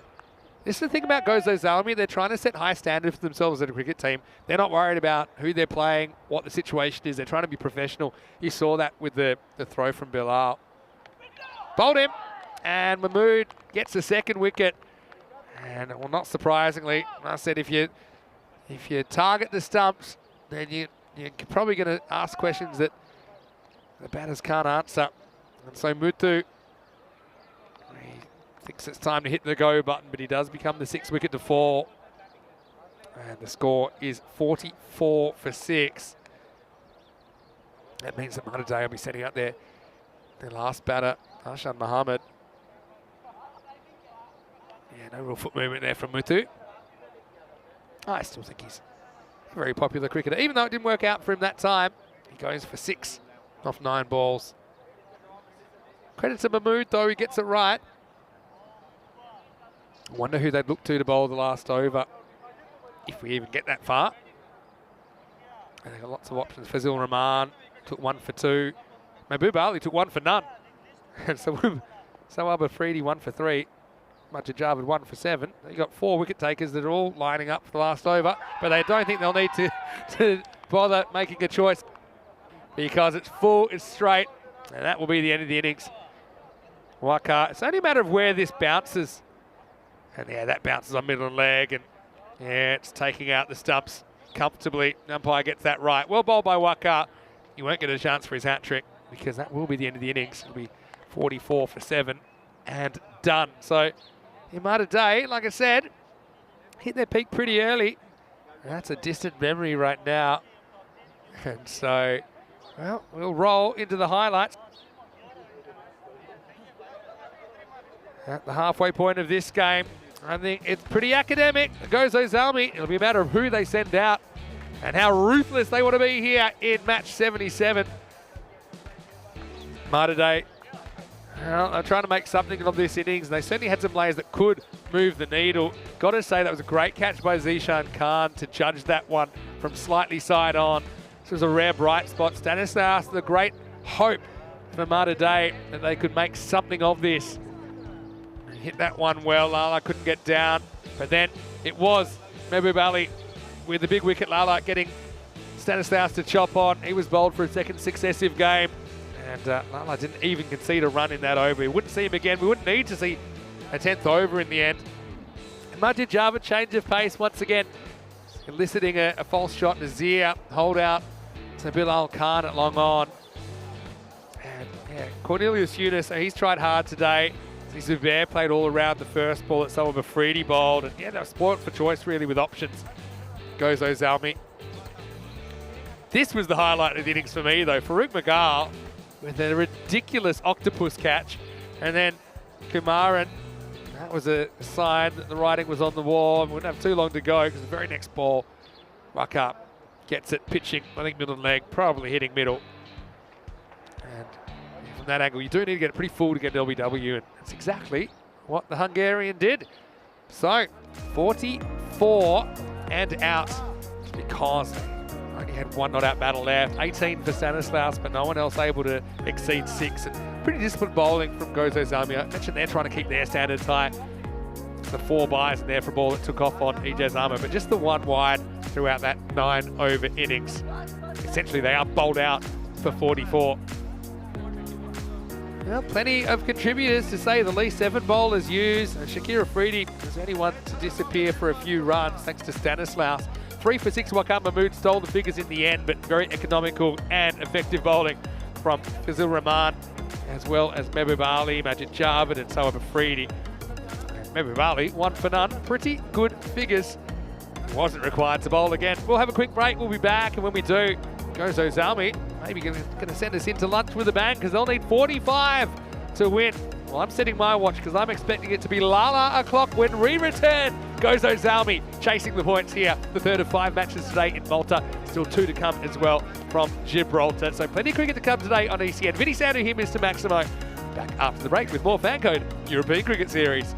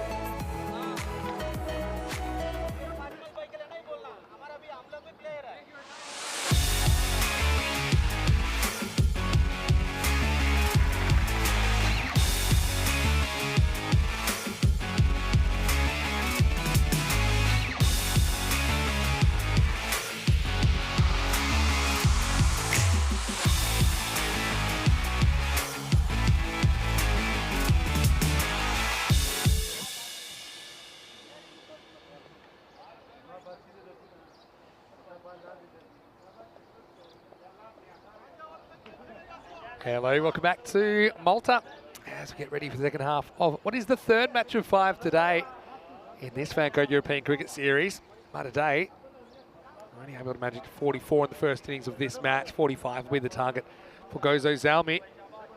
Interestingly, you'll have to stop your watches because it isn't Lala o'clock. Bilal Khan sent out to open the innings.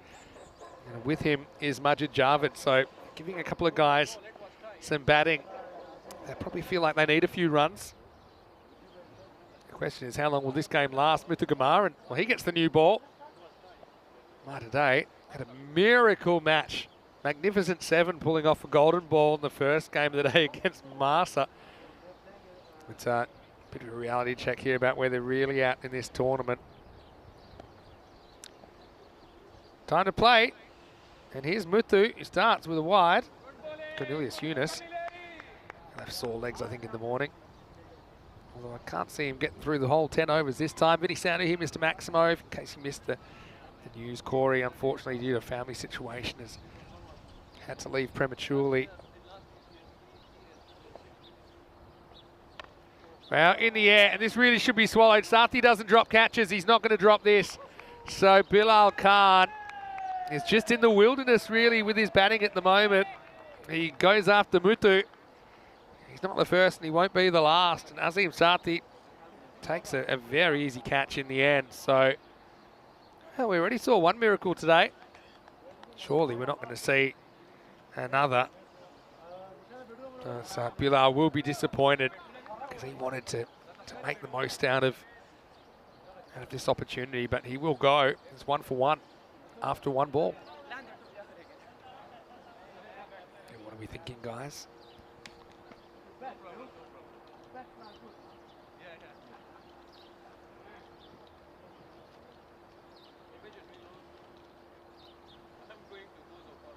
So, new batter comes out.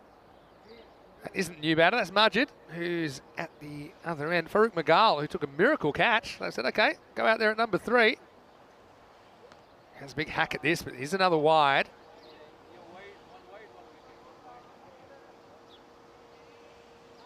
So, now you got to admire Mudder Day, but also it's a difficult place to be. Oh, he's bowled. I think that's gone straight through his legs. Muthu with a double strike. Well, he's going to have a bit of a laugh about this for Farouk Magal. Can't believe what's happened here. See here, yep, straight through the pegs, and he starts to peel Verbidel, but he says, well, hold on a second. I think you're fine. That's already out. Farouk providing another viral moment potentially for Muthu Kamaran. As he has to go. Again, he gets a bit of a reality check as well, doesn't he? So it's, what's that, 2 for 2? 2 wides, 2 wickets so far. Good batting. Gets a big applause, but a bit tongue-in-cheek, I think. Muthu just continues to take wickets.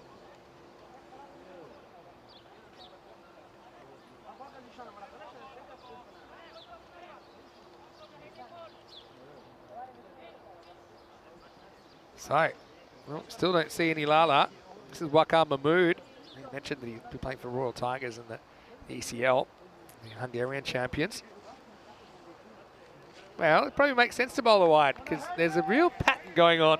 Wide, wicket, wide, wicket, wide. Well, I'll let you complete the pattern. Wakar, I'm telling you this right now, he's not getting out this ball. Is he? Oh, wasn't a bad ball. Suddenly Muthu's bowling hand grenades, and this score of 44 is looking like about 144.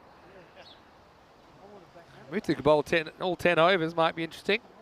Lala, again, let's see if he's got the pads on over in the Gozo Zalmi tent. Wakar, he's going to drive a 4 here. That's good batting. He's on the move here, but he keeps his shape pretty well. Cuatro carreras. So he just takes a little step out to the ball, but then resets himself and plays a pretty orthodox cover drive. Hello, Lily Panda. How nice to have you with us, Lily. A bit shorter this time from Mutu. I think this is going to be another boundary.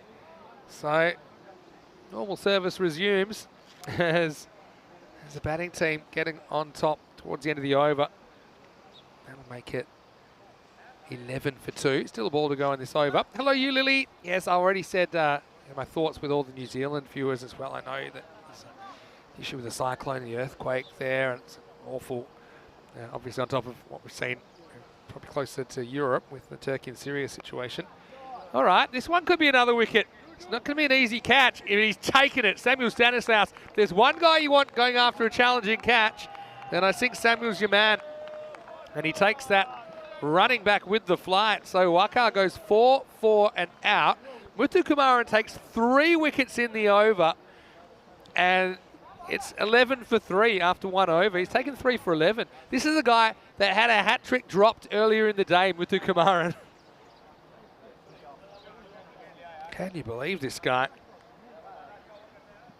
Just your regular ECN first over. Let me give you the ball by ball in case you're following along at home. Wide wicket, wide dot, 4-4 wicket. First thing they did with our scorebooks here at European Cricket Network is make those boxes bigger to try and fit the whole over in. Because there's a lot that can happen. Majid Javed, he's already onto his 4th batting partner and he hasn't even faced the ball yet. He's watched all of that from the other end. Bala Iswaran's going to bowl. Well, at this rate, they could bowl them out in about 3 and a bit overs and they could win the game. This is Shakir Afridi who's joined Majid, who blocks that one out. I know we saw the unwinnable match won earlier by Malta Day, but I mean, come on.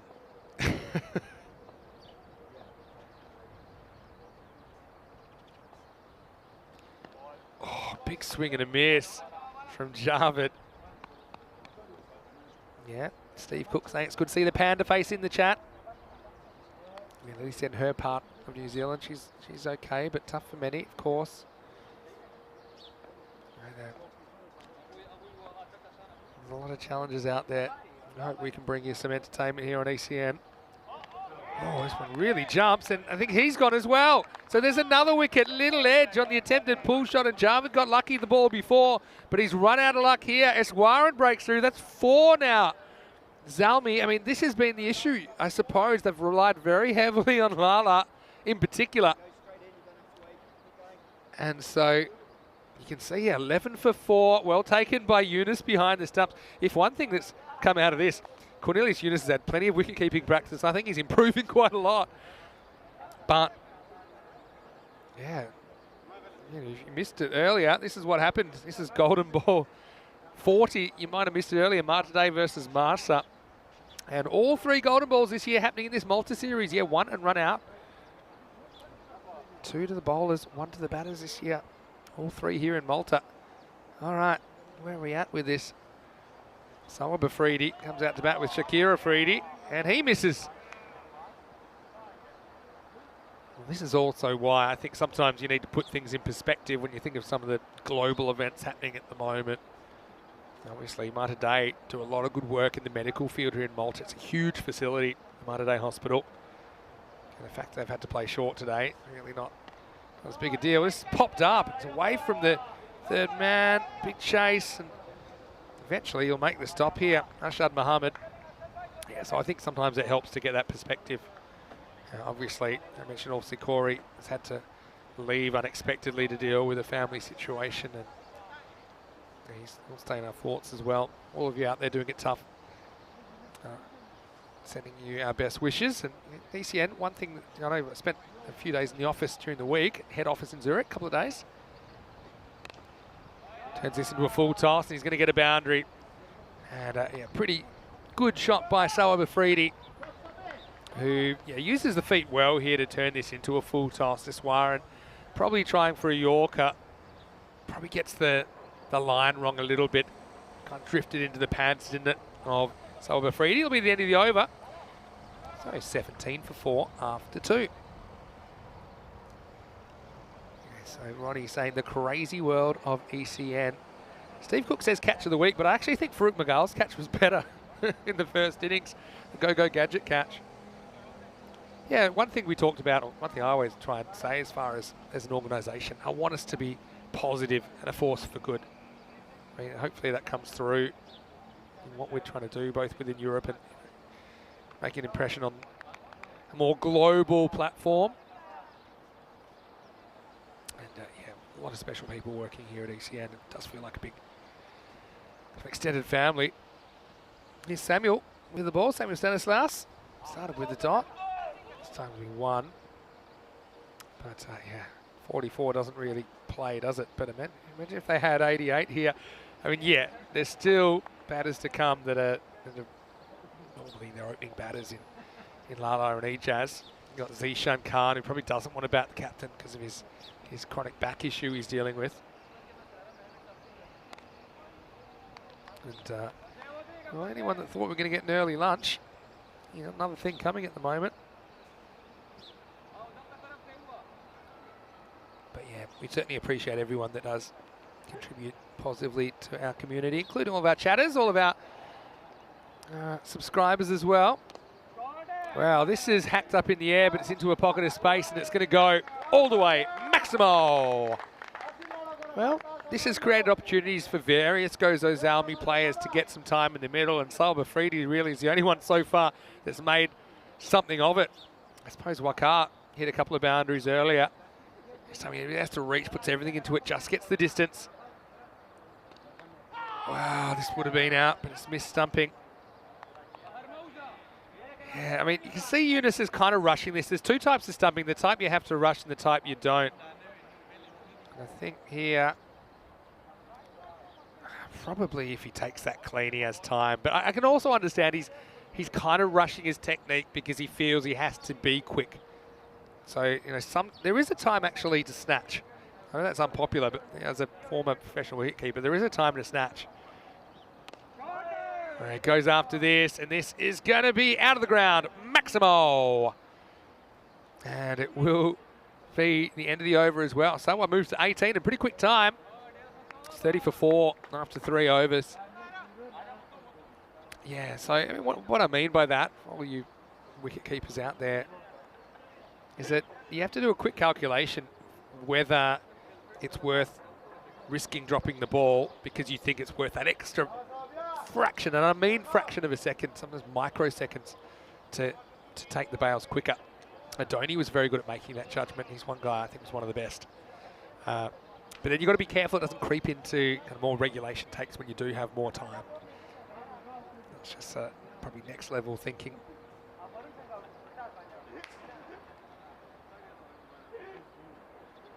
Well, we're going to see Shakir Afridi now on strike. He only has the 1 run to his name. Big swing and a miss. Kumaran's back. Yeah, why not? I mean, I'm surprised he didn't have the 3rd over. He went to Stanislaus, but Muthu took 3 wickets in his first over.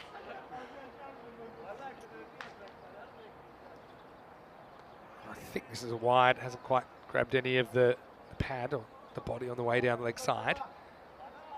Yeah, Lily's saying 44 is too small to defend, but doing well so far. Well, I mean, we thought, I don't disagree with you, Lily, but you just go back and watch the last 5 overs of the first game of the day.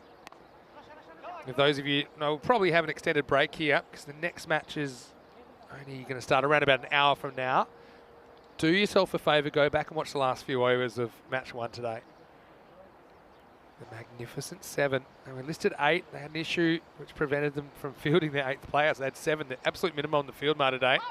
And they came away with the points. And it did result in golden ball 40. And it's designed to be pretty even bat versus ball. But surely when you've got 4 less fielders as a batting side, you feel more confident that you can find it too somewhere. And they weren't able to get the ball out of the infield. Swing to miss this time. Still wonder how you can miss from there, but Eunice manages. Give him a bit of stick, but I think he's been one guy that's really stepped up for Mudda Day today. He's taken the responsibility with the gloves. He's provided some good batting in partnerships. Another big swing and a miss from Sawa Bafridi. Right now he's having a bit of a think about things.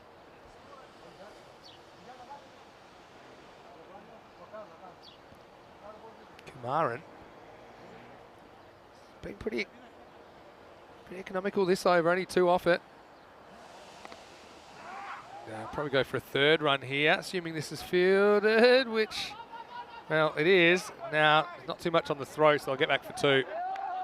Mitu saying, how long is it going to take to get back to me? But still, great effort from the captain. Again, he's another guy which you can't take your eyes off. It's the end of 4 overs. It's 34 for 4.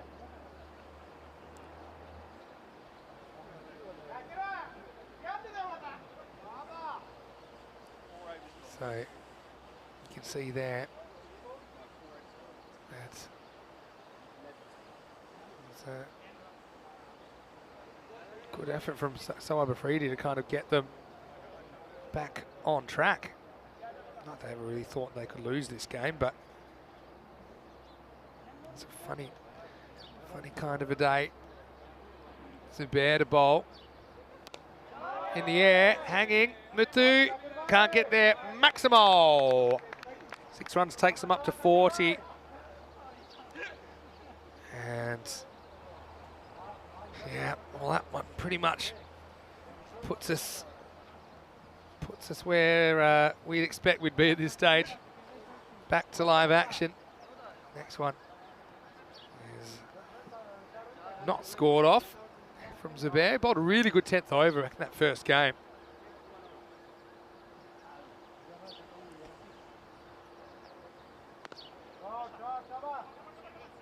This time, just be a single.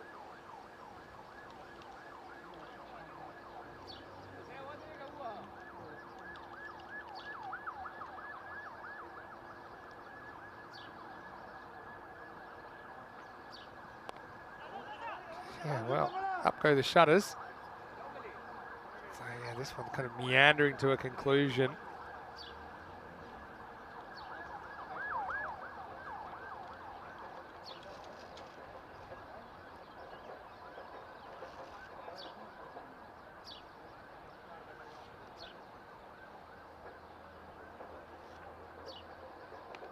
This will be a wide, so only 3 to win now. Yeah, Jay, I think keeper could really benefit from staying low. Yeah, I mean, it's certainly the traditional way to go about it. I think it's also about how far back you stand as well. That one's about right. Gets it at waist level, so there's a chance this might go into a 6th over.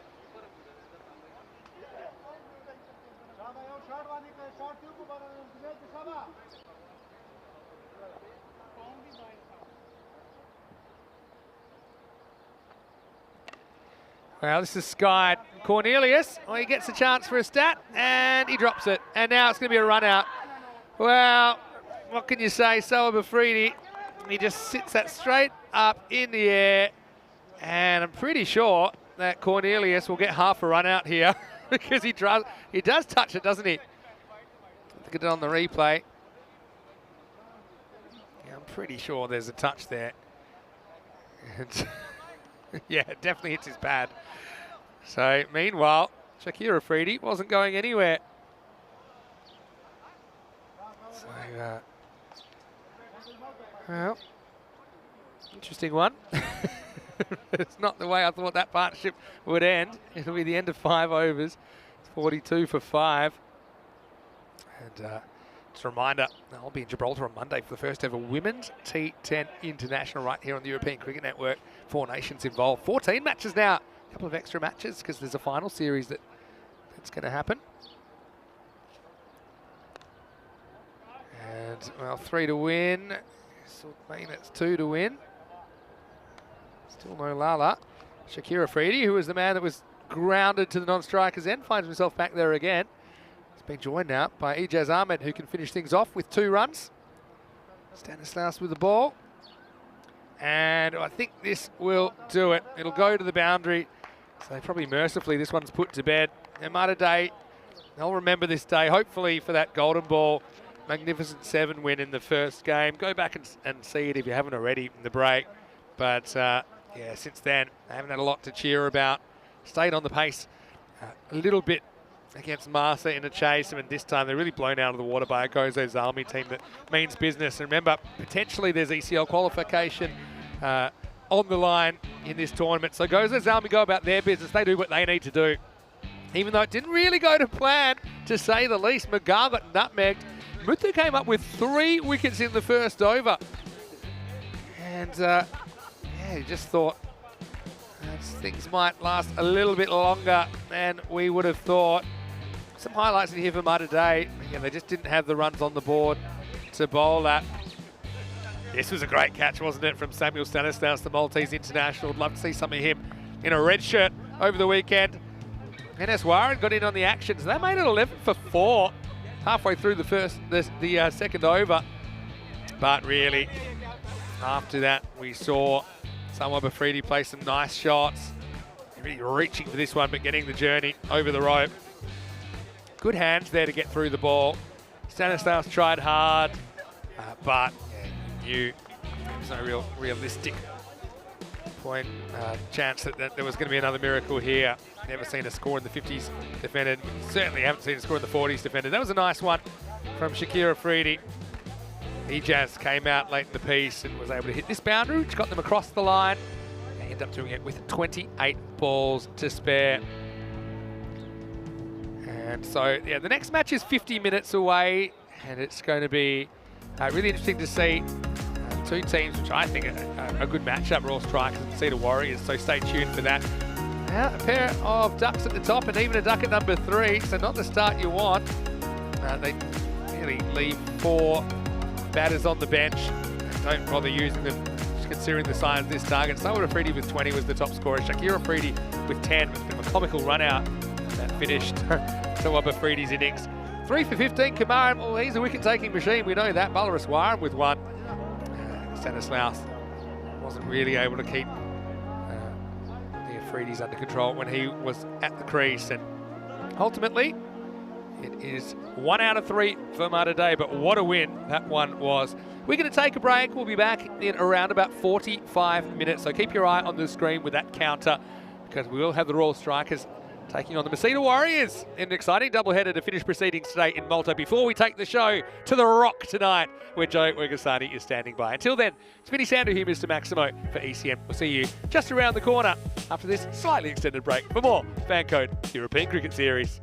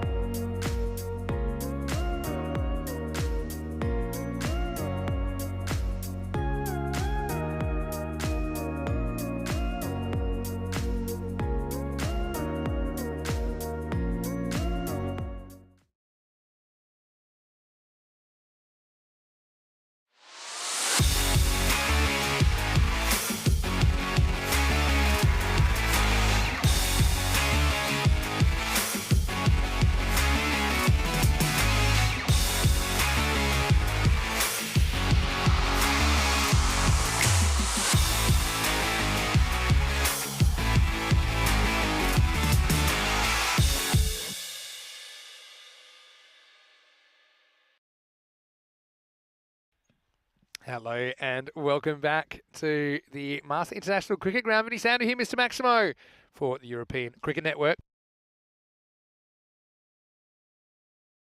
And it's great to have your company for the fourth of 5 matches from Malta today. And this is what's coming up. We've got match 78 and we are starting with Royal Strikers versus Cedar Warriors. News from the toss. Strikers won the toss. They've elected to bowl first.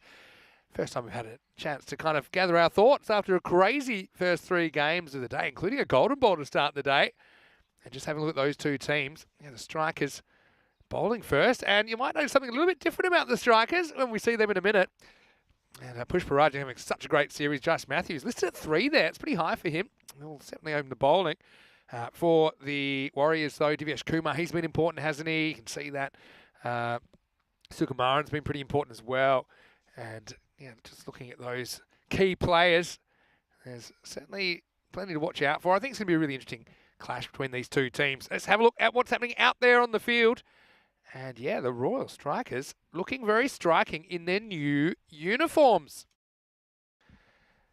And you can see there, I actually thought these two teams might have a bit of a clash in their uniforms. But actually, now I'm having a look at them. Now we've got the black and orange number. I assume that's permanent. They look too good to keep on the bench. As Priyan Pushparajan, the captain, just having a few words with, what's that, Roshan Lawrence next to him. And yeah, so I want to welcome you back. I know we've had a little bit of an extended break for the first time today. But yeah, it's great to have your company as we get ready for match 78. Still working on fixtures and things like that for tomorrow. And we'll keep you informed with exactly what's happening with regards to that.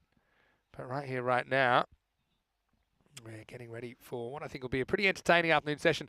But today, they certainly deserve to put their feet up, don't they, after a very interesting morning for them. They had 3 matches on the spin. Golden ball, when they actually had 7 bodies on the field by the time the golden ball happened. But yeah, credit to them. They pulled a win out of nowhere. They did go down the second and third matches they played. So yeah, once again, great to have your company wherever you're watching from around the world. Jump in the live chat as well, ECN European Cricket Network. And, let's get ready to roll. Here we go with match number 78. Starts with a pretty good delivery. It's Josh Matthew who's rocking the 777 in the end today. I was going to say Roshan Lawrence has been wearing that, but he's changed the number 21 shirt. But that is unmistakably Josh Matthew.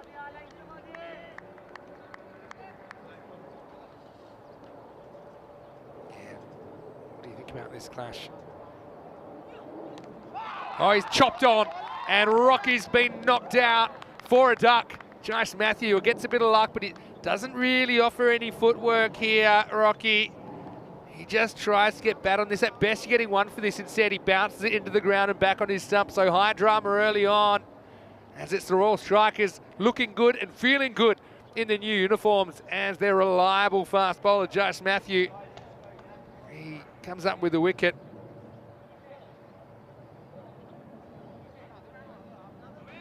Rocky, again, could have a late conversation, but I think he knows which way he's got to go. Has to tell his story walking. Wow, what a start. See the Warriors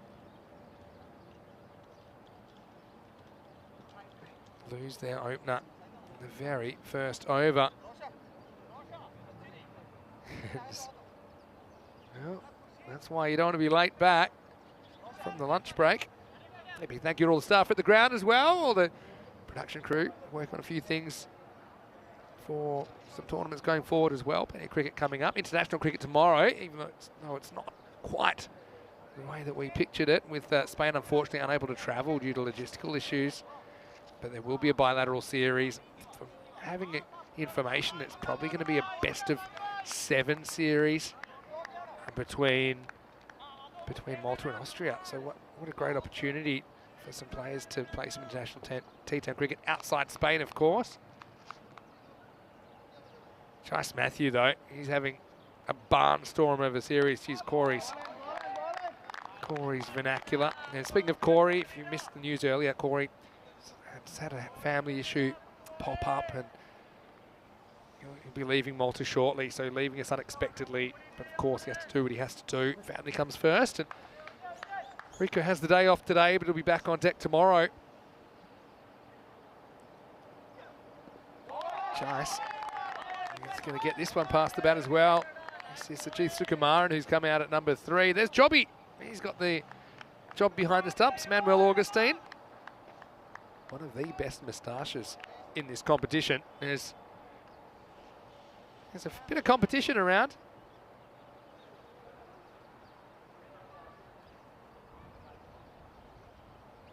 Well, he just loses his run there, so he'll have another go.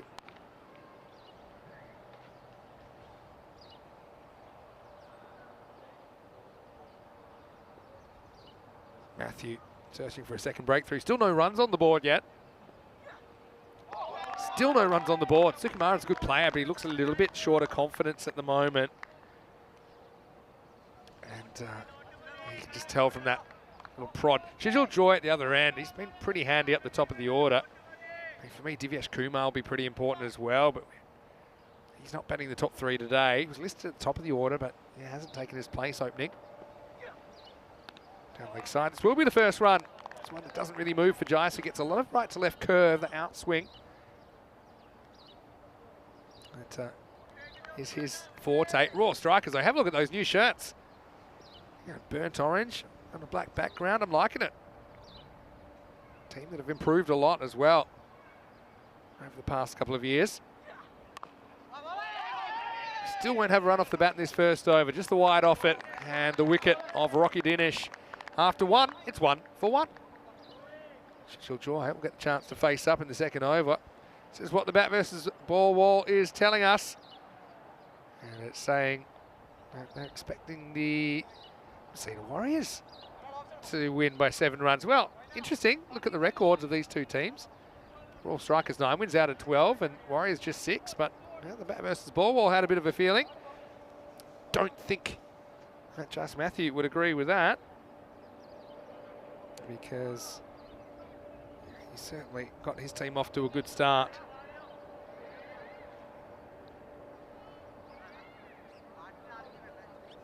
This looks like it will be Savio Thomas to bowl the second over.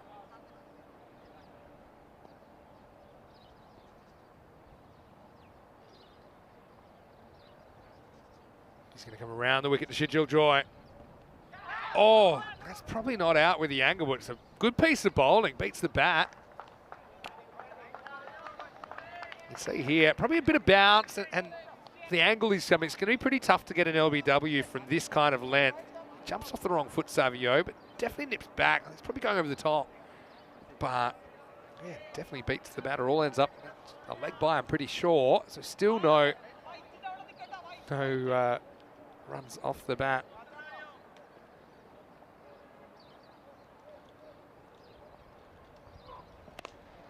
Pitched up. Jice picks it up, throws, misses. Finally, we have a run off the bat. Sukumaran trying hard.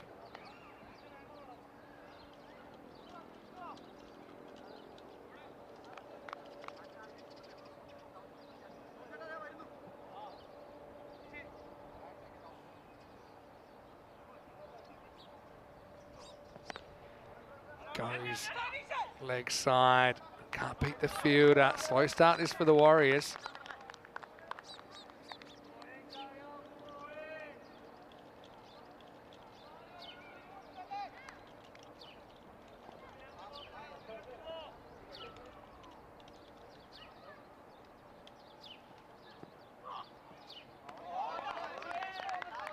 This is swing and a miss.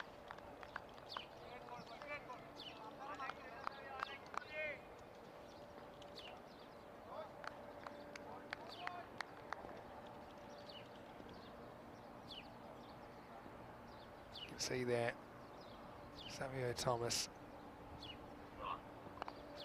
gets up a cutaway, and this will be a boundary. So Shijil Joy finally gets one away. Interesting battle starting this game off. That will be 4. He's just giving Shijil a little bit of length to work with, and he knows there's no one kind of back on the batter in that region. There is a third man, but he wasn't that square.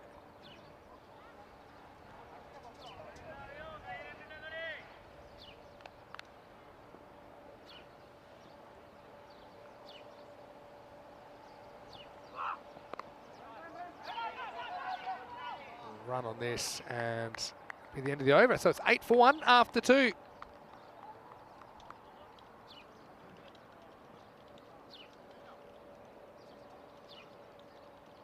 Once again, I want to welcome everyone back.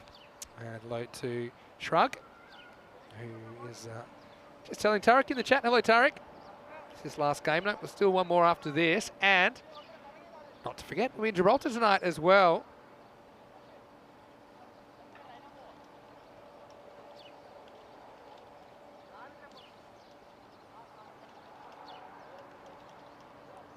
Looking at the table, and probably a couple of minor adjustments still to be made with some reschedules to come. Well, Shijil has had enough, so he says, enough of the tiki-taka, time for the boom boom.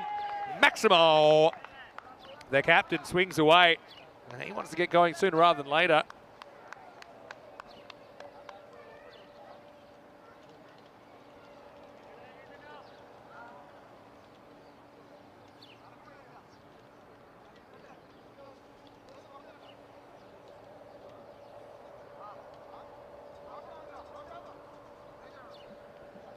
And looking at Josh Matthew, looks nonplussed about it.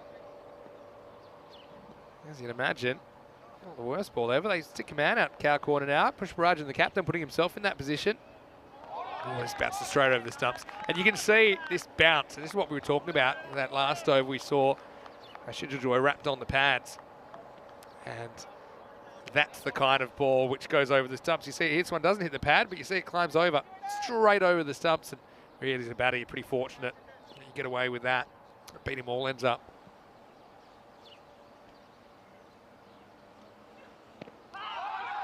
Swing down leg side. It's pad first, but it's missing by a long way. And, certainly a lot of enthusiasm out there. I mean, all strikers see a 9-3 record. They'd love to improve on that with a couple of wins. You see that they mean business. With these teams, similar characteristics in some ways. I think that they've got a fairly strong top order. Things do fall away a little bit in the middle order as well. But they are two teams that I think have certainly gone and tried to go after players that make them a better cricket team. And I think they're becoming more consistent along the way, holding their own in ECS cricket. Well, he tries again. This is high, it's in the air. Praveen's going back and he can't quite track it. They get away with it, they get a single. Shijil had his heart in his mouth there, thinking that might be an opportunity. But because it's the power play, he just got to get it over the infield. You can see Praveen goes back and he never quite turns and goes with the flight, which is a difficult way to catch, but sometimes it's your only chance.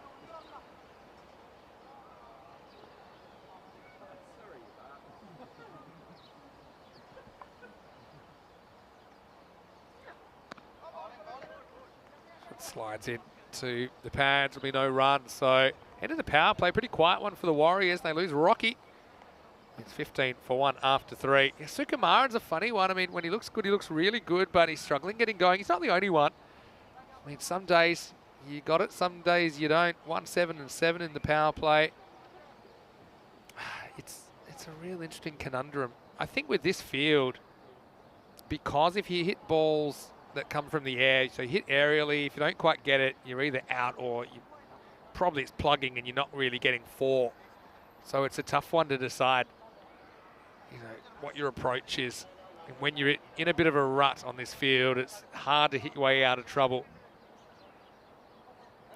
Tarek's asking, is it random question time? Well, technically it's not the last game of the day, but Tarek, if you want to ask a random question, you can always ask a random question in the chat. ECN European Cricket Network, you don't have to wait for random question time, quote unquote. Jitu Johnny to bowl over number 4.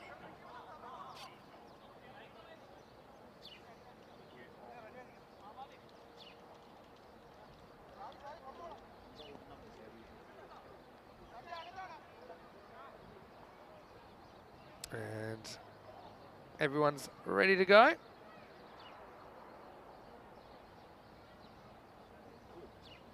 Oh, that one just took off and it's almost taken out the keeper. What a bit of bowling from Johnny.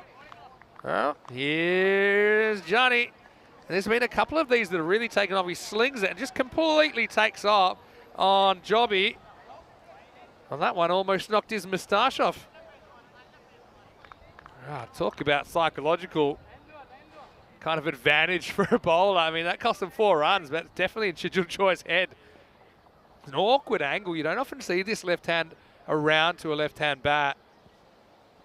They're very wide as well. Chijul, to his credit, gets behind the next one, doesn't beat the bowler. That's an incredible piece of bowling, really. And you could see the keeper was just completely unaware it would bounce that much.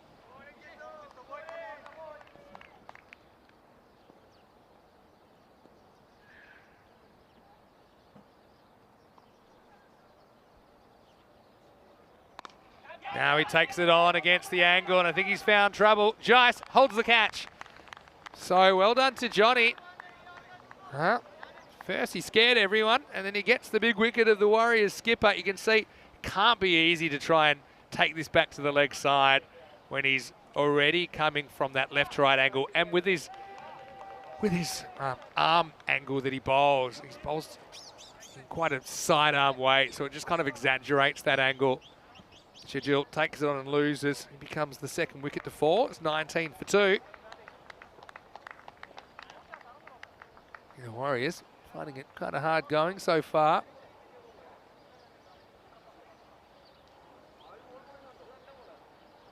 And so this will bring Divyesh Kumar to the crease.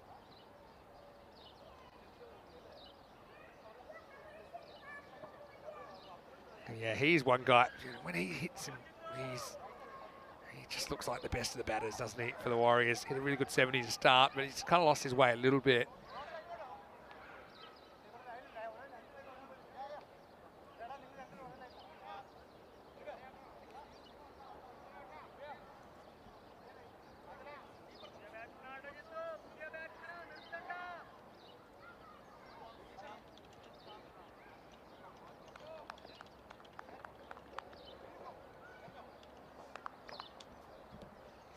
So yeah, these two, often they are the two that get the Warriors out of jail with the bat. Can they build a partnership here? Right-handed, in a funny way, probably a little bit more comfortable with this exaggerated angular approach from Johnny. You can see Divyesh let it kind of angle onto his bat. He gets off the mark.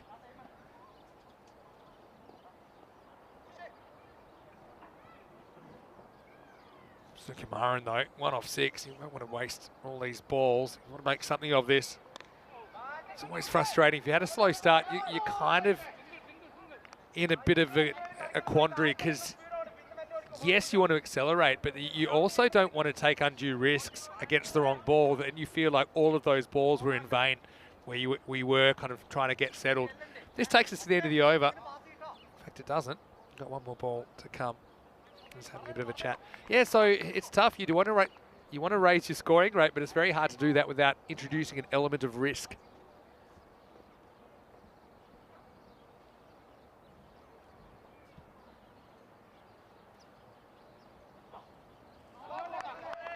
This is going to sneak through to the keeper. Jobby handles that one. His hands full so far. It's 21 for 2 after 4. And I know Lee Tuck in the chat saying, looks like orange is the new black in Malta. Well, it certainly does. The Royal Strikers looking pretty cool in their orange outfits.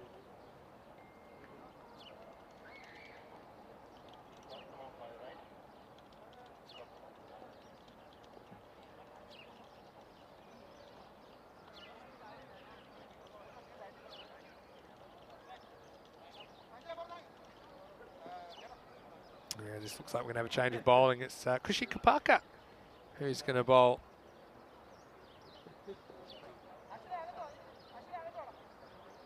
And yeah, he's a pretty versatile cricketer.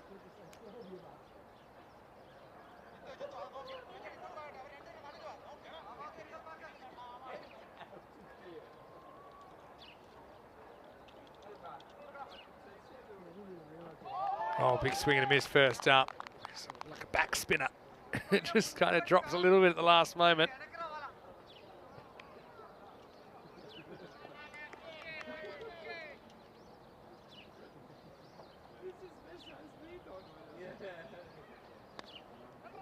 This one is cut away, just the one, but yeah, certainly the two that can do the damage. But you look at their stats at the moment, they're kind of 3 off 11 combined.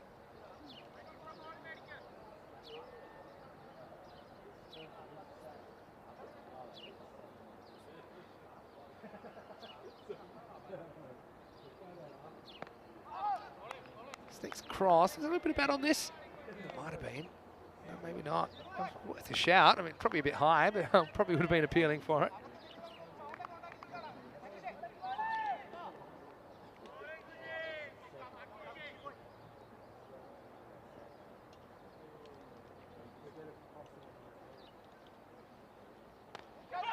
Yeah, he has to wait for this. He can't get too much on Sukumar. Looks frustrated out there, doesn't he? Really does.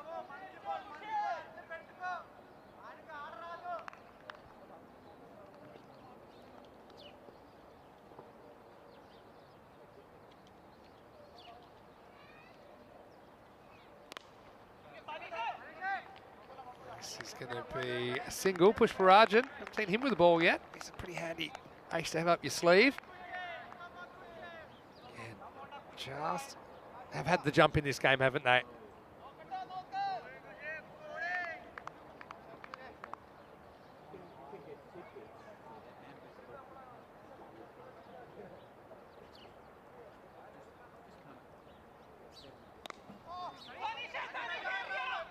They're going to take it on here and they're going to win.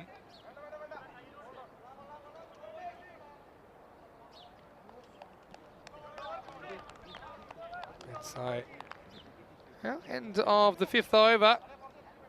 And the score is 25 for 2. Well, it is counting down, isn't it?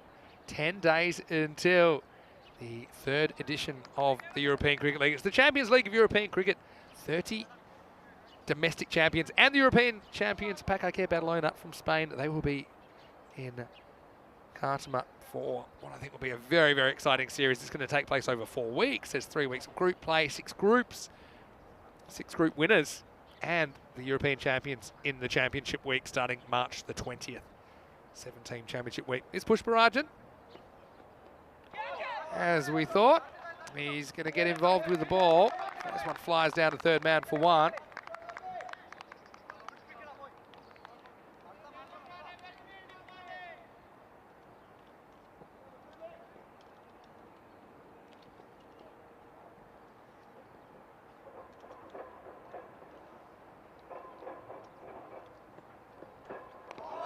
Again, really getting some good bounce out of this.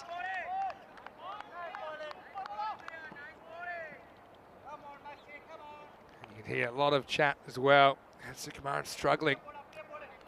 It's a player which, you know, when he gets going, he's really pretty to watch, but this isn't really an innings he'll want to remember so far. But be trying their best to turn this around. Again, you don't judge a game too early. I think we've learnt that. Now we see a pretty swing from Divyansh, who goes large. Maximo!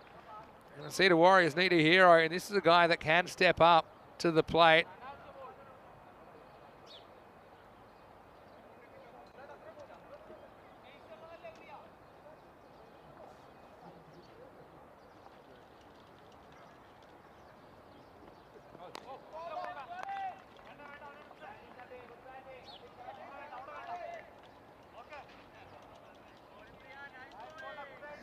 Wow, Sukumaran will be hoping that he can get going as well.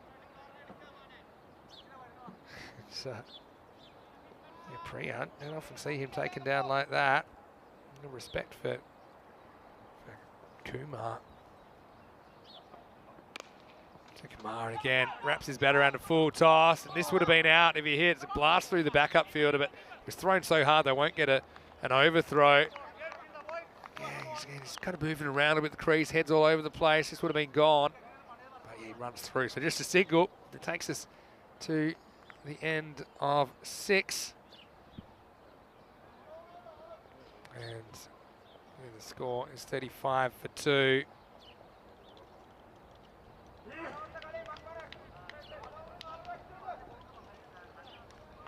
Look in the bowling figure, Jace Matthew. So reliable at the top.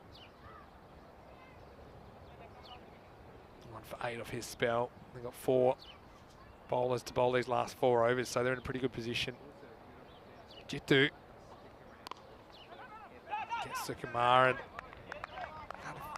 Cramp for room here, doesn't get a run. Kumar, on the basis of 1 hit, probably looks like the more comfortable batter, and so I think he's got to try and get back on strike, and Sukumaran probably knows that. I'm going to come back to some random questions in a second. Got my hands full, a bit of multitasking at the moment, but that's okay. Yeah, he goes with it. I think it's probably a better option to really step inside and go with that angle rather than fight it, but Sukumaran gets a single. Lee Tuck saying most improved team in this series. Good question. If you want to talk from previous series, I'm probably going to have to go with the Royal Strikers. Probably between Royal Strikers and Sweeter United for me. If you want to talk about during the series, maybe even the Victoria Lions. If you want to talk from where they were at the beginning to where they are now. I know they haven't quite pulled a win off yet, Victoria Lions, but they have been more and more competitive. So that's probably my answer to that question, Lee. Great to have you with us. Tarek, let us know if you want to fire that random question in. So far, the only question he's asked is it random question time? Not quite run a ball pace at the moment. And once again, he goes with the hit, but he's going to be run out here. And you can see there the ball hit the stumps first. And Sukumaran probably can't take a trick. I mean, this is the first ball I think he's actually nailed. But he nailed it straight into the hands of the field. He smashes it. And he actually waits to see. And you see there the fielder knocks the stumps over, but there's no doubt it hits the stumps first. And so Sukumaran has a sad trudge off.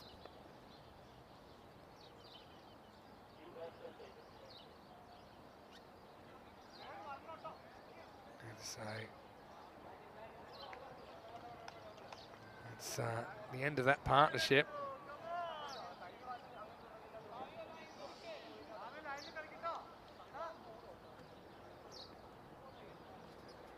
Meanwhile, Johnny keeps doing what he's doing. I mean, what my approach be to Johnny? Probably, I think there's not many balls he's bowling that hitting the stump, so I reckon I'm jumping across and trying to ramp him. And just with the pace he's got, you just need a little bit of bat on it. You got 4. The rest of the leg side's pretty well protected. So I think that's probably what we'd be trying, but not everyone's confident with that. There's also a fair chance you're going to eat the ball if you try and do that and get it wrong. You got the helmet on. It will be Divesh Kumar facing. And he goes with the angle, and this is a good shot. It's a really good shot. And, I think they're just going to check this.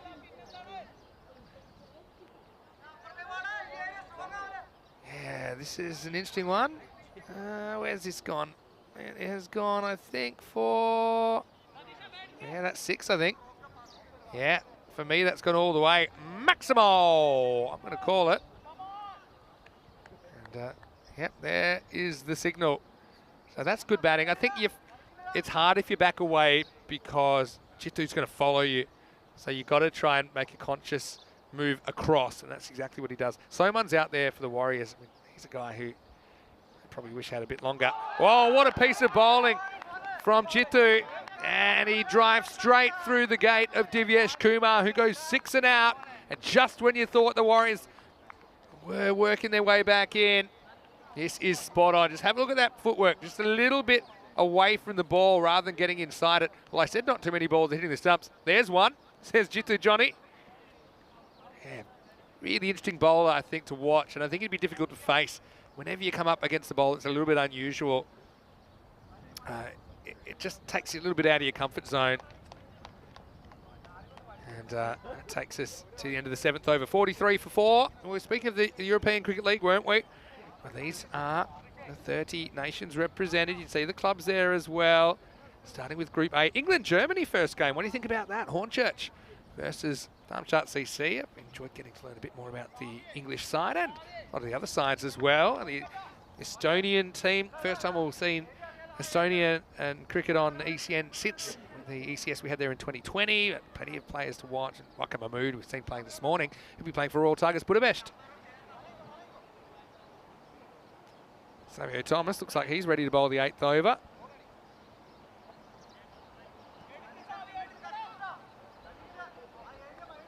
What can they get to? I mean, Soman is a bit of a hero for the Warriors. I think he's going to have to do a number on this bowling. He tries, and he might have found trouble. He did. He gets put down by Praveen out there. It'll just be a single, but it wasn't an easy catch. He does get off his feet. He just wasn't really balanced in that dive in the end, Praveen John. Now look here. It's on the move. I mean, he gets off his feet more because he slips over after the critical moment, doesn't he? So Soman gets a bit lucky. He does survive.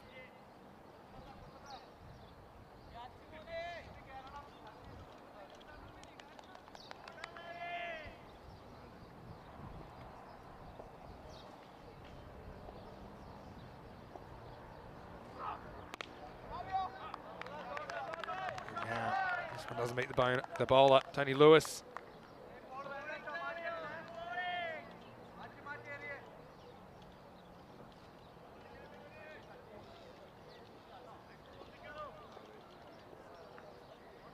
Thomas, I think he's liking he has a bit more help now for the Royal Strikers. He's holding up that team for a long time. It's pretty well bowled. Lewis digs it out, gets off the mark. Yes, Lee's enjoying the slinger Malinga, but I think, you know, Corey's a big fan of left armers. He says it all the time, but I think in a way, you know, it's a left-handed slinger is even a bit more dangerous to a right-hander. You can see how the ball just seems to follow them. That's why if you don't get inside the ball, I think you're always having a tough time dealing with it. Thomas, a bit more of an orthodox action. Just goes for one. Unusual bowling actions. Yeah, this is one thing that I think is a bit of a benefit. So when I think about when we're coaching kids and coaching people that haven't played a lot of cricket, yes, you want them to bowl correctly or technically, that's true, but I actually think the X factor of being a bit different is a weapon you don't want to coach out of teams. Swings and misses, you don't want to coach out of individual players. So if you have a Malinga or you have a Paul Adams or something that's a bit unusual, it's very hard to practice against if they're not on your team. All the bowling machines in the world, yes, it's tough. This one hurries onto the batter. They do have some pretty cool bowling machines that can do cartoons and stuff, but it's not quite the same as the same revolutions that they'd get on the ball, for example. Anyway, that's 8 overs down, 47 for 4. As we head into the 9th, looking at this, 10 is the best over so far. The Warriors have never really had any room to breathe so far in this innings. And strikers, well, maybe I need to get some new clothes because they're looking pretty cool at the moment.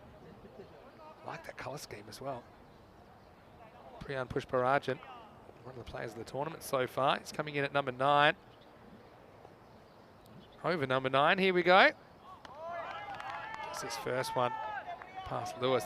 Yes, Soman for me, when you look at the way Sukumaran's going, I think you got to bat Soman above Sukumaran. I think, yeah, for me, yeah, he's got to be up there in the top 3 or 4. He's a bit more of a technical bat. I know he already had a go up there, didn't really have a good time, but you know, I don't think it's worth abandoning him in the top 2 or 3 yet. I think Rocky's probably the one who's kicking himself. Had another opportunity at the top of the order, found a way to chop onto his stumps in the first over. The thing I like about the Royal Strikers kits, they've kept the same font of the number and the name. That shows good attention to detail. Priyan, again, takes on Tony Lewis, just challenges him to cut it. That's Soman, pardon me now, who misses out in the cut.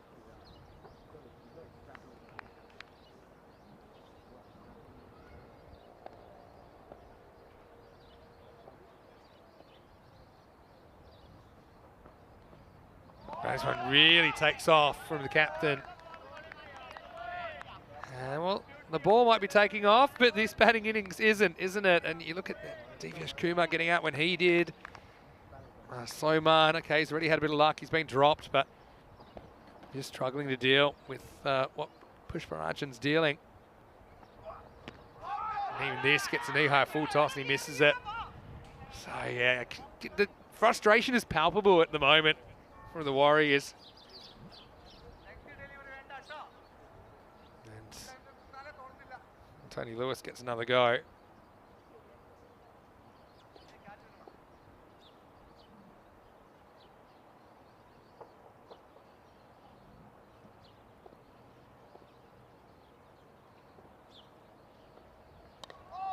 And he gets a bit about on this and beats the field. Well, he'll get 4 here.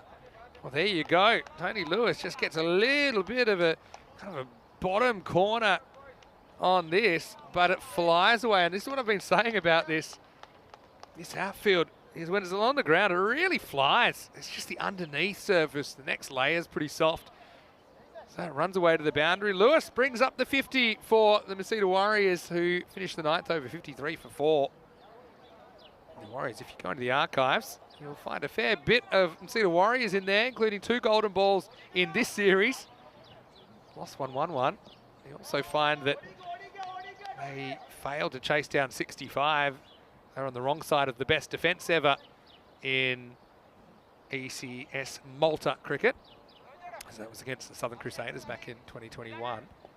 Right now, Kopaka is going to bowl the 10th. Soman, he's going to have to wait for this, and then he has to try and smash it into the next universe. Here we go.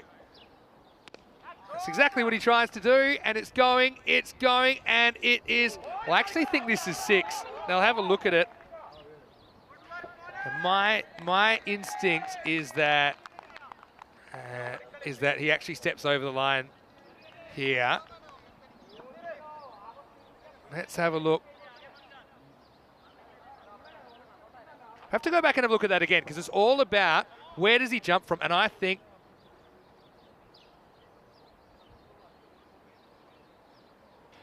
this is 6. So I think for me, it's going to be 6, and there it is. It's a really good effort from Priyam Pushparajan. In fact, if he had slightly smaller feet, I think he probably pulls that off. But it will be 6, and they badly need the runs. Probably with the angle. Well, he's given it out. Oh, interesting one. Yeah, this is an interesting one. He's very wide of the crease.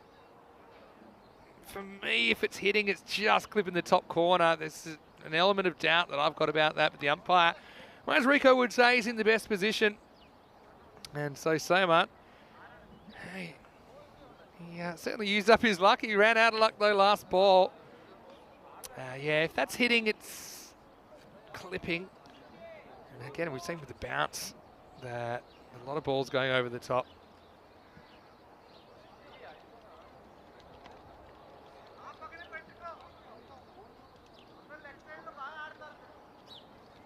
And so this will be Joy Mathai. Yeah, Warriors, that's another 6 and out for them. Cushy, he's happy with his work. 59 for 5, and next one is up, it's high. Thomas comes around and he can't pull it back in. Maximo! That doesn't hurt him too much, does it? I mean, maybe I thought the LB was a little bit dicey, but I suppose if you're an outcomes-based observer, you're happy with this. Mathai comes and pumps the first one out of the ground. And yeah, Thomas doesn't have a play on this ball. Again, when you look at Sukumaran's innings, it's not really his fault. He was trying, but he used up a lot of balls that we're not seeing that much of these guys. Meanwhile, we've got another catching opportunity. This one's caught. This is Sunish Money that takes the catch. So, well, not a bad innings, I think. Short but sweet from Mathai. He goes 6 off 1, and then he's done. Pretty good catch this, actually, from Mani, who kind of made it his. He put his name on it, he called. I'm not even sure if it was an easy catch for him or Praveen John, but yeah, Mani was confident and he takes it. So, in the end, at least they're making something out of this last over. Even though they're losing wickets, but they're They're trying. 6 wicket, 6 wicket. I think there's an over in Cartman that went another 6 wicket after this. This will ruin the pattern. New batter comes out. Manuel Anthony. Yeah, I think it might have been, I'm trying to remember exactly who it was. Might have been the Irish game. 6 wicket, 6 wicket, 6 wicket. What an over. Well, this gets through everyone, including Jobby, and it'll be 4. So, yeah, I suppose it works out all right at the moment. Kabaka gets one that does everyone for the angle, and you can see this is just a little bit of a basics of wicket keeping. I think he thinks that ball's going to hit something, stumps or body or bat. He wasn't really ready to react to the fact that it snuck through everything. So 4 byes now. Scores up to 70. Wondering if they'd ever get this far, to be honest. Last ball coming up. Get some bat on it. He'll probably go for 2. Good throw, should have him by a long way. And so he's going to be gone. So yeah, well done to Anthony. Legs it out. He's unselfish. He'll be run out off the last ball. At 71 for 7 in the end. You can see there he knows he's gone, but you know, I think the one thing I really like about the players in ECN cricket is they're not too worried about averages or anything like that. They'll try just in case it gets away from the keeper or there's a fumble. You know, every run's crucial. We've seen that already today, haven't we? As we roll to the highlights. Well, Matthew, he stole the slot machine shirt and he got lucky, didn't he? He pulled the chain and bang, he was able to get Rocky to chop on. Rocky knocked out in the first over. Schedule Joy, well, he hit the occasional large ball. And I also think he was worked over a little bit. There was some good bowling. Eventually, you saw the chances starting to materialise. I've got to say, I was really impressed with this ball from Jitu Johnny. It just took off, and then it was the captain for the Warriors that had to take off. He was fighting the angle, and he had to go. This is a better approach, I think. Divyesh, that was a large 6. Just dismissed it, didn't he, over the leg side. And meanwhile, Sukumaran at the other end was scratching around, couldn't get anything going. When he finally did hit one in the middle of the bat, went straight to the fielder. He was run out off a direct hit. Divyesh went 6 and out then. He got absolutely done like a dinner then. The angle of Jitu Johnny just slicing between the inside edge and the pad. You saw Lewis trying hard. You saw Soman, he got dropped first ball. He was able to get a 6 here, even though it was a really good effort from Pushparajan. He couldn't take off from the field of play. It didn't hurt them too much because we saw another 6 as Joy Mathai came out in the 10th over after a debatable decision, but it worked out all right. This is a good catch from Mani. So, yeah, the action came, but it came a bit late for the Warriors, really. And you consider they dawdled a little bit in the first half of their innings. 25 off the first half and 46 in the second half. So a bit more of a regular pace in the second half. Looking at the scorecard, 16 for Kumar, the best of the batters, off 10. But the most balls were faced by Sukumaran that could only gather 7. It was a slightly out of character innings for him. Schedule Joy, only other batter to make double figures. As far as the bowlers went, well, everyone did their job, didn't they? No one was really expensive. You look at the 2 over spells, 17 from Kabaka was the most, and a couple of those with the last over, a couple disappeared out of the ground. 2 wickets for him, also 2 wickets for Jitu Johnny. For me, I think he was the best of the bowlers. I think he asked some pretty interesting questions also. I think that Chase Matthew, reliable as ever, picking up 1 for 8 off his 2 overs. We'll take a break. We'll be back in just a few minutes with the second half of this match. Again, it's probably advantage Royal Strikers, but they still have to get them. And we've seen today that nothing has gone to the script. Vinny Sandhu here, Mr. Maximo. We'll be back after the break with more ECN cricket. This is the FanCode European Cricket Series.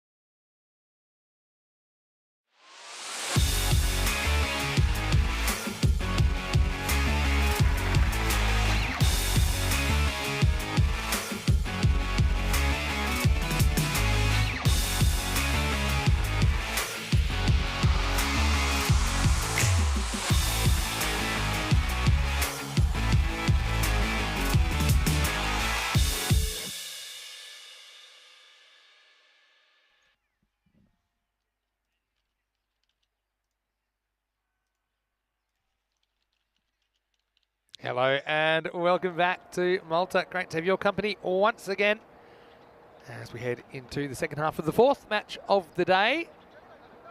Here's match number 78 between the Royal Strikers and the Cedar Warriors. Again, these matches are rescheduled matches that couldn't take place earlier in the tournament because of the crazy weather we had here. I know this isn't the only place in the world that's had some crazy weather, but these two teams doing battle. And Warriors had to battle for their runs really in the first half of this game. They ended up with 71 for 7 off their 10 overs. And right now, the Warriors will be an impressive defence if they can pull this one off. And who do you turn to? You go to Tom Thomas. He's done some good things in this series. He'll be opening up. As for the Royal Strikers, I think that they fancy their chances of doing this, but yeah, let's just see if the Warriors can turn the tables and make runs hard to come by. Here we go. It's Kapaka on strike, and he misses the first ball. Kushi Kapaka is out there with Ashwin Raju for the Royal Strikers. Yeah, Raju being sent up the order, so I think a slight change. We might have seen opening, but they've got a lot of options. Good start by the double T. Oh, well, there you go. That'll do. That's out of here. Maximo. It's a little bit of a powder puff, really, from Thomas. He drags it down. It's a bit of a half tracker, and it disappears. And Cushy goes large. No real footwork, but he judged the bounce perfectly and sends it out of the ground. Talk about the start, the importance of the start to set the tone for the rest of the innings. And you go back to the start of the first game, and it was Rocky that chopped onto Jais Matthew at the same stage. This time, we're watching a Maximo flying out of the ground. Good adjustment, though, from Thomas. Gets the next ball up in the batter's half. Cushy pushes it away, just a single. Warm welcome to all of you that are watching on FanCode in the Indian subcontinent, and all of you that are watching on our YouTube channel, ECN European Cricket Network.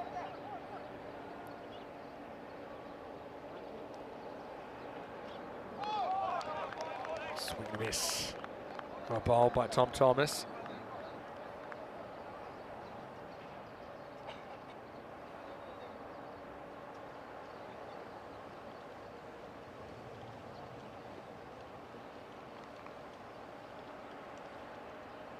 Got to get it right here. Not too many to play with. This is wide. Just losing the battle with the wide line there.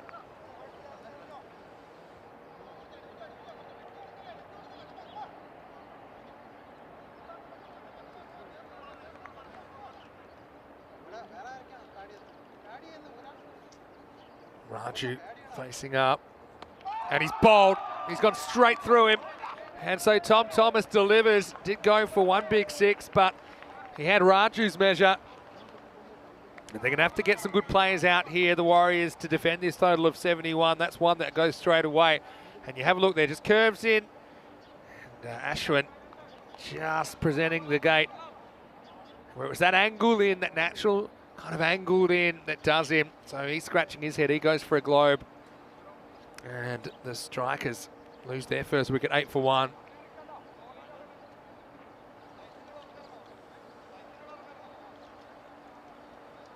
Well, sometimes you solve one problem, another one appears straight away, and that's the issue.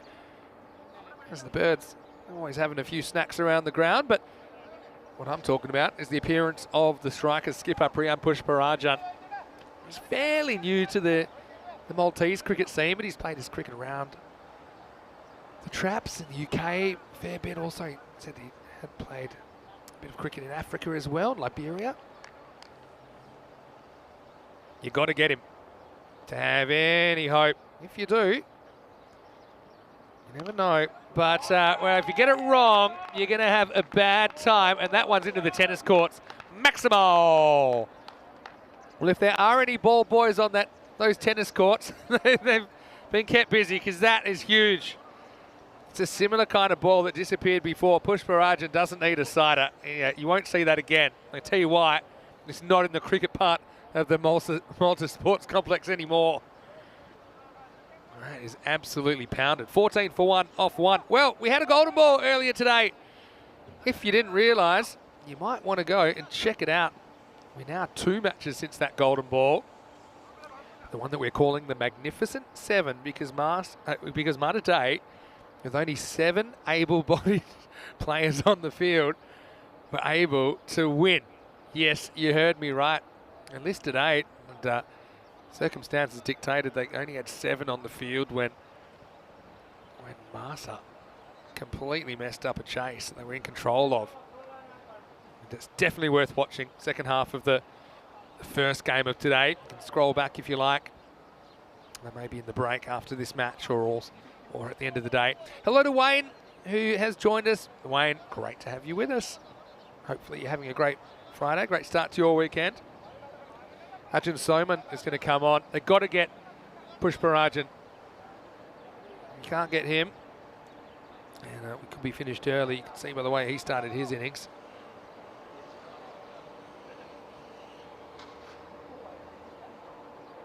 Here we go with over number 2. Pitched up, hit hard. Well done to the fielder there, keeps it in front of him. That's Bristow Baby. He just made sure he was able to block it, even though he knew it was going to be tough to field cleanly.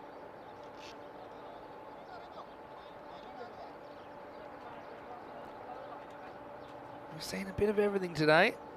I've really enjoyed the fact that it's really different to any other day of cricket I think that I've ever commentated. That's a lot of cricket. Soman pitches up, sliced away, hanging in the air. It's going to plug. It won't be a boundary, but it's so high they're going to get an easy 2. I'll say easy. The Pushparajin had to push. No, they do get there. I would say that's 100% convincing, but it's handy runs, gets them a little bit closer to the target.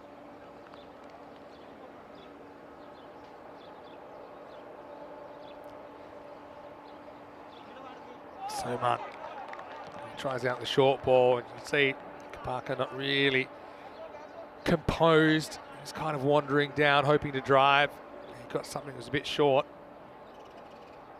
Yeah, Wayne, go check that out. So yeah, the 7-man field in the first game of the day, which is basically 5 outfielders, a bowler, and a keeper for most of that second innings. That's well handled behind the stumps by Rocky Dinish. Yeah, put it this way, if Malta had a coach that was a bit like my coach when I played cricket many moons ago, I think that coach would have needed a new voice box. They would have, I think they would have, it would have been the kind of rocket from a coach that would have made the paint peel off the walls after Malta dropped those points first game of the day. It's well bowled by Soman. He's a good player.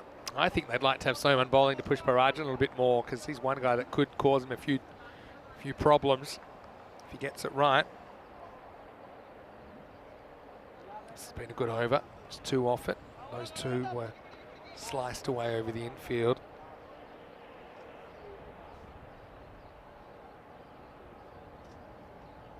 Need wickets. Warriors, they've been on the other side of this ledger sometimes, finding it hard to chase low scores. Good bounce again from Soman, getting the most out of this wicket. Takes us to the end of 2. The score is 16 for 1.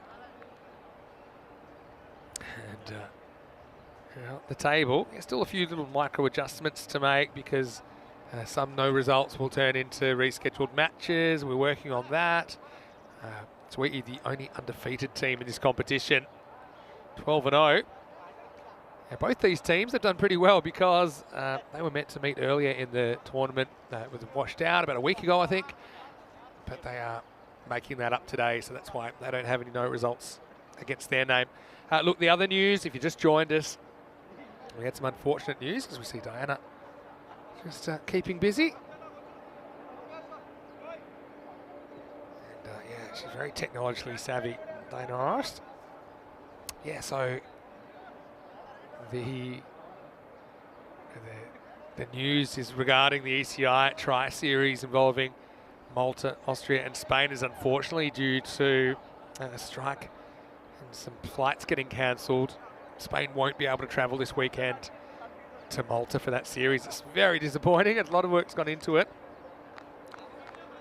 But yeah, unfortunately, it'll now be just a two-way series. Still be a very interesting series, don't get me wrong. And so, this looks like Sukumaran is going to bowl the next over. Yeah, so I think it'll be a best-of-7 series now. I know there's some talk about trying to get some ECS matches caught up over the weekend as well, which would be a good result if we can manage. Short and smashed. That's going to be 4 more. He's had 2 balls. Pushparajan, he's pulled them both. This one will be found, unlike the last one. But still, he's a hard guy to bowl to because he's got no obvious weaknesses. He's very comfortable with those horizontal bat shots. And I think on this pitch, if you can play those shots well, you're going to have success. Sukumaran, I think, sort of pitched up and hoped to get him coming forward and making a mistake. A wideish long on in place as one of the 2 outfielders. Yeah, so this one isn't as easy. Pushparajan reaches, and playing that outside is eye line by a fair way. And the kind of wider you get, I mean, just going with your hands, you don't really have your head across it. So when you do see errors creeping in, we saw that's how Rocky Dinesh got it out at the start of this game. Hello to Mohammed Halim, how are you? Hopefully you're well. And yeah, so that's the news, Wayne. I know you just joined us. I'll try and fill you in. Goes after it. Fielder's out there, Bristow baby, but he ain't going to stop it. Maximo! As this kind of slides into the batter. And, well, Cushy saying, well, hold on a second. I'm still out here, and I can inflict some damage of my own. The striker's really in control of this game now.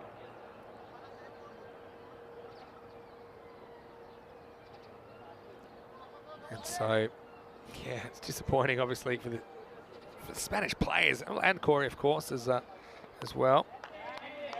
Just hit and run. This just shows you when you take off straight away, it's going to have to be a perfect piece of fielding to get you. Yeah, so that's one breaking news story. So we don't have confirmed fixtures for tomorrow yet. I know that Austria, what we haven't really talked about much is that Austria, they've had their own issues.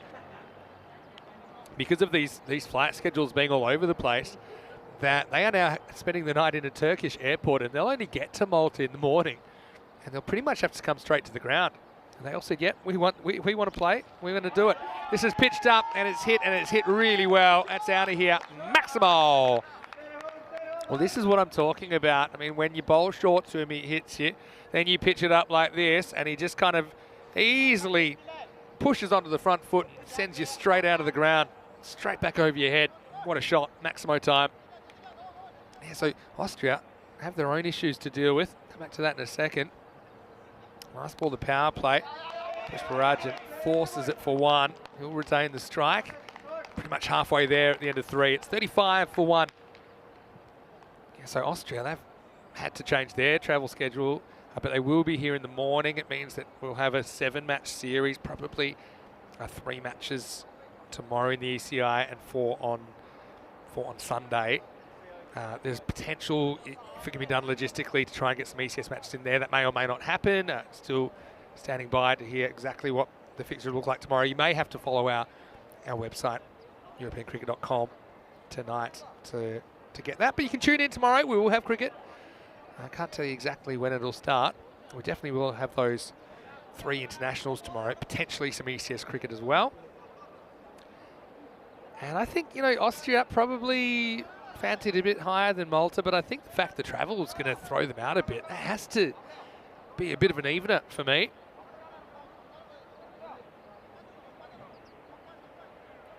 And the other thing, in case you missed it, Corey is unexpectedly going to be leaving Malta. He had to leave a little bit earlier today because, unfortunately, Miss Mum has had a bit of a health scare, so he has to go and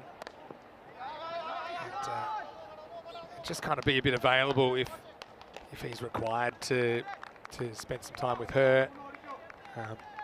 if he feels that's what he wants to do. So obviously he's going to support Corey every way possible. He's had a really tough week. He's had to deal with a fair bit internally with the Spanish situation, and then these flights, you know, and some of these guys, they were on trains from one side of Spain to the other just to catch flights, and then the flights evaporated.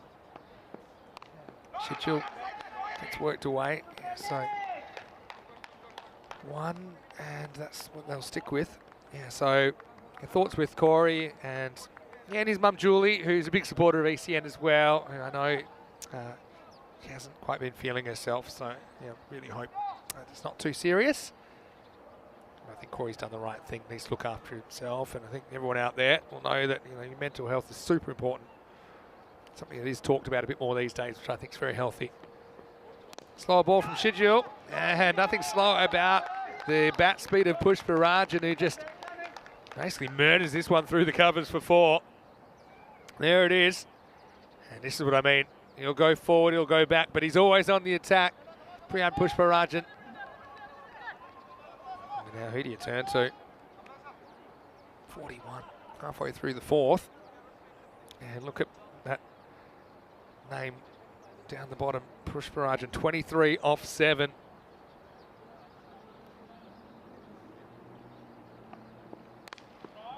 And this is on a kind of middle length, and he still hits this really well. This is going to be 4 anyway.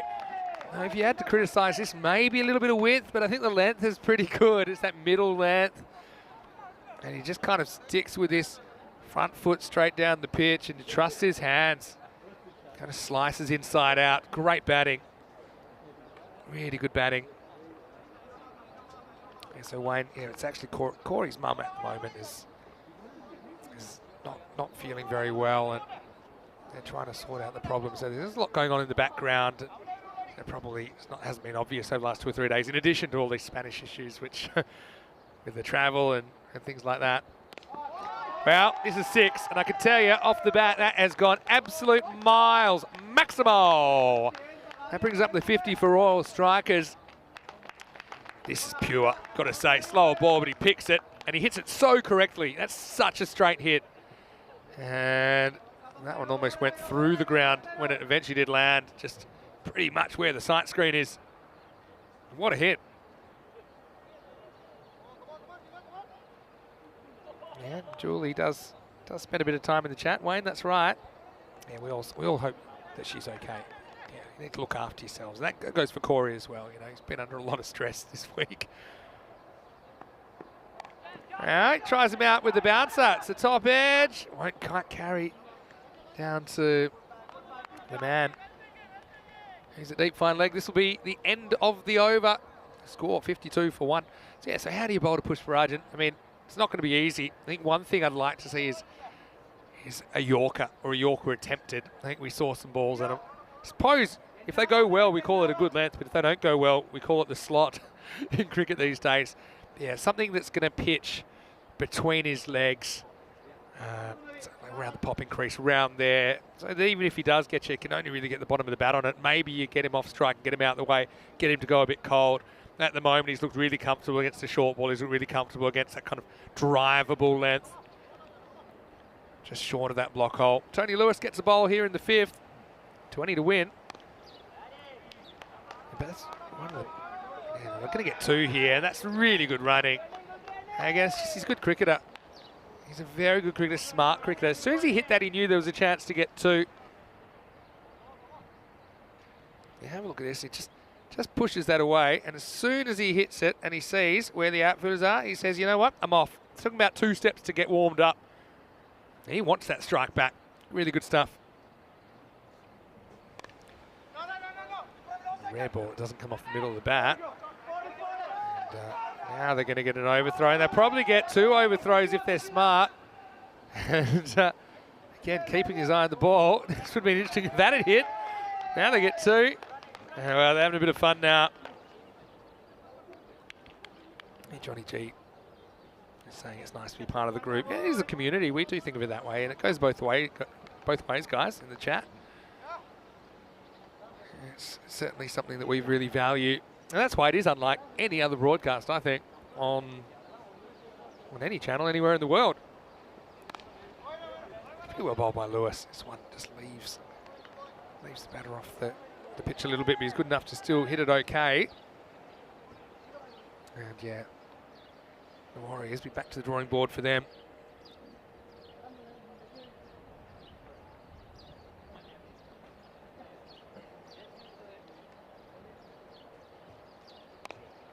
Yeah, that's what I'm talking about. It's good length as far as, you know, limiting the batter's options.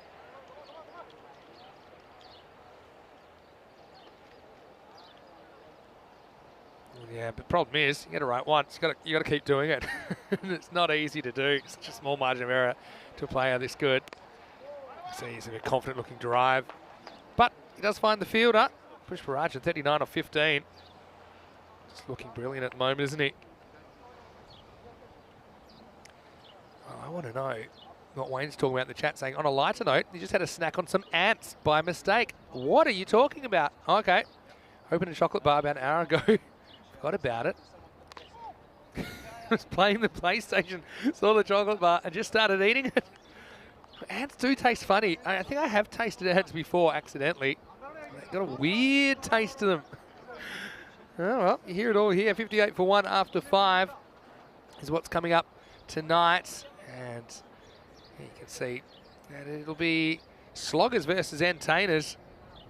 And that match is starting, well, those matches, two of them starting 6:30 p.m. GMT, 7:30 in Central Europe, midnight in India. Join us for Gibraltar. It's the second last day of group matches before the finals on Sunday night. Should be good.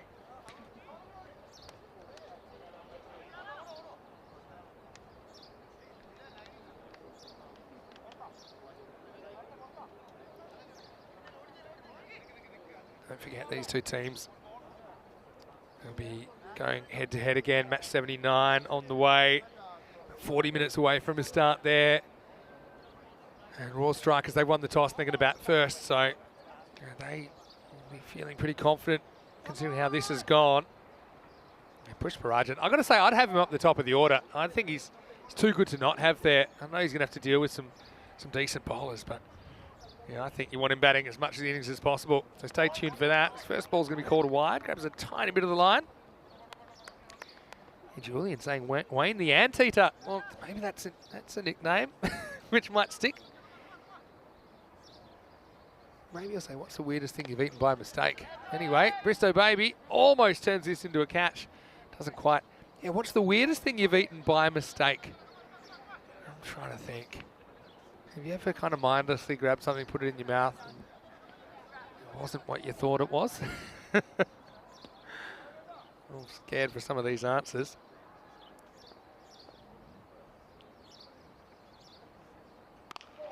He hits this on the up. Oh, this is a proper cricket shot, really. It'll be 4. I think this is... I'm not sure if this has hit the rope on the full. It might even be 6, you know. Let's have a look. It is... Oh, I think that might... Yeah, it has hit the rope. That'll be 6. Yeah. For me, that definitely hits the rope. And I think that's going to be 6 runs. And I'm not sure if that's been made. Yep, it's called 6. Yeah, it's good stuff.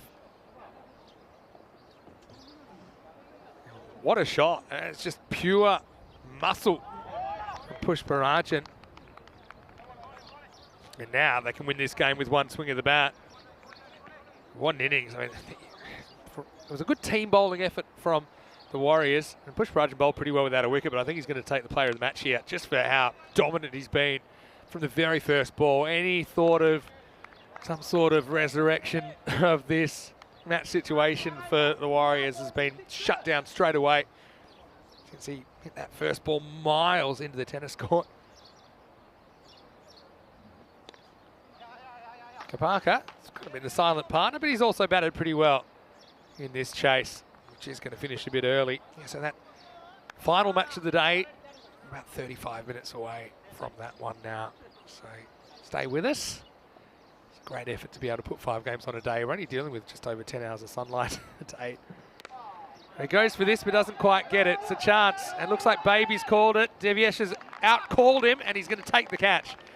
So Pushparajan is going to go with the total in sight, but for me, it's another very, very impressive display from the striker skipper. What a pickup he's been.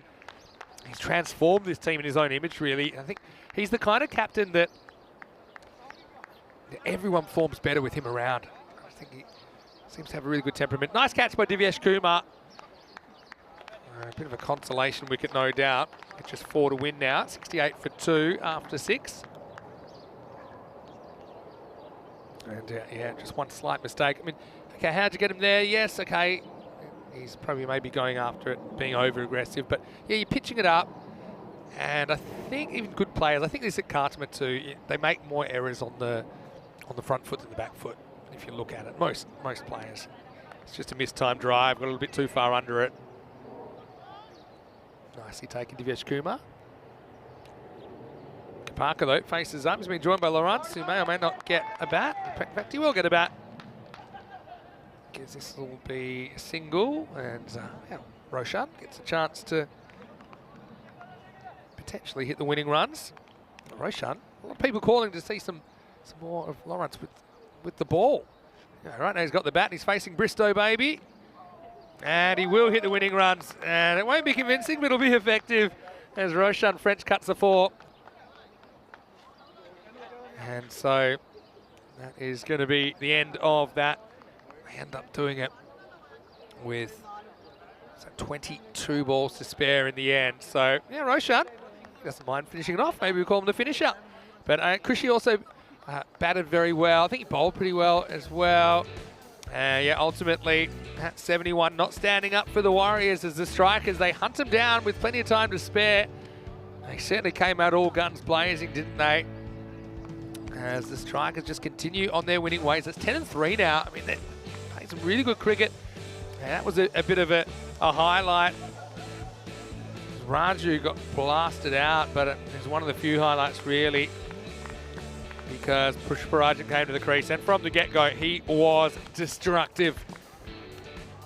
Kabaka played a role as well, 2 Maximos in his 21 not out, but it was the captain, Priyam Pushparajan, stealing the show. 46 off 19 with 4 Maximos, 3-4, striking more than 240 runs per 100 balls, and he played shots all around the wicket. I mean, that's a slower ball that he picked, and he hit miles out of the ground. That took some finding. And you can see, like I said, he has no obvious weaknesses. It's almost like you have to wait for him to make a mistake. You either have to do that, or you have to bowl a very, very good ball that does something different. Eventually hold out, but the writing was on the wall. And Roshan, I don't know if he's part French, but that's how he brings up the win with the French Cup for 4. Doesn't matter where you get them. Yeah. They all look the same in the book. And so he sends his only ball to the boundary. In a way, he finishes the 50 for Pushparajan, who scores 46 and top scores. 19 balls, very good innings. Parker looked good at the top as well, 21 of 16. He knew his role, and he just made sure there'd be no wobbles in this chase. As far as the Warriors went, well, often they will bowl better than they bat, and that's probably the case here as well. Some good performers. Soman just got the 1 over in the end, wasn't brought back until obviously his target was already achieved, so he didn't get a second over. Apart from that, Lewis bowled a good over.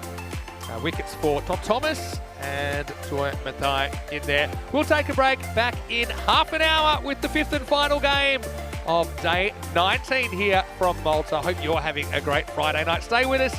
We'll be back after the break. Vinny Sandu here, Mr. Maximo for ECN.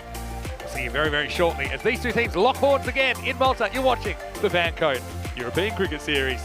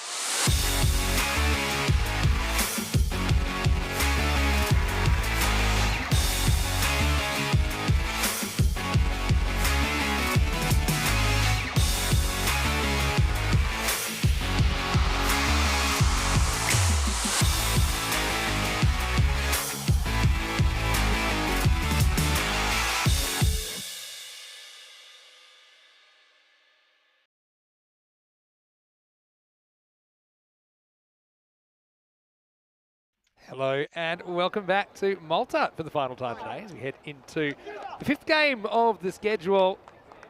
And yeah, looking forward to seeing how these two teams go. It was the Strikers that did a bit of a number on the Warriors when they met before the break. I think Push Barrage was in such good form. But yeah, change is as good as a holiday. We have seen things turning around. And, well, the news from the toss, we're all Strikers. They've won the toss, elected to bat first. So we haven't even seen some of their batting, like Sudasanan, for example, Aloysius. Not really required in the afternoon's proceedings so far. And Aloysius comes into the lineup. And he's certainly one guy that can make a bit of a difference. As right now, we have a look at the bat versus ball wall. Warriors, 4-run favourites over the Royal Strikers. Well, they were favourites the first game. I don't think anyone told the Strikers. We basically blew them out of the water. And so now we are getting ready for the last game of the day. And I want to welcome everyone back on our YouTube channel, ECN European Cricket Network, and everyone watching on FanCode as well in India. Take a moment if you'd like to subscribe to the channel. Don't forget to thumbs up this video. Tell your family, tell your friends about ECN. There is no other entertainment in the world quite like the European Cricket Network.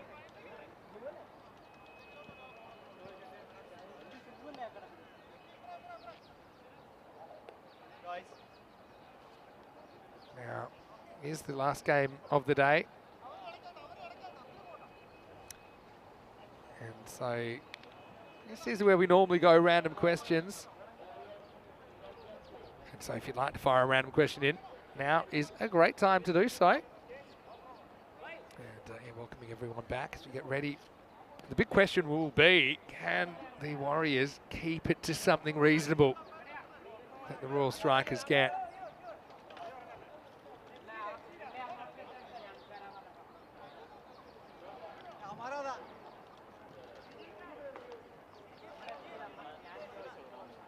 And so yeah, it will be Soman to bowl. I think he's got to step up, doesn't he? I think I'd like to see him batting a bit higher. I'm sure maybe he wants to, or I'm not sure. I did see him opening, it didn't really work out, but I think now's the time to bite the bullet. You need your batting to click. I think you've got to throw him up there. Maybe Shajil Joy slots back into the middle order. Here we go with the last match of the day from Malta. Soman right on target. Just nudged away. This is match 79. And the plan is at this stage, tomorrow there should be a couple of ECS matches caught up before we head into the ECI, which will be a best of 7 between Malta and Austria. That's because of the unfortunate circumstances surrounding the inability of the Spanish team to travel. Soman, he's certainly a player to watch. Gets this past Chamkor Singh. So yeah, Royal Strikers. And welcome Chamkor Singh back into the lineup. I think obviously he brings a lot to the table. And Aloysius also back into the lineup. So I mean the Strikers, if anything, they're stronger. No doubt about it.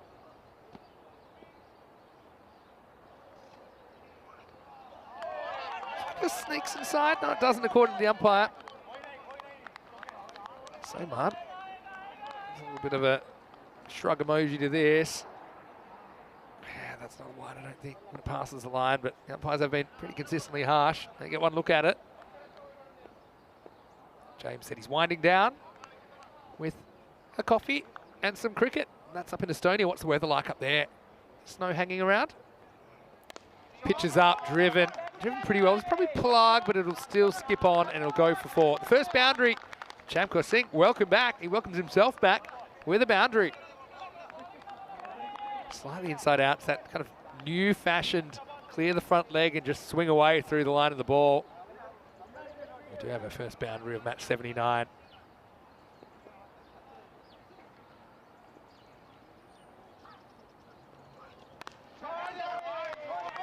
This is going to be 1.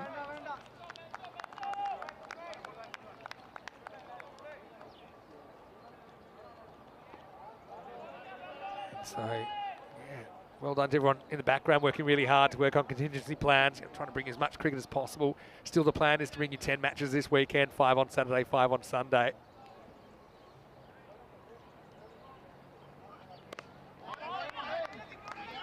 Well, they're going to have a crack at this and he's run out. Well, you need to make something happen if you're the Warriors. And well, they've done really well. Sukumaran picks that up and he had one shot at the target and he knocks it over. What a bit of fielding this is. You see the push and runs on. One hand, pick up, throw, and adios. And Ashwan Raju, well, he makes one better than a duck this time, and he's ropeable. I often say if you go straight away, it needs to be a perfect piece of fielding for you to be run out. And that's what it was from Sukumaran.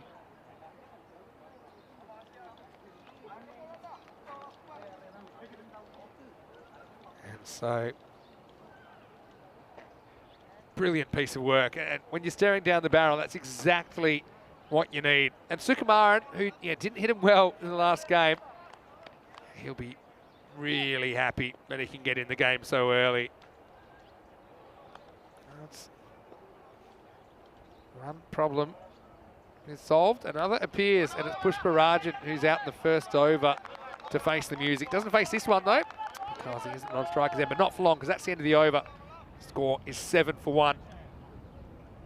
Yeah, Pushparajan, good to watch. Now, I have an update.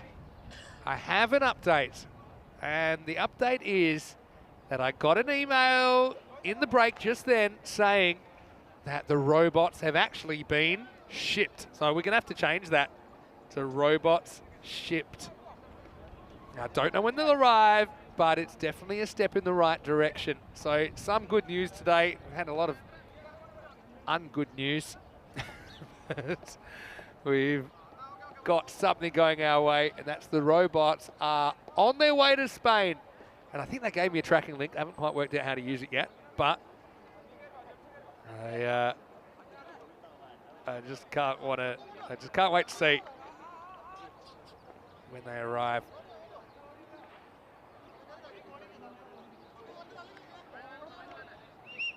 This is Shijil Joy now. He's going to bowl the second over. Yeah, I think it might be time for a reshuffle. I'd like to see someone at the top of the order. Maybe Shijil Joy at 4 or 5. Pitches up. Shijil, to his credit, he'll do whatever he thinks he needs to do for the team. He'll bowl any time. He'll even bat anywhere from 1 to 10. We've seen him batting. But plenty of combinations possible. Got to get Pushparajan though. Just gets off the mark in a less destructive fashion this time. Pitches up and it's going to be Chamkor after him. And he's able to get this one up and over the ropes. Vale. Manos arriba, umpire, porque eso es 6 carreras. Que genial, que guay. And Rico is enjoying his day off, but for those of you missing Rico, that's the best I've got. Get called wide. What you will say is they're consistent. I mean, if the umpires even suspect that ball has made an unholy union with the wide line at that point of the popping crease, then they're not afraid to extend their arms. I've got to say, I'd rather people be more harsh on wides than less. I think in a 10-over game, you want to bowl at the batter and encourage the bowlers to bowl at the batter. This is fun to watch. This is sliced away, and this will be 4. So Chamkor having a bit of an over that he's enjoying here in the second. And just basically goes after it, takes a little skip step across, and then it's all hands. It's just inside out. And see the encouragement, say, okay, you've got that right, just didn't work out. Goes Ozalmi, just the one game. Lala, he didn't have to do too much at all, did he? They decided to try someone else.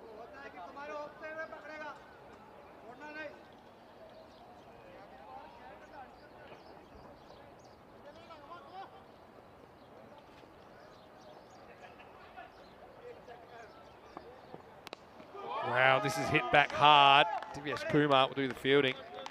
Half a sniff for Shijil Joy, but he couldn't get his hands up in time. I think it was over him anyway. Stephen says, if someone gives a big enough donation to ECN, do they get to wear the robot costume at a game? Stephen, let me just cut to the chase and say yes. There's that slow ball. Well, gets it slightly wrong. It's caught. Big moment in the game. As this slow ball, I think it was Pig Pushparajan, just gets it wrong. A slight leading edge. He came from nowhere to take that catch. What a piece of fielding. And guess who? Sukumaran. He runs, he gets there. In fact, that's not Sukumaran. That's Chirako that takes the catch. Wow. That was the Sukumaran zone, but Chirako was the man. He came from the bleachers, didn't he? And Priyan's gone. Now more responsibility on Chamkor Singh. But yeah, that's cricket, isn't it? Just one little mistake. He didn't get away with it. Hung in there a long time. Great catch. Great judgment to take that on the run. Never broke stride. And so, yeah, big moment in the game. Here's Kushi Kabaka coming out in the second over with the captain already gone. He finds himself batting at 4 because Chamkor's come into the lineup. Got a bit more batting as well with Aloysius. Still to come, but I mean, you can only do what you can do. You've got to go one at a time. Johnny G in the chat saying, on previous experience, he's guessing about 2 weeks to arrive and clear customs. Well, they did give me a bit of a window. Anywhere, this is what they said originally, anywhere between the 21st of February and the 11th of March. So that's kind of in there, isn't it? So let's say 2 weeks, that'd be around the 1st of March, yeah? Maybe during the first week of the ECL, potentially. I hope they're going by air. I'll even try it. I can multitask. Of course, yeah, Corey, unfortunately, for family reasons, has had to leave the tournament early. But he was with me for a pretty entertaining golden ball this morning.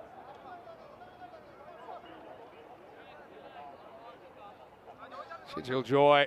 It's slow ball. It's an interesting one. I mean, I think it's quite pickable, but you still have to do something with it, don't you? So let me try and log into this. I'm not going to say dodgy website. That's just, I was a bit nervous. This is the pace on ball. Oh, they're going to force a misfield, and they'll probably get 2 if they're paying attention. They are. And they do get back for a couple. So Kabaka's off the mark. It's the end of the over. Successful one. In more ways than one for Shijil Joy. It's 22 for 2 after 2. And yeah, Johnny's saying, I forgot the Shaka Lagya. Well, we'll try and throw that in next time. Have made the adjustment here on the Blasters, which is good to see. Remember, ultimately every team will play 18 matches. Sweetie running away with it at the moment. They're undefeated. Zalmi not doing themselves any disservice by winning that game earlier today. But the top 2 get a clear path to the semi-finals, as well as the 3rd and 4th, who get a clear path to the second half of Elimination Day. All the other teams that qualify, 5, 6, 7, and 8, they're going to have to do it the hard way and win 2 eliminators and then win 2 games on finals day to raise the trophy. So, I mean, it's not going to be easy. You can see the incentive to finish up as high as possible. Soman gets belted. Absolutely belted. That'll be 4. And 1 bounce and cross the rope.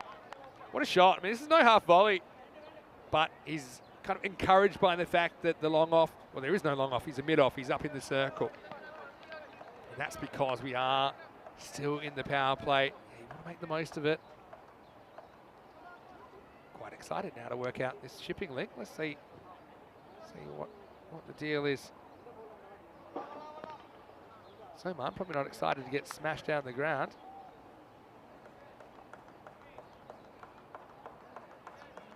Goes a bit shorter. Still gets a bit of bat on this. Chamkor Singh, yeah, it could be anything if it all comes together. As soon as I work out how to use this tracking link, we're in business.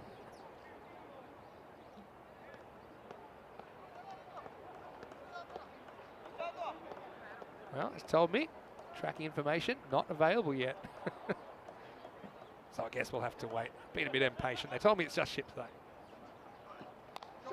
Short, cut away. This is 4 more. They might have got the danger man, but there's plenty more that are ready to step into the breach. It's going to be another boundary. Sloman trying again with a short ball. Maybe like him going a little bit pitched up, maybe a York or something like that. But it's a pretty handy bit of batting. Get some 4 more. Yeah, I've got a tracking number, but I think it's a bit too early for them to give me any additional information. Thank you, Amar, for your tip in the chat as well. So, man, it's a bit of revenge on Kabaka. Sneaks past.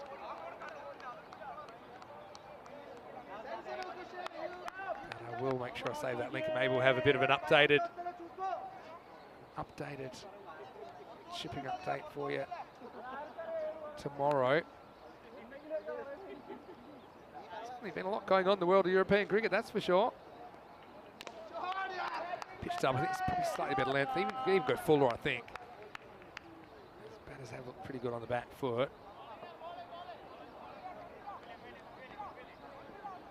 So, yeah, the Warriors need to keep taking wickets. Need to keep finding a way.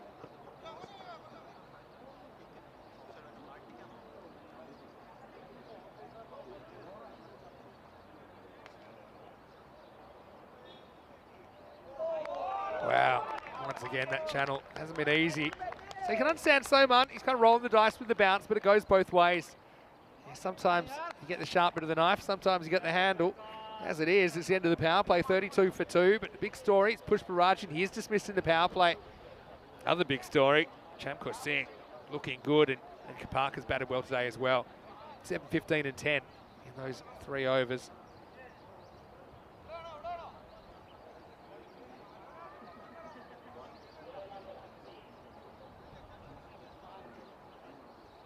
So there's your robot update. Any random questions you've got, please feel free.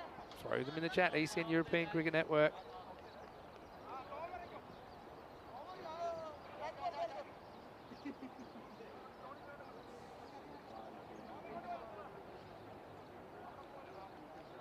Yeah, I'm really excited. And Stephen, if you're going to be at the ground, I would love, you don't even have to donate, only if you want to support the network. I'd love to get you in the suit. Are you planning to come down? I want to say hello to Prashant, who's in the chat. Hello, Prashant, how are you? Julian, he's not as optimistic. He says maybe they'll arrive in time for the ECC. Well, I certainly hope so. Hopefully they last long enough so we can use it at the ECC. Do you think we should keep one in the box? Goes after another slow ball, hold out, should be gone. Soman catches it at the second opportunity. Shijil Joy once again trying out the slower ball, and Chamkor runs out of luck. Made a good 21, but you see here, takes the pace off. Chamkor tries a bit too hard to get out of the ground. Soman had his heart in his mouth. The ball popped out, but then it's no luck for Chamkor. He goes at the second opportunity.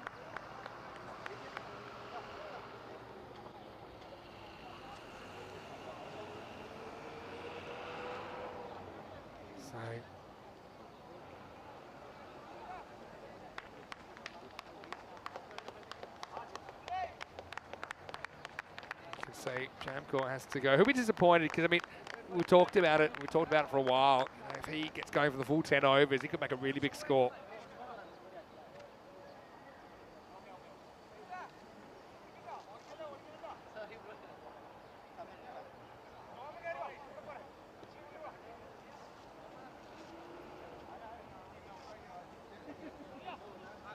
Shijil Joy, he'll be really happy. He's making the most of his overs. He's not afraid to use that slow ball, even though it's a risk. I mean, there is some risk involved in bowling it. If you saw earlier, Pushparajin absolutely slaughtered one straight out of the ground. Siddhasanan gets the bat. Yeah, he's another weapon, isn't he, with the bat?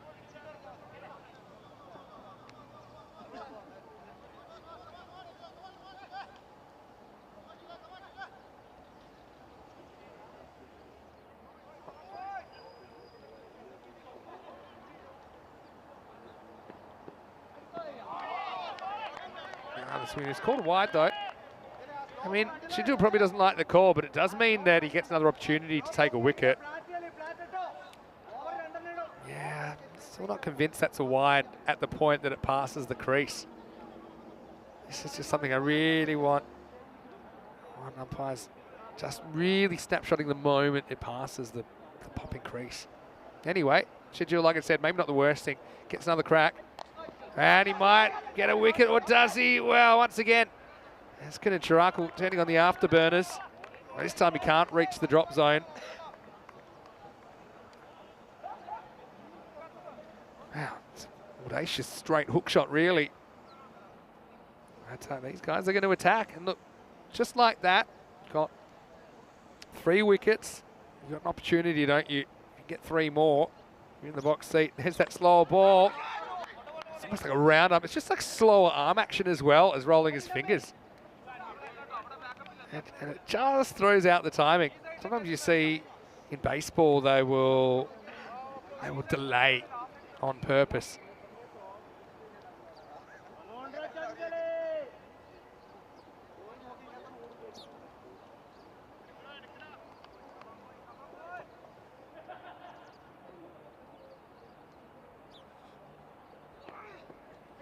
There's that slow ball, keeps going back to it. Why not?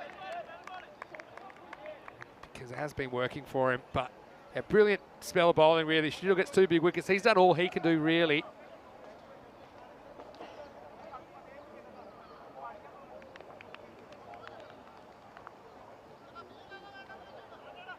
Four overs down, 36 for 3. Yeah, suddenly you feel like you're not too far out of it. Aloysius probably coming next, I think. And kind of falls away a bit.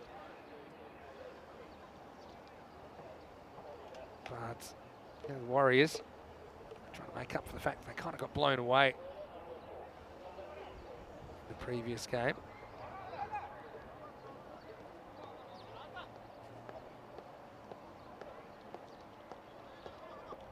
So it's going to be Joy Mathai, who's ready to bowl over number 5. This is up and in the air. Will this have the spin to take it across the line? It does. Tom Thomas can't quite hunt it down. And handy runs. Yeah, it hasn't really gone to script so far for the strikers. It's still not in a bad position. Now, what else have we got in the chat? Got more questions? Yeah, okay. Stephen's saying there might be a bidding war to wear the robot costume. Johnny G saying 33 for 3. Is that a superstitious figure for Australians? Not that I'm aware of. I know the 87 in Australia. That's something that gets talked about a bit. Maybe not 33 for 3.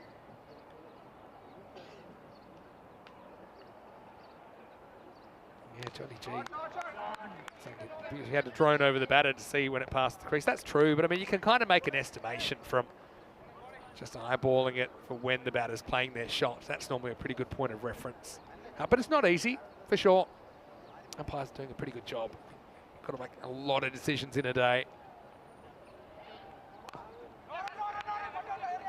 Can they go with a hit? Well, this is going to blast through for an overthrow. Could have been worse. I thought they might go for 5.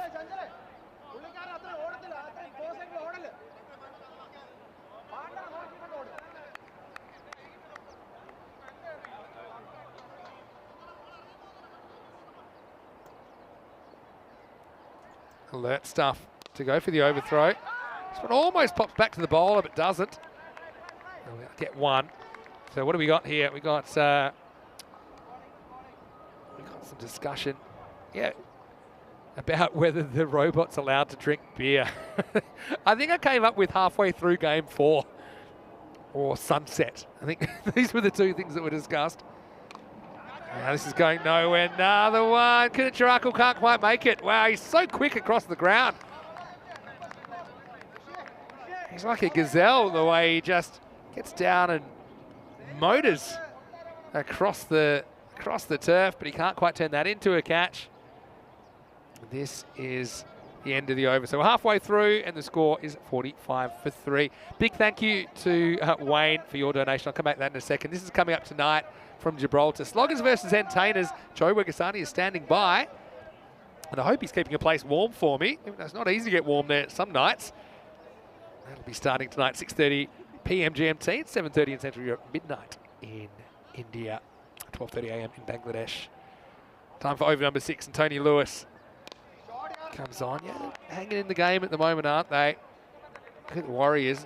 They can keep, even if you have to chase 90 and you double this exactly, and they certainly have the batting to do it, especially if they got off to a good start. They've got Divyesh Kumar there. He's due to fire. I think Soman, maybe throw him up the top. Regulation leg glance, this will be 4. We mentioned it across the turf. The ones that are rolling, they do roll pretty well. You see where that one ends up. And Tony just gets it slightly wrong on the leg stump. Pretty well put away from Sudasanan. Yeah, Wayne, thank you. He's donated 20 Australian dollars. You say make sure you tell Corey we're thinking of him, and of course, yeah, Julie at this time. We don't know too much at the moment, but certainly really appreciate your generosity, Wayne, not just today, but always. You are certainly somebody that's prepared to show your support for the network. We appreciate it. Lewis gets cut away. And yeah, pretty good piece of fielding. Should get 2, they will. Sudasanan. He does hustle back. That's a nice bit of cricket all round, really. Not a bad ball from Lewis. Good shot. Good fielding, good running between the wickets.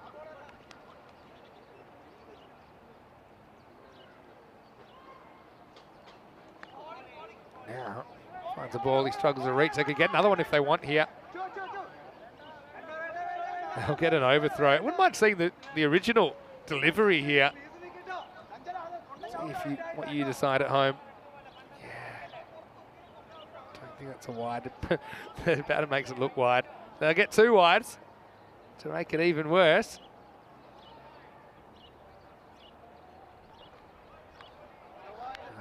No square ups here. Parker wanted to go at it. Knows it's a wide. Yeah, there's just a little adjustment. I mean, just speaking to the umpires, they would say that you know, sometimes they can't see, and if the bowler's in the way, then they give it to the batter. So let's be honest, sometimes we get a better look than them. So let's be fair to them. This one is definitely okay. Yeah, so you got to understand that it's difficult for the umpire if they can't see and it's close, and they can't see because the bowler's in the way. Then they're instructed, yeah, give the wide. Give it against the bowler, encourage him to get out the way. Hit pretty hard. It's Divyesh Kumar will handle it, just the one. You just feel this is a dangerous partnership. There's still dangerous players to come. Mention Aloysius yet to bat in this innings. It's the strikers they're not that heavily reliant on 1 or 2 players, even though they've got 1 or 2 players playing incredible cricket this tournament, including the captain Pushpa Rajan. They don't muck around too much. They're quite attacking in their approach, all their top 6. It's well bowled by Tony. Gets away with 11 off the over. 6 overs down. The score is 56 for 3.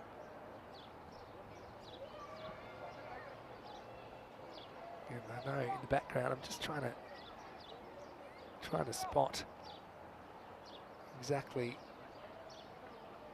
what's likely to happen tomorrow. And it does look like we'll have a couple of ECS matches, and then we'll have the ECI starting in proper, and we might even be able to sneak one in on Sunday as well to give the international players a bit of a break. So yeah, should have 10 matches of cricket across the board this weekend.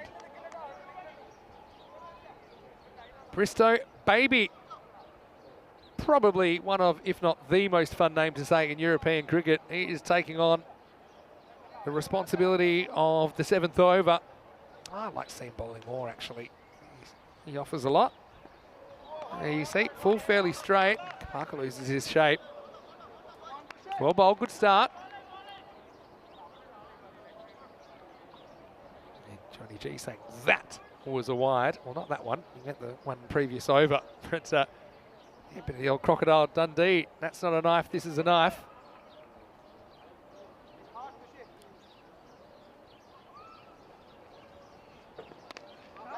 This is hit right down the throat of the sweeper. They look for 2, but don't quite get there. I do like that they're looking for it, though.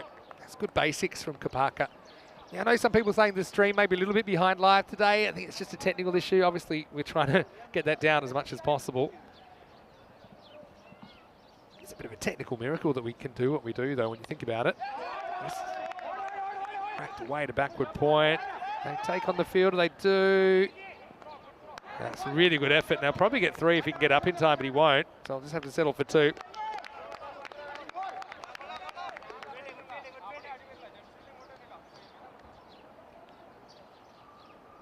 Yeah, you can see they were off to the races there, weren't they? Made up his mind he wanted to go.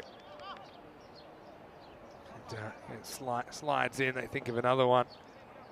But yeah, had to get up first.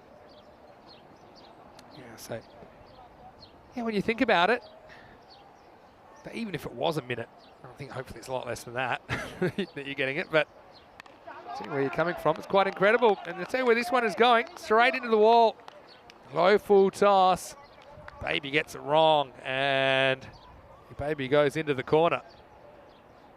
Probably dipping below the waist, but still gets what it deserves. 4 to the total. Yeah, Bristow. You can understand he's going for that York. He just kind of overcooks it a little bit. And Johnny G. I wonder if he's regretting picking that screen name. He isn't Johnny Green from Malta. Wow, this is interesting. Yeah, this one isn't a direct hit. I just saw that there seemed to be a bit of interference with the stumps. I mean, he's walking off like he's run out. Don't know if he's been given or not. You can see when the ball comes in, what do we got here? Is it just a straight? Yeah, it's hit stumps. Yeah, it's pretty clear there. I think from my angle it was a little bit more unclear. But yeah, the keeper was a fair distance from the stumps. So, yeah, smart work. Don't know if he actually gets a touch on this, the keeper. But yeah, it was a bit hard to tell. Because if he does, he gets half a touch. If he does. Anyway, I think you've got to give the fielder the credit for that. Yeah, so every run could be important here.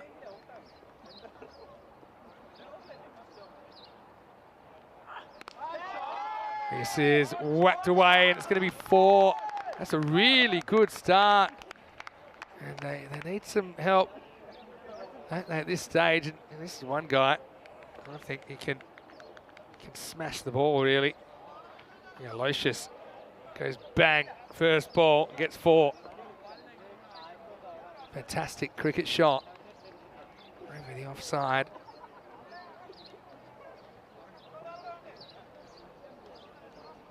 So, yeah, Aloysius goes bang, gets 4. Walks to the other end because that's the end of the over. Scores 67 for 4 after 7. Now, coming up tomorrow, we have more cricket coming your way. I'm going to focus on the first ever FanCode European Cricket International. Now, this is now a bilateral series. There should be 7 matches. This will start 11:05 GMT, which is 12:05 in Central Europe. It's 4:35 in India. But there's a very good chance that we'll be on earlier than that because we'll catch up a couple of ECS matches. So if you want to tune in at the regular time, you can. And there's likely that you'll get a couple of matches. And my word is that it's probably going to be Malta Day versus Sweet United. So stay tuned for that. This is a wide start, the 8th over. Yeah, but really exciting that we will have international T10 cricket for you. Of course, we've got the men's over the weekend. Unfortunately, with Spain, the result of their flight's been cancelled due to some ongoing issues in that sector. They won't be taking part, but we do have Malta, we do have Austria. We play a best-of-7 series, 3 matches tomorrow, 4 matches on Sunday. Also, the plan is to catch up on 3 ECS matches as well. So yeah, doing everything we can to get as much cricket in and reschedule some of the cricket that has been lost due to weather in the last couple of weeks. Sukumaran gets it right, well bowled.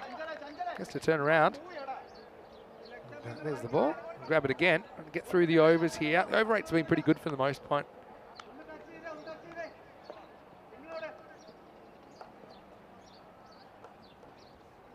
Yeah, plus you throw Gibraltar on top of that. Plenty going on.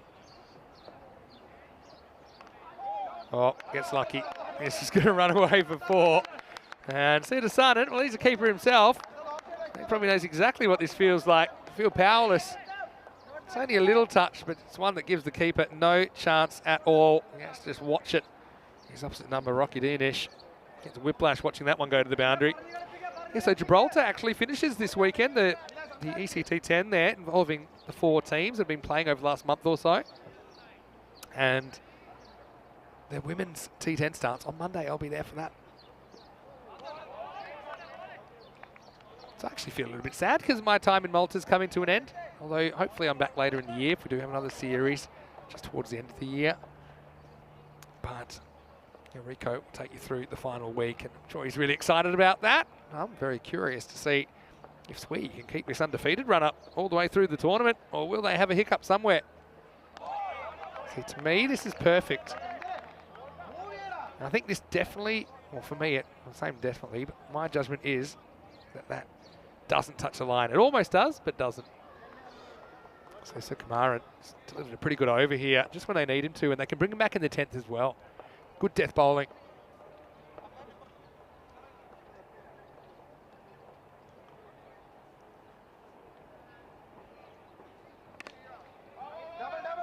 That's probably 2, and that's really good running. You can see in your corner of your screen there, they're off to the races straight away. So T10 and Aloysius, good hustle from both of them. It's the end of 8 overs. The score is 74 for 4. Well, in the chat, Johnny G saying hopefully Muddy Day will have a full complement of players should they have those rescheduled matches tomorrow morning. I'm just going to set the table for you. More rescheduled matches. The hospital's not going to run itself. There's every chance they might not. But let's see. I certainly hope they do. They're a very likeable team. I think we'll remember that magnificent 7 golden ball for a long, long time. Hey, what about the golden ball? Golden ball 40. Still no wides or no balls on a golden ball. That's 6.4 overs of golden balls. And I know the plan is we're actually going to put some YouTube videos together, probably 10 at a time. You could just binge watch golden balls. What do you think of that? You probably got about an hour's worth of golden balls now. If you go a minute and a half per video, that's an hour of just golden balls you could watch. Umpire says this one's fine as well. Been pretty disciplined with their lines. Tony Lewis, again, I like his attitude. Just rolls up, tries to get the basics right. This is a full toss, and it's a really good catch, but I think he must have stepped out, or has he? Well, I think he's saying it's fine. He's saying actually it's out. I mean, I just was going off his reaction, but I've got no evidence that he's actually gone over the rope. Let's see, we'll stick with the fielder when he lands. At any point, does he touch over the rope? I mean, you can't see. And if you can't see, you've got to give it to the fielder. So that's going to be out. I'm sure about it. What a good piece of fielding. The other thing is, look, the honour system, Sukumaran, he says, yes, I've caught that. And sometimes the camera can make things look like they're touching when they're not, when you have that camera angle, because we actually can't actually see what's the other side of Sukumaran. But what a great catch. Aloysius can't believe it. He's gone. Goes for 4. The score is 74 for 5. Brilliant fielding. Julian says perhaps they could get some of the patience in the team. Maybe. Tell you what, if they do rock up with 7 and Stanislas is one of those 7, don't count him out. What a morning we had this morning. A 3rd golden ball in the series. Had a bit of a drought last year, didn't we? 405 matches. Most of the summer actually without a golden ball. I remember being in the beach in Rome. And when I got out, my phone had blown up and the drought had been broken in Portugal thanks to Charlie Hunt. And of course the team's over there. And with Augustine, Jobby comes out, gets 1. Can play some attacking shots, but I like his temperament. He says, you know, there's a set batter there. You've got T10, who's 22. I'm just going to get out the way. Hand it over to him. Omaha said, wow, catch of the day. I do think Farouk Magal came up with a pretty good prospect for catch of the day earlier. Oh, this is hit straight, and he likes it. Sudasanan gets the strike and knows what to do with it. Maximo Shakalagia, as Lewis gets it slightly wrong. Only slightly. Gives him something he can get under. And this is something you're going to see when we get to Kartama. You know, these batters that are so powerful. If you miss that Yorker, even by that much, they're able to get under it. Yeah, what a shot. This time pulls it back and length a little bit. Again, they're hustling, but they'll only get one. That should be nice. Jobby gets a chance to really swing away here, I think. Because it's not a disaster if he gets a one, but I think, you know, he's happy with a .4 or a 6 here. Lewis trying to prevent it. Last ball of the ninth. And he does go after it. Loves that hook. Where's it going? Probably get two if they hustle. Augustine was on the back foot. That's interesting that they don't go for two, because eventually Sudasanan just takes his medicine and says, look, yeah, I know you're not getting back. Into 9 overs, so that'll be 83 for 5. It was an interesting bit of running between the wickets, because Augustine thinks it might be going for 4, so he doesn't really rush, and then he tries, and I would have thought maybe you just go anyway. And credit to Sudasanan, he's pretty unselfish, saying, I don't want to run you out. I want you to stay with me. And Augustine can hit a long ball, so it's not like he can't. But I would have thought I'm running 2 there from Sudasanan, even if Jobby's out, because you got wickets to play with. That's the strategy we've seen really coming into ECN cricket, T10 cricket. These players really have to be quite strategic about who's on strike and finding ways to manipulate the strike by any means necessary. Well, Samuel Stanislaus getting a vote for catch of the tournament from Amar. That was a very good one as well. Sukumaran bowled a great first over. He's back to bowl the last. He tries to go upstairs on Jobby, who misses. That one I don't think is below the... I think it's been given as not above the shoulder as well. Corey, I passed on you... Wayne, I passed on your message to Corey. He said that's very kind. You didn't have to do that. And he wanted to send his appreciation back. So big thank you, Wayne, for showing your support. Jobby misses out again. This is why I think I was running 2 if I'm Sudasanan. Last ball of the ninth. And Augustine now probably feels there's even more pressure on him to try and come up with the big shot. Probably doesn't want to swallow a 1 and use up another ball, but also doesn't want to swing and miss. It's been a rock and a hard place here. And this is edged and caught behind. So he has to go. Nicely taken behind this dance by Rocky Dinesh. And Sukumaran just continues to deliver. The Warriors are very much in this game. I'm just going to say something. We've never had 2 golden balls in one day. And right now, for me, this is in the Goldilocks zone. In the Grady 80s. We did have 2 in 3 matches, but they were on separate days. That was in the night series in Gibraltar last year. So, who knows? Is this the kind of total that could give us a double tingle? I want to say hello to Jacob. He's saying hello to Mr. Vinny. Well, you can call me Vinny, Jacob. Dad is talking to Tumas, so I'm saying hello, Jacob, and I'm glad that you're tuning in. And I know sometimes we get you on the chat. How's the weather up in Talon? Is it still pretty cold up there? Of course, I do spend a fair bit of time there when I'm away from work, but that isn't very often. But Jacob, it's a pleasure to have you in the chat. And right now, you're watching what I think is a very entertaining match. I mean, this could be really close. It's hard to imagine it not being close, actually, unless maybe the Warriors go on a heater in the power play and just absolutely romp it in. Find that hard to believe that it's going to be that easy for them. Sukumaran's been brilliant. Here's Lawrence. He misses as well. So just have a look. I'm plotting all this back to Sudasanan being unwilling to run out Manuel Augustine because he's such a nice guy. Because he's been going cold the next 4 balls at the non-striker's end. 2 to come then. Yeah, see, now eventually when you do take a 1, I'm not saying that's the wrong thing to do from Lawrence, but yeah, see, I actually would just throw it away. He's going to be run out here, so he's going to have to go. Because if I was the fielders, I'd give away an overthrow. I'd just throw it. I'd say, look, if you want one, take one. I think it's worth more than one run to you to keep Sudasan away from the strike. In baseball terms, if you could walk him, if you could say, look, here's a run, go to the other end, I don't think they would have taken it. And it's a funny way to get out. It's a golden one for Lawrence, who does get a run. Probably not going to make a difference at all because there's only one ball to go and he wasn't on strike anyway. And Jacob telling me it's a cloudy day but not very cold. That's nice. What's not very cold in Estonia these days? Anytime you're kind of getting 6 and upwards, they say that's not very cold. I have spent some time there when it's been really cold. All right, last ball. Sudasan finally gets his chance. Yeah, from that moment where he refused to sacrifice Augustine, he hasn't even faced. So he's basically got a hole over without facing now. A little bit of a word to make him even colder.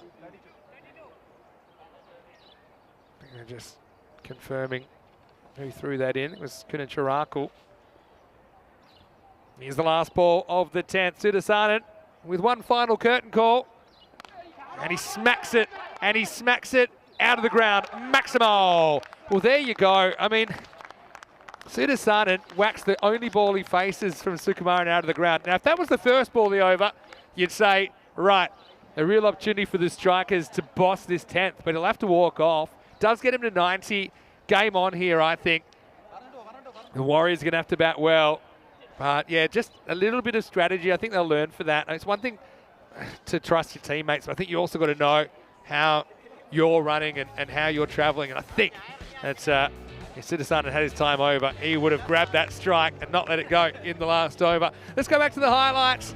And early on, it was all about taking early wickets. And they had to do something special, the Warriors, trying to bounce back from their loss in the last game. And it was Raju, had an absolute Jerry Jinker of a day, didn't he? He made a duck and then he got run out. Great piece of fielding from Sukumaran, who picked it up one hand and hit the stumps. And then this was the big one, wasn't it? Pushparajan. It hung in the air and it just blew towards Kunacharaku that took a catch on the run. He never broke stride. But, you know, trouble wasn't over, was it? The Royal Strikers, they've got a pretty strong middle order and they all have the attacking approach. Didn't always work, but they were willing to hit or get out of the way. Soman took that one on the juggle. And, yeah, you can see Kunacharaku, wow, he was setting land speed records there for a while. Baby came on late in the piece. He got some right, some he didn't. That was a pretty nice shot. Can't do too much about that. I think Lewis was also pretty reliable. This was a great catch. Sukumaran once again bringing the magic. Sudasan was on a heater in the end. 35 off 20 is where he'd finish. But I think strategically, Augustine, you know, he was willing to come back. He was sent back, and that meant that we wouldn't actually see Sudasan face again till the very last ball. It's a kind of weird way to get out. He's saying, well, I've already got my run. I'm not getting any more, so I'm out of here. And Sudasan, when he did get down the business end, he did the business last ball. And he dragged the strikers out of the 80s, but only just. The final score, 90 for 7. And 91 will be the target for the Warriors. You don't want to go anywhere, because I think this could be a really, really close match. Like I said, it's hard for me to believe it won't be close.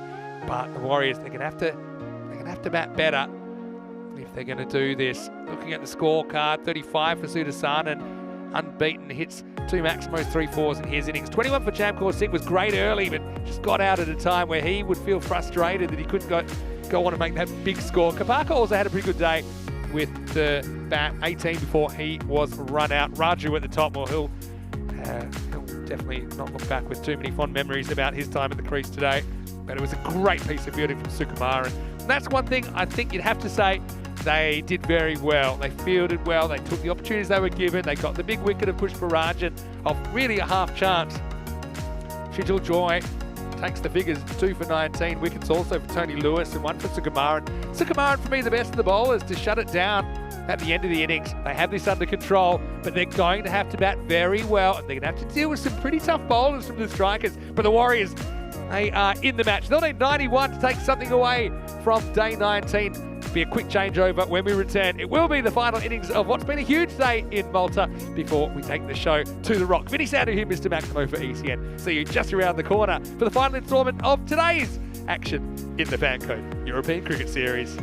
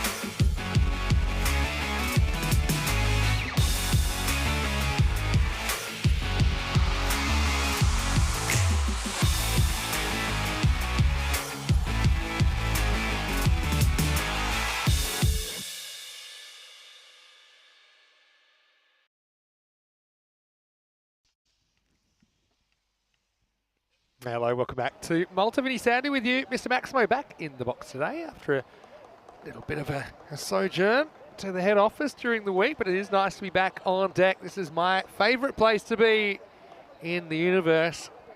And This desk has got some stories to tell after seeing what we've seen today. We saw a magnificent 7 golden ball earlier in the day. Right now, I've got to be honest with everyone, I'm tingling. I've got the golden ball tingle. I just think this is going to be a close one. 90 is a couple shy of a pass score. I think it's a genuine toss-up. I think the Warriors need to bat better. We know in the last game they kind of fell apart a little bit. They did have a good finish. They ended up with 71. So they're going to need more than that, but I think they can bet better than that as well. Let's see what they've gone with here. Yeah, I like this. So they're gone for Soman in. So Soman is facing, and I've called for him at the top. I think that he just offers them a little bit. And Shijil Joy has retained his spot at the top of the order. So I don't mind that. My suggestion was maybe Shijil should bat in the middle order. Rocky will probably bat in the middle order. Let's get ready. Let's get set. Let's go. Jace Matthew. Well, he likes to bend the ball, and he's going to open up. He's going to ask some questions of Soman. And he drives pretty well, but he picks out the fielder. It's a good confident start, though, for Ajin Soman. And look, these two, let's not forget, they were at the crease during that crazy golden ball where they ended the Southern Crusaders' undefeated run in the championship so far. It was Ishanta Karyawasam that dropped the golden ball off the bat of Soman. They came back for 2. That was golden ball 39. The Warriors, if this is a golden ball, it'll be their 3rd of the series. They've been involved in 2 of the 3 so far. Matthew's got to make the adjustment now for the left-handed Shijil Joy. Let's see really here. I like that. Sudasanan, who's back behind the stumps for the Royal Strikers.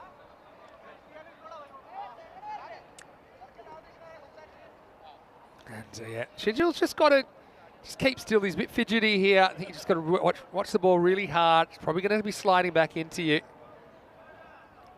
Well, he's bowled, and it's come back off his body, and Jace Matthew removes the Warriors skipper before he can score. Again, he puts it in an uncomfortable corridor, doesn't he? What does this hit? I think it just hits the side of his body and down onto the stumps. And Shijil, well, he's distraught, but he's got to go.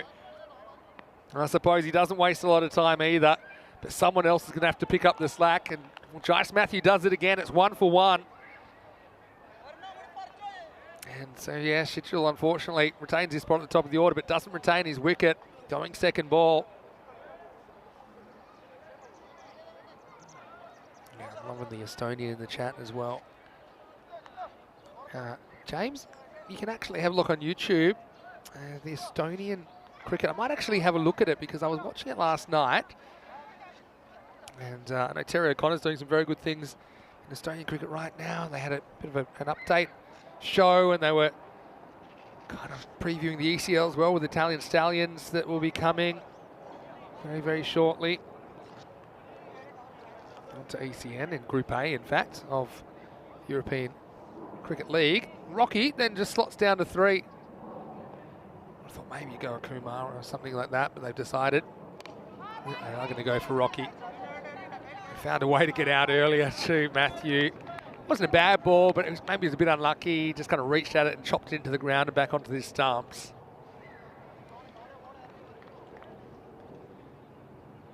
So this is what I'll do. I'm going to show this video I watched. So maybe you can copy and paste this link. So Estonian Cricket Weekly there. Maybe watch it at the end of the day's play if you feel like it. Hit hard, probably got straight to mid-off. He was in the circle. Pushparadjam's back at the moment. Yeah, so there's a few interesting things in that I saw. A bit of indoor cricket being played. I mean, that's pretty common this time of year. If you go up in Norway, that's how pretty much all the training at the moment is indoor. Same with Sweden. Seeing a lot of videos about those guys. Finland as well. Last ball of the over for Jace. It's not a good one, it doesn't move, so it will be a wide. The occasional one doesn't swing, that's the one. Just kind of goes with the arm and have to re-bowl that one. 3 matches since the golden ball. Still a ball to go in this over, though. Of course, if it is a wide delivery, it will be re-bowled. You need bowl 6 legal deliveries. Yeah, 3 matches without a golden ball. What a start to the day it was. That one does swing. Push barrage, and we'll probably keep this to 1 just on reputation alone. And there you go, it's an absolute rocket. And lucky they didn't take that on, because the last thing you want at this stage is a run out. So, well, Josh Matthew, he's a handful, and it's the end of the first over, 5 for 1. Just have a look at some of the architecture from some of you guys that haven't been to Malta. It's a beautiful place to be. There's a lot of history, rich histories, various influences on the island. And yeah, we're liking being here. Not often we're here for this long in a row. This is at the end of the 3rd week right now. Fortunately, I won't be staying for week 4 because I do have commitments in the internationals in Gibraltar, the women's internationals. But yeah, I'll be following on very closely. Don't you worry about that. Here's Savio Thomas then in over number 2. And push back. I just don't want to see them bat themselves into a hole here. I mean, Rocky, he's due to fire. You got Sukumaran, who must be in a funny place with the bat. I think the fact he fielded so well and bowled so well, hopefully it carries some of that confidence into his batting. But you've still got Divyesh Kumar to come. So yeah, Rocky is going to have to play his shots here.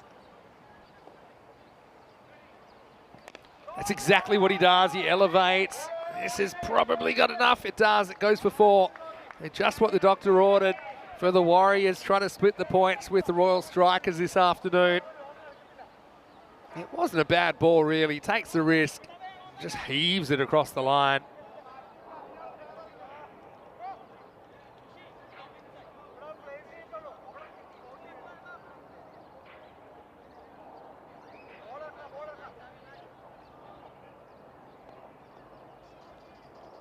Thomas with a comeback ball. Oh, leaned and caught. And Rocky. He hits the boundary and gets knocked out. There's Jobby getting his own back. Finds himself in that kind of floating pseudo-slip position. Just guides it straight to him in the end. Just came back a little bit towards the batter, but, well, Jobby, popular player. And let's see if he features here. There it goes, it was up, it was away, and Jobby found himself with the ball. He's given up the gloves to Desanan. A handy wicket. Rocky goes, but once again goes fairly quickly. Doesn't waste too many balls. Score is 9 for 2. Now I do have some news, and it's just come to hand a few minutes ago that due to bad weather, Gibraltar is off tonight. So that's a shame. You'll have to wait for the morning to get some more cricket on ECN. That's just come to hand, so there won't be Gibraltar tonight. Due to heavy winds and bad weather there. Here is Divyesh Kumar. Well, this is the kind of game you want your match winners to win the match for you, and Divyesh is one of those players. We saw him hit a sparkling 70 in the opening of the tournament. Shrug saying catching practice. Yeah, it always looks that way when it goes to the fielder. I mean, if it doesn't go to the fielder, it looks like a really clever shot. You're just guiding it, trying to hope you get the angle right. Pretty nice shot this time, but fielder's there. Keep it to 1.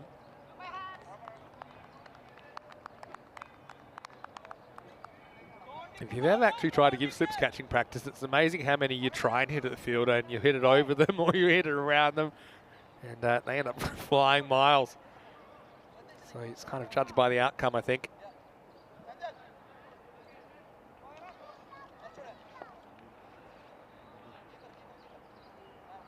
Yes, that's a shame. I was looking forward to Gibraltar tonight. But Joe Weggs will have to put his feet up, maybe make a cup of tea. Or 2. Now, really should have always got one there. They do, to Thomas. And well, he keeps the pressure on, doesn't he? That makes it 11 for 2 after 2 overs. It really comes down to whether the Warriors can build a partnership. And these are the 2 I think are, if I had to choose 2 people right now to be at the crease for the Warriors, I think they're my 2. And I think Divyesh Kumar is just so destructive when he gets going. Soman likewise. Looking at the table, the strikers have the chance to move to 22 points, and they've still got games in hand for the top 2 position, which would see them go straight through the semis if they could do that. Certainly have been one of the most improved teams in Malta. Jice wants a wicket. Hey, I think, look, probably not going to get too many easy overs here. You've got more bowlers coming at you, no doubt about that. You've got Push Parajan, obviously. They've got that up their sleeve.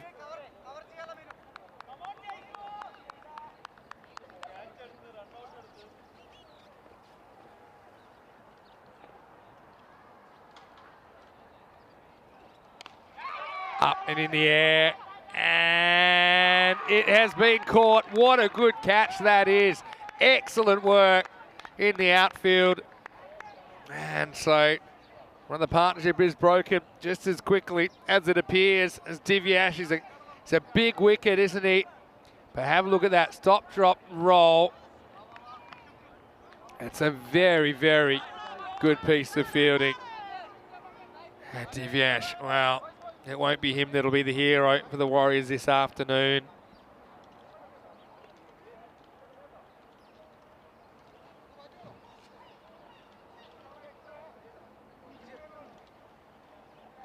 And so it will be somebody else that will have to come and try and make this happen.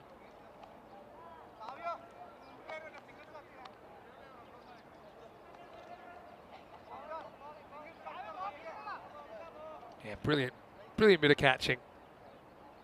And that was Roshan Lawrence, who's coming in really quickly off that boundary. Terrible start this, to say the least, but they've still got Soman there. This could have been another one. I'm pretty sure if this hits, it would have been out.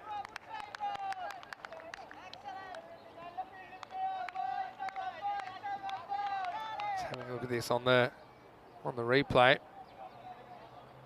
He does go with the hit, but it was a good piece of fielding. Yeah, he was gone by a step, wasn't he?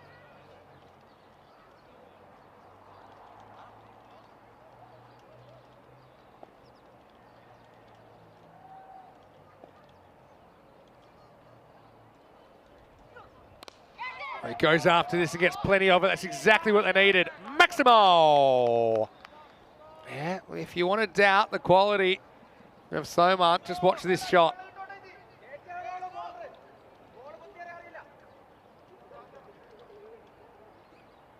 And, yeah, absolutely smashed down the ground. Straight through the line of the ball. He's a quality player.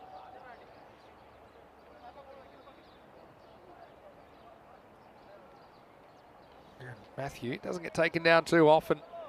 Sukumaran at the other end, he scratched around, but he's a quality player. That was in the previous game. Bowled and fielded really well. Someone gets a bit lucky, chops it down onto his body. And so they get one. I mean, that 6 is such a pressure reliever in, I'd say it's a low scoring game.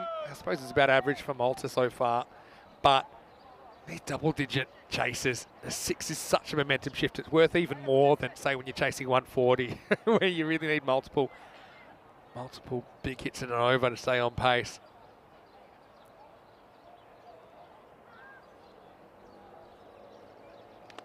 Bowled him, and it's a miserable day with the bat for Sukumaran. And Matthew, he had one more chance to take a wicket, and he nails it. Sajid's going to have to go for just one. 3 wickets for Jice Matthew. His good tournament continues, and really Sukumaran, that's not a great shot. A player of his quality, he just hopes for the best, doesn't really look at the ball. Over goes the castle. The power play finishes with 4 back in the shed for the Warriors, 20 for 4, and really Soman already has that feel that he's the last man standing, even though there's still batting to come. But yeah, that one really hurts. Sukumaran just probably rush of blood early in the innings. It can happen. Let's have a look at the wickets. 1 in the first, 1 in the second, 2 in the third. And now Anil Aloysius gets an opportunity. What an entertaining day's cricket.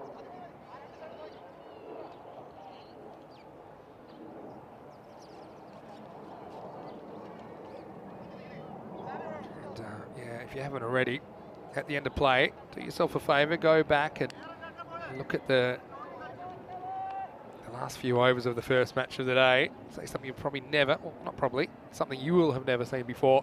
Aloysius in the fourth. Gets one to bounce. Caught a wide though. I would say this is close. We'll say it's consistent with what we've seen in this tournament so far, and in particular today. Been very harsh on those offside wides.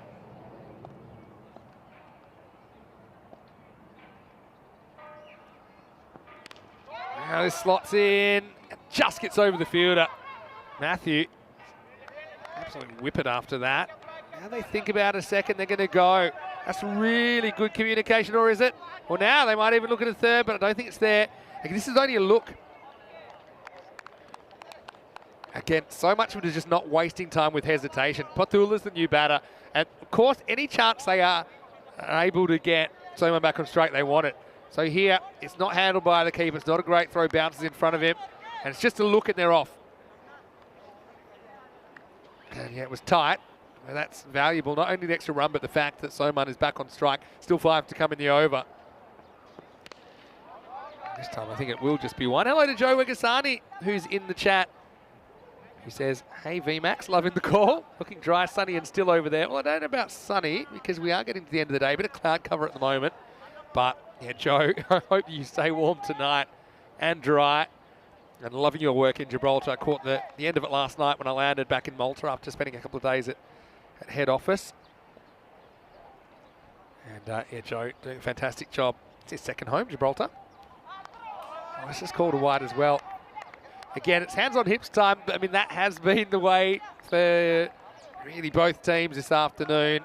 That one, I think you make a case that there's a coat of varnish that passes over the line. Some of them, I think, been a little bit more clear cut.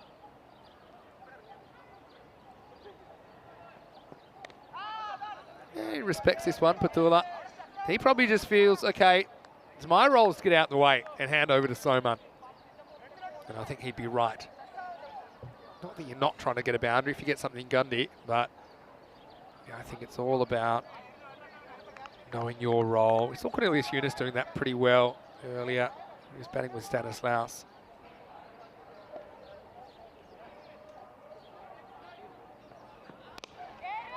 Aloysius does well to get a mitt down and stop this one. But I felt this had to be close.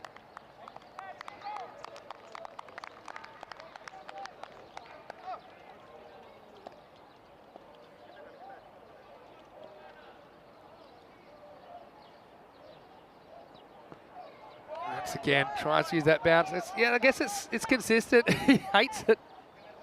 I mean, look, it's consistent umpiring. It's the same ball, so you can't not call this one. I think maybe that had 2 coats of varnish that hit the inside of the line.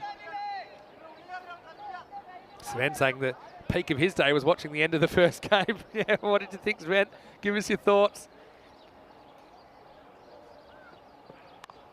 This one is brought back. I mean, this is what you do.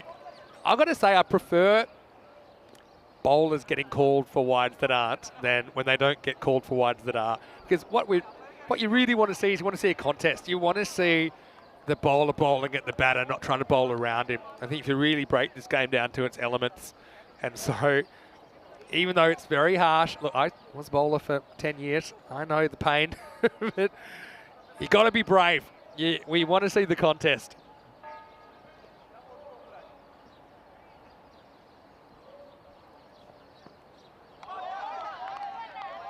So he does bring it back and has some success. This will be the end of the over. Aloysius goes for 8, and at the end of 4 overs, it's 28 for 4. Hello to James. Saying never a wide, too much of a batter's game. Well, yeah, hearing what you're saying there. But, everyone has their opinion on the balance. I mean, I think what it does, it gives us another ball where some action might happen. Must say, And sometimes I watch T20 these days and watch 100 wide Yorkers in a row. And I say, come on, be a bit braver.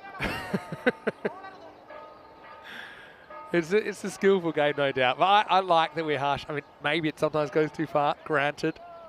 Just say one of those days, probably. But it does mean you have to be brave and bring it back towards the batter a bit. Now, here's a guy I find really interesting, Jithu Johnny.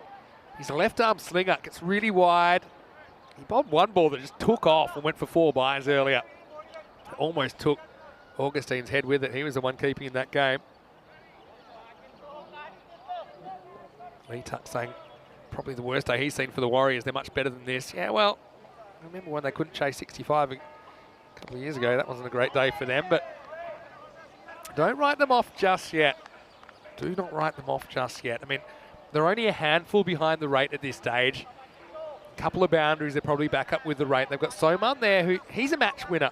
Now, I'm really happy to see him back at the top of the order, no matter how this works out. I think he's good enough to bat up there, handle the bowling. Sometimes they've fallen behind with him on the bench. But anyway, he might be gone here. It's a chance. It's not an easy one, and it's dropped. Savio Thomas, well, he had to kind of run around, circling to his left. And, this to me might have stuck, it might not have stuck. There's the false shot. Soman just kind of throwing the hands at it, hoping for the best. And to be honest, he gets there fairly easily, but it wasn't an easy one to judge to the side of his body. And Soman gets dropped on 16.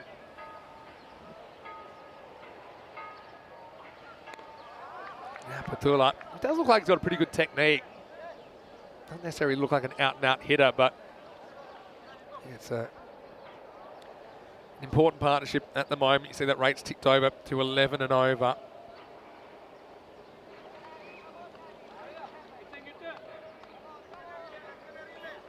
Yeah, but Johnny's got this X-factor quality about him, doesn't he? James says he's only saying that lines are too harsh because he's a bowler. Fair enough, James.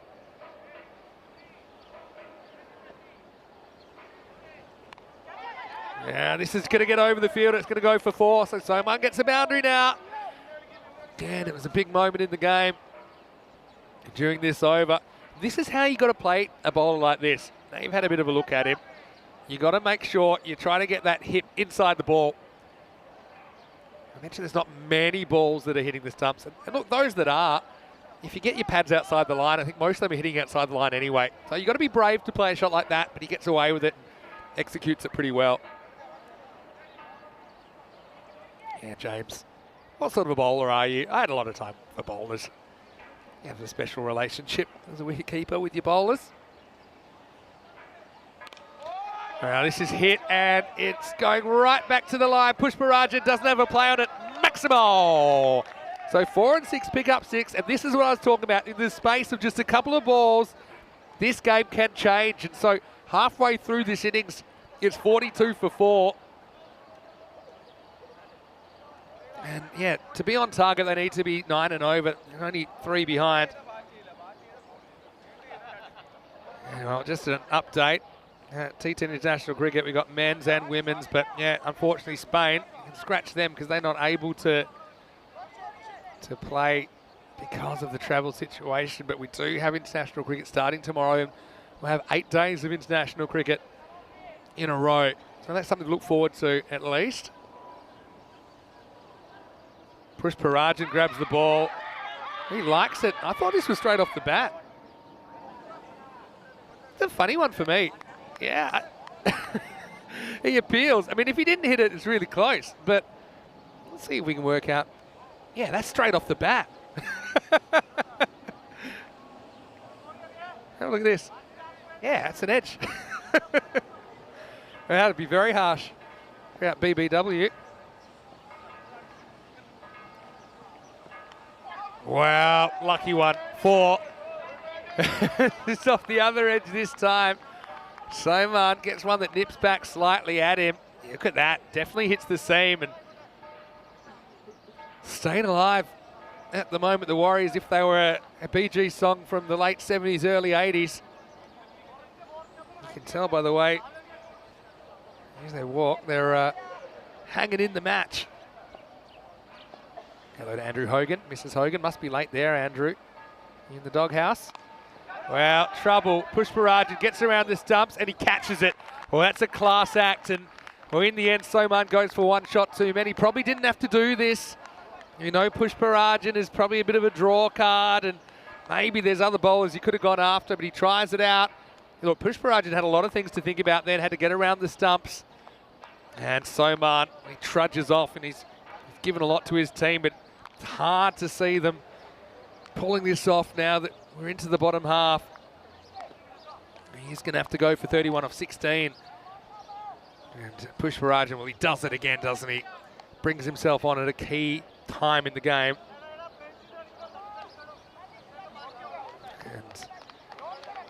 And Tony Lewis going to try and mount a rescue job. James saying he's an off-spin bowler.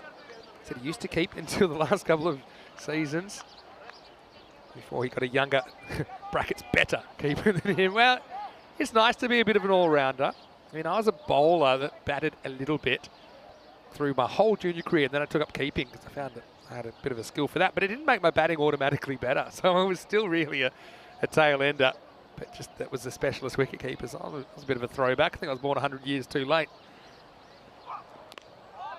Pushparajan, he's smart. He's attacking the stump straight away, and he smells blood, I think. Pushparajan knows it goes bang, bang here, and you're looking at 40 odd for 7. It's all over Red Rover. Yes, can you think of any other out-and-out keepers that weren't really batters? I mean, back in the old days, if we look back at Jack Blackham, look him up. Australian Test cricketer of the late 19th century. It wasn't unusual for keepers to bat 11. Even first half of the 20th century, you pick your best gloveman and batting wasn't as important, but you look at these days, players like Adam Gilchrist, Quinton de Kock, some of these players really made it important that the batter can, the keeper, in Test cricket at least, can bat as a specialist batter. Just for team balance, allows you to have a few more options. In my team that I played, one level below first class in Australia, I mean, we had a lot of all-rounders, so it didn't really matter too much if I was to bat number 10, for example. This is cut away and knocked down for 1. This will be the end of the over. The score is 49 for 5. Great over by Pushparajan. He's one guy. Like he could play 12 games in a row and still keep on producing the goods for the Royal Strikers, who are looking great in their brand new black and orange kits today. Oh, Sven's got a few quotes. I'm liking this. I might snip that out and give it to Corey. So Sven's got a few quotes from the first game of the day. We appreciate that. I'm just going to read those out for everyone in a second. But first, let's turn our attention back to the game. They need plenty. Feels like plenty. I mean, if you actually look at the run rate required, it's 10.5 and over. So, I mean, it feels like a lot more than that at this stage. Here's Savio Thomas in over number 7. And well, that's one way to get 10 and over. I don't know if you can hit a 10, but if that hit as hard as he swung, it would have been a 10. At 6.5 overs, Corey said, Master can't lose after the dropped hat-trick chance. 7.1 overs, Corey said, this is the worst chase I've ever seen. And zoom out, the field was empty, all on boundary. Yep, true. Oh, up and out of here. Well, Patula says, hold my drink because I've got a game to win here. He can't play second fiddle anymore, so he mooses one into the car park. Maximo. Warriors fight. That's what they do. Wasn't the worst ball, really, but Patula showing some power. Bang. Let's not call this one too early. Yeah, and then Corey after the game, the greatest win on the network. I mean, certainly was pretty unique. Patula hits his first 6 in ECN cricket, and what a 6. He's going to try again here. He's giddy. Oh, no, he doesn't. He gets a bit smart. He just takes one. Tony Lewis has been involved in some good partnerships here. I think the fact that Patula gets the Maximo means that he'll feel a little bit less pressure to do that himself. And obviously you start worrying about wickets in hand at this stage as well. Shriyan's asking about the stream. Yeah, might be a bit of a technical issue today. Hopefully that does get sorted. I know it can be a bit frustrating, but stay with us. And so Lewis misses out on this one. Like I say, it feels like that 91 is an eternity away, but it's not really. I mean, they're 6 Maximos away from it. I said that this would be a close game. Sudasan, a bit of a tactical error in the first innings where he basically gave up the strike. Last ball of the 9th, and then only got it back at the very end, hit that for 6, but you feel that if he'd faced most of the last over, they would have gotten closer to 100, maybe over 100.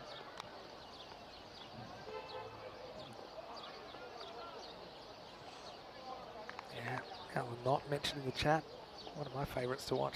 Back on tape, a bit before my time. It's a pretty good shot. Good fielder there, though. Fielder becomes super important now. I think one reason that they're only chasing 91, if you want to flip the script, is that the Warriors did field very well. Just think of some of the fielding from Sukumaran. He was very good. Kunacharakal as well. End of the over, 57 for 5 after 7. Coming up tomorrow, it's our first ever day of ECI cricket. There's Malta Austria series. This was meant to be a tri series. We've talked about it a bit.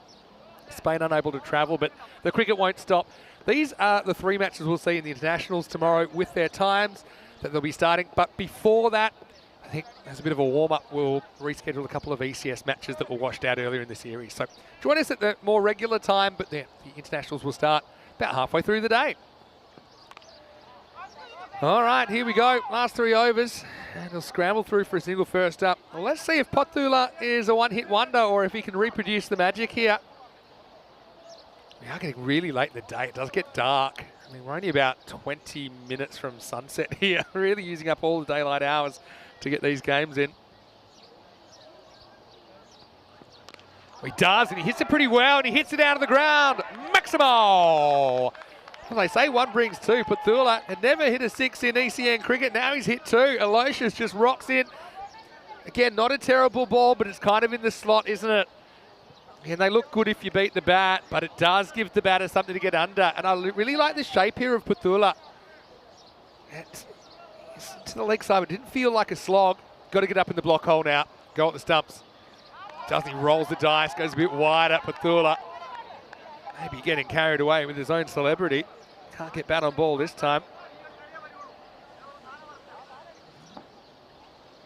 So, yeah, I mean, if they get that 1 Maximo and over, I think they win. I mean, they need 10 and over. Normally, if you hit a 6, you're getting 10 plus and over, not always. Pothula, well, this is a pretty good shot, but he's found the fielder. And you don't want to run out now. Yeah, Lewis is now more comfortable in this role of just kind of getting the 1 and kind of giving that boundary responsibility to Pothula. But yeah, he's looked good the longer he's been there. Reminds me of one of the old-fashioned limited overs English finals where they play till about 9 p.m. at night. Well, Lewis goes after it and he's gone. Wow, can you believe it? I mean, Lewis, the shot was on, to be honest, but he throws caution to the wind and he kind of leaves it in the lap of the gods. He says, all right, I'm just going to go for it. There's every chance this might go for 6 with the pace of the bowler, but Tony picks out the man. Can't believe it. I mean, that was a pretty good shot, but it was a really, really solid catch. It had to be taken. That could have easily burst through, gone for 4 or 6. Right, this partnership is over. Tony goes for 3, and it was Kapaka that takes a brilliant catch down there in the 3rd man position. Again, visibility not great here. The sun sets today at 5:45 local. That is in around about 18 minutes time. So we're getting really late in the day here. Sun setting behind my left shoulder.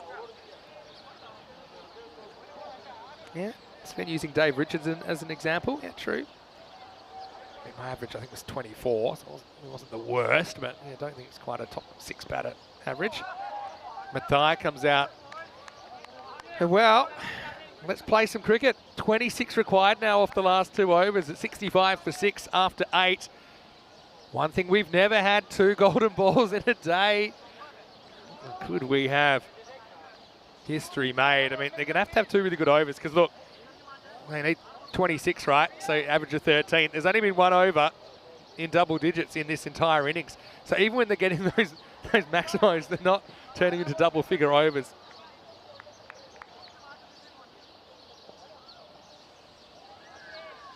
Yeah, you can see that those 3 golden balls, all from this Malta series. This one gets a little bit short on Potula. Can't deal with it. This is going to be tough to deal with. Pushparajan is a class act. A 26, I mean, look, even if you get 16 off this, you still need 10. Need a bit of luck as well. Fairly fine third man in place. Wow, he hits this pretty well. It'll take some stopping, but that's a great bit of work from Aloysius. And what's even better, well, now they might go for 2. Heads up plate keeper. Well, we'll have a run out here. I think he's run out. Have they made it?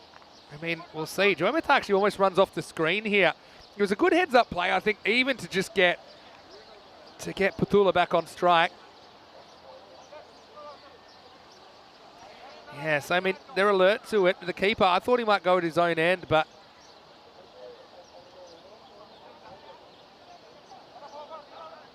yeah, I think he's out.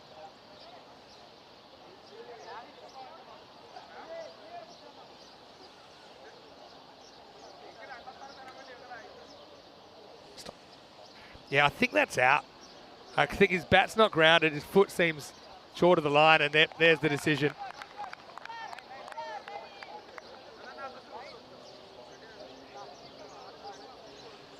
So Pushparajan, he finds himself at the bowler's end with the ball in his hand, and he does run out Mathai, but that's pretty unselfish from Mathai. I mean, a better bat slide, and also if you ran in a straight line, probably on the edge of the pitch, he probably gets there, you know. We expect the unexpected. Potula running out of partners pretty quick as well. And this makes it 66 for 7. Now, what if I told you they're only 4 maximos away from tying this game? That won't be one of them. No, we'll set a bit of a task with the fielder. Again, fielding's so important. Pick up and throw, and that's perfect. They were never getting 2 there. So fielding can win and lose your matches. It can be the difference, and it is the difference quite a lot. Yeah, Andrew Hogan asking why am I still awake at 3 a.m. I'll ask you if you're in the doghouse. Let us know. That's wide. Has to be. Wow, I've got to say, how wide is it? This to me looks way, or maybe not. I guess he's tall. Maybe I judged it when it went towards the keepers. I think he actually gets this right.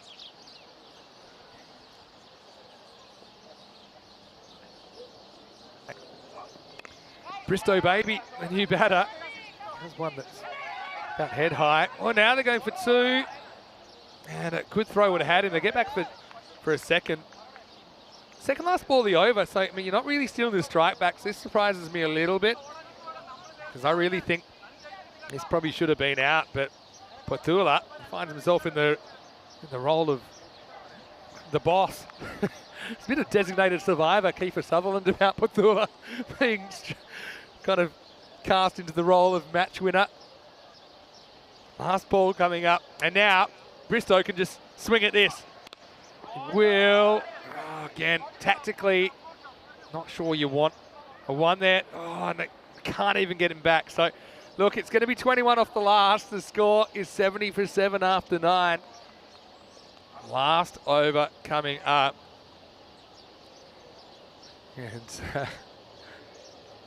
yeah, get the pink ball out. Yeah, I've got to say, I have paid, it was a bargain. I think it was €5, which is about $8 Australian dollars, to get on the New Zealand versus England live, although I haven't been able to watch any of it today. Had my hands full here, but yeah, always interested to see how that pink ball reacts. We don't have any pink balls here. We've got the white ball. Well, you need a magical finish, and Jitu Johnny, well, if he can bowl straight, I feel like this game's probably over, especially with Bristow on strike. Yeah, now you've always got to take this on now. You cannot step away. If you're facing Chitu, you cannot step away. If anything, step into the line of fire because it's going to be so hard to deal with. You could barely reach that ball, Bristow Baby. Now, I think Patula's probably saying we're running, but they probably should have run that time, really. This game's slipping away into the sunset. Well, gets a bit of it. I don't think he gets all of it, though. It should be caught. It's dropped. I don't think you go for 2 here. You're really on a wing and a prayer now, but you're saying to Patula, all right, what are your odds of winning the lottery? You got to hit 4 in a row. He's hitting about 1 in 4 at the moment. But don't count him out. It's about 1 in 256 if you were to get a 1 in 4 shot 4 times in a row. All right, needing a boundary or bust. And he hits it, and he hits it pretty well. It's going, and it's gone. Maximo!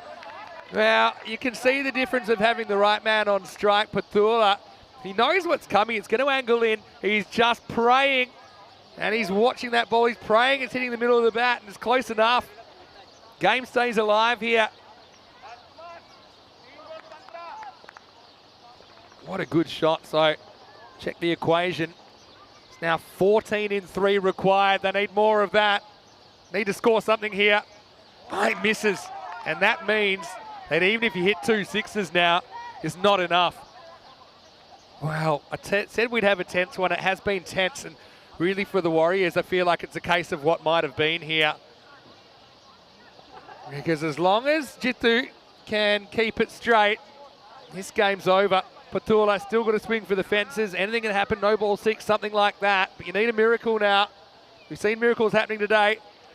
Again, he launches and Alosha should take the catch. So, it's a brave innings from Patula. Maybe a coming of age for him. He'll be disappointed, though, that he can't drag his team across the line. And, yeah, it's unfortunately end of a brave innings, but one he can be proud of. Rajkumar Patula.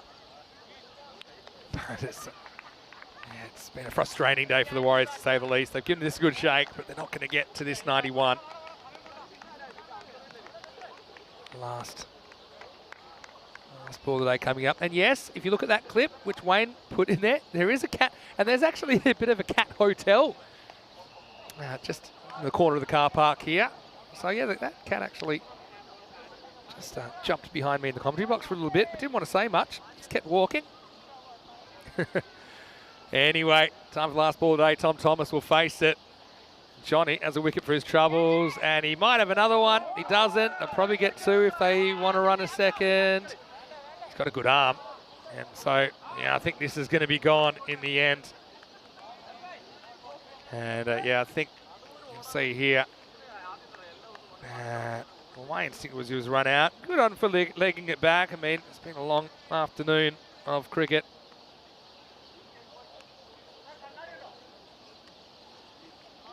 Yeah. So, yeah, that will be over and out. And, well, this is going to be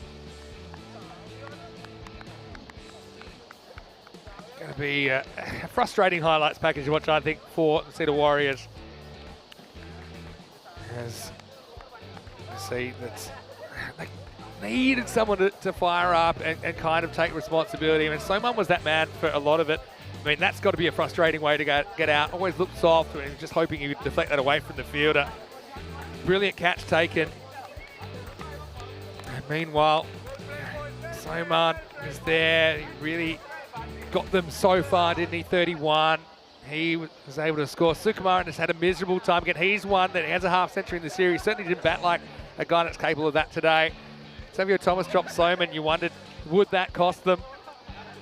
This was a 6, which just kind of kept them going. I think he actually played to Johnny pretty well, getting inside the line. But the wheels fell off towards the end. There's Jobby. He didn't have the gloves on this time. This was the moment, wasn't it? Pushparajan gets the big wicket, brought himself on. And Suman, yeah, he was frustrated with himself. He's probably going 1 shot too many. And yeah, then it was over to Rajkumar Patula. And didn't he put on a show?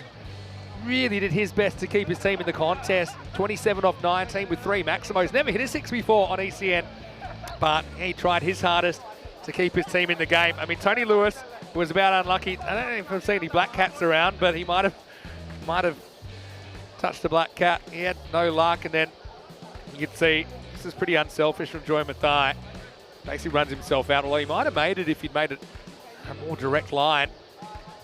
And we're late in the piece. They needed something from Pathula. They basically needed 3 or 4 in a row. Got one, but then missed the next one. And yeah, just made it creep out of reach. So look, credit to the Royal Strikers. They get the job done. That's Aloysius taking a catch late in the piece. But pretty entertaining. And they end up losing by 11 runs. 79 they get to. 31 from Soman, top scoring. Pathula with a cameo, 27, but just didn't have a lot of help. Have a look at that engine room, Gianesh Kumar and Sukumaran, only combining for 8 runs, and it just wasn't enough, was it, to get the Warriors home. Pretty solid bowling performance. Everyone taking wickets. Matthew taking 3 of them.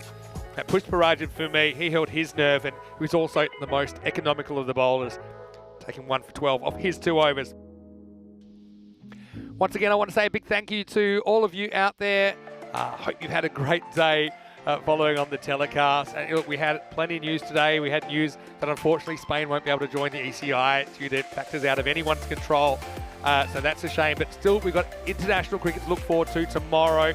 That'll start around the middle of the day. It's very likely, if you tune in early, that we'll have rescheduled ECS matches as well to get us going. So the hope is we'll still have 5 matches tomorrow. So stay tuned for that. Also, obviously, with Corey Rutgers, I want to thank him so much for his contributions through the first 3 weeks of this Malta series. It's been great working with Corey. I really hope that the situation settles and he gets the time he needs to be a support to his family network. And hopefully, we'll have him back on deck at the start of the ECL, which starts in just 10 days' time. We had everything. We had the game that we'll call the Magnificent 7, as 7 men on the field were able to force a golden ball and win it in the first match of the day. Malta, they were a rabble, but they did come back. They won the second game. Gozo Zalmi did nothing wrong in their performance. And then this afternoon, in an interesting show of where these 2 teams are at, the Royal Strikers did a number on the Warriors and showed that they're just a little bit of a cut above where the Warriors are at this stage. I want to say a big thank you to Arthurs and Elza, and to Martins as well. And Valentine's, hope you enjoyed your day off. All of our crew from Swing Productions. I want to say a big thank you to our Blue crew, all the officials and all the spectators at the ground. Want to give a big shout out as well to our Gibraltar crew. They're working so hard to get the cricket on. Unfortunately, the weather is such that that complex is not able to be open for safety reasons tonight. But we're wishing all of our crew in Gibraltar the best as well. I'll be joining you soon. We'll leave you with some highlights of the day, but for now, from everyone here on the ground in Malta, as the sun sets on another day, day 19 is done. There'll be more cricket tomorrow morning. Until then, Vinny Sandhu, Mr. Maximo for ECN. Enjoy these highlights of the day. Big thank you. Stay happy, stay safe. We'll see you tomorrow right here for more FanCode European Cricket Series. Hasta mañana.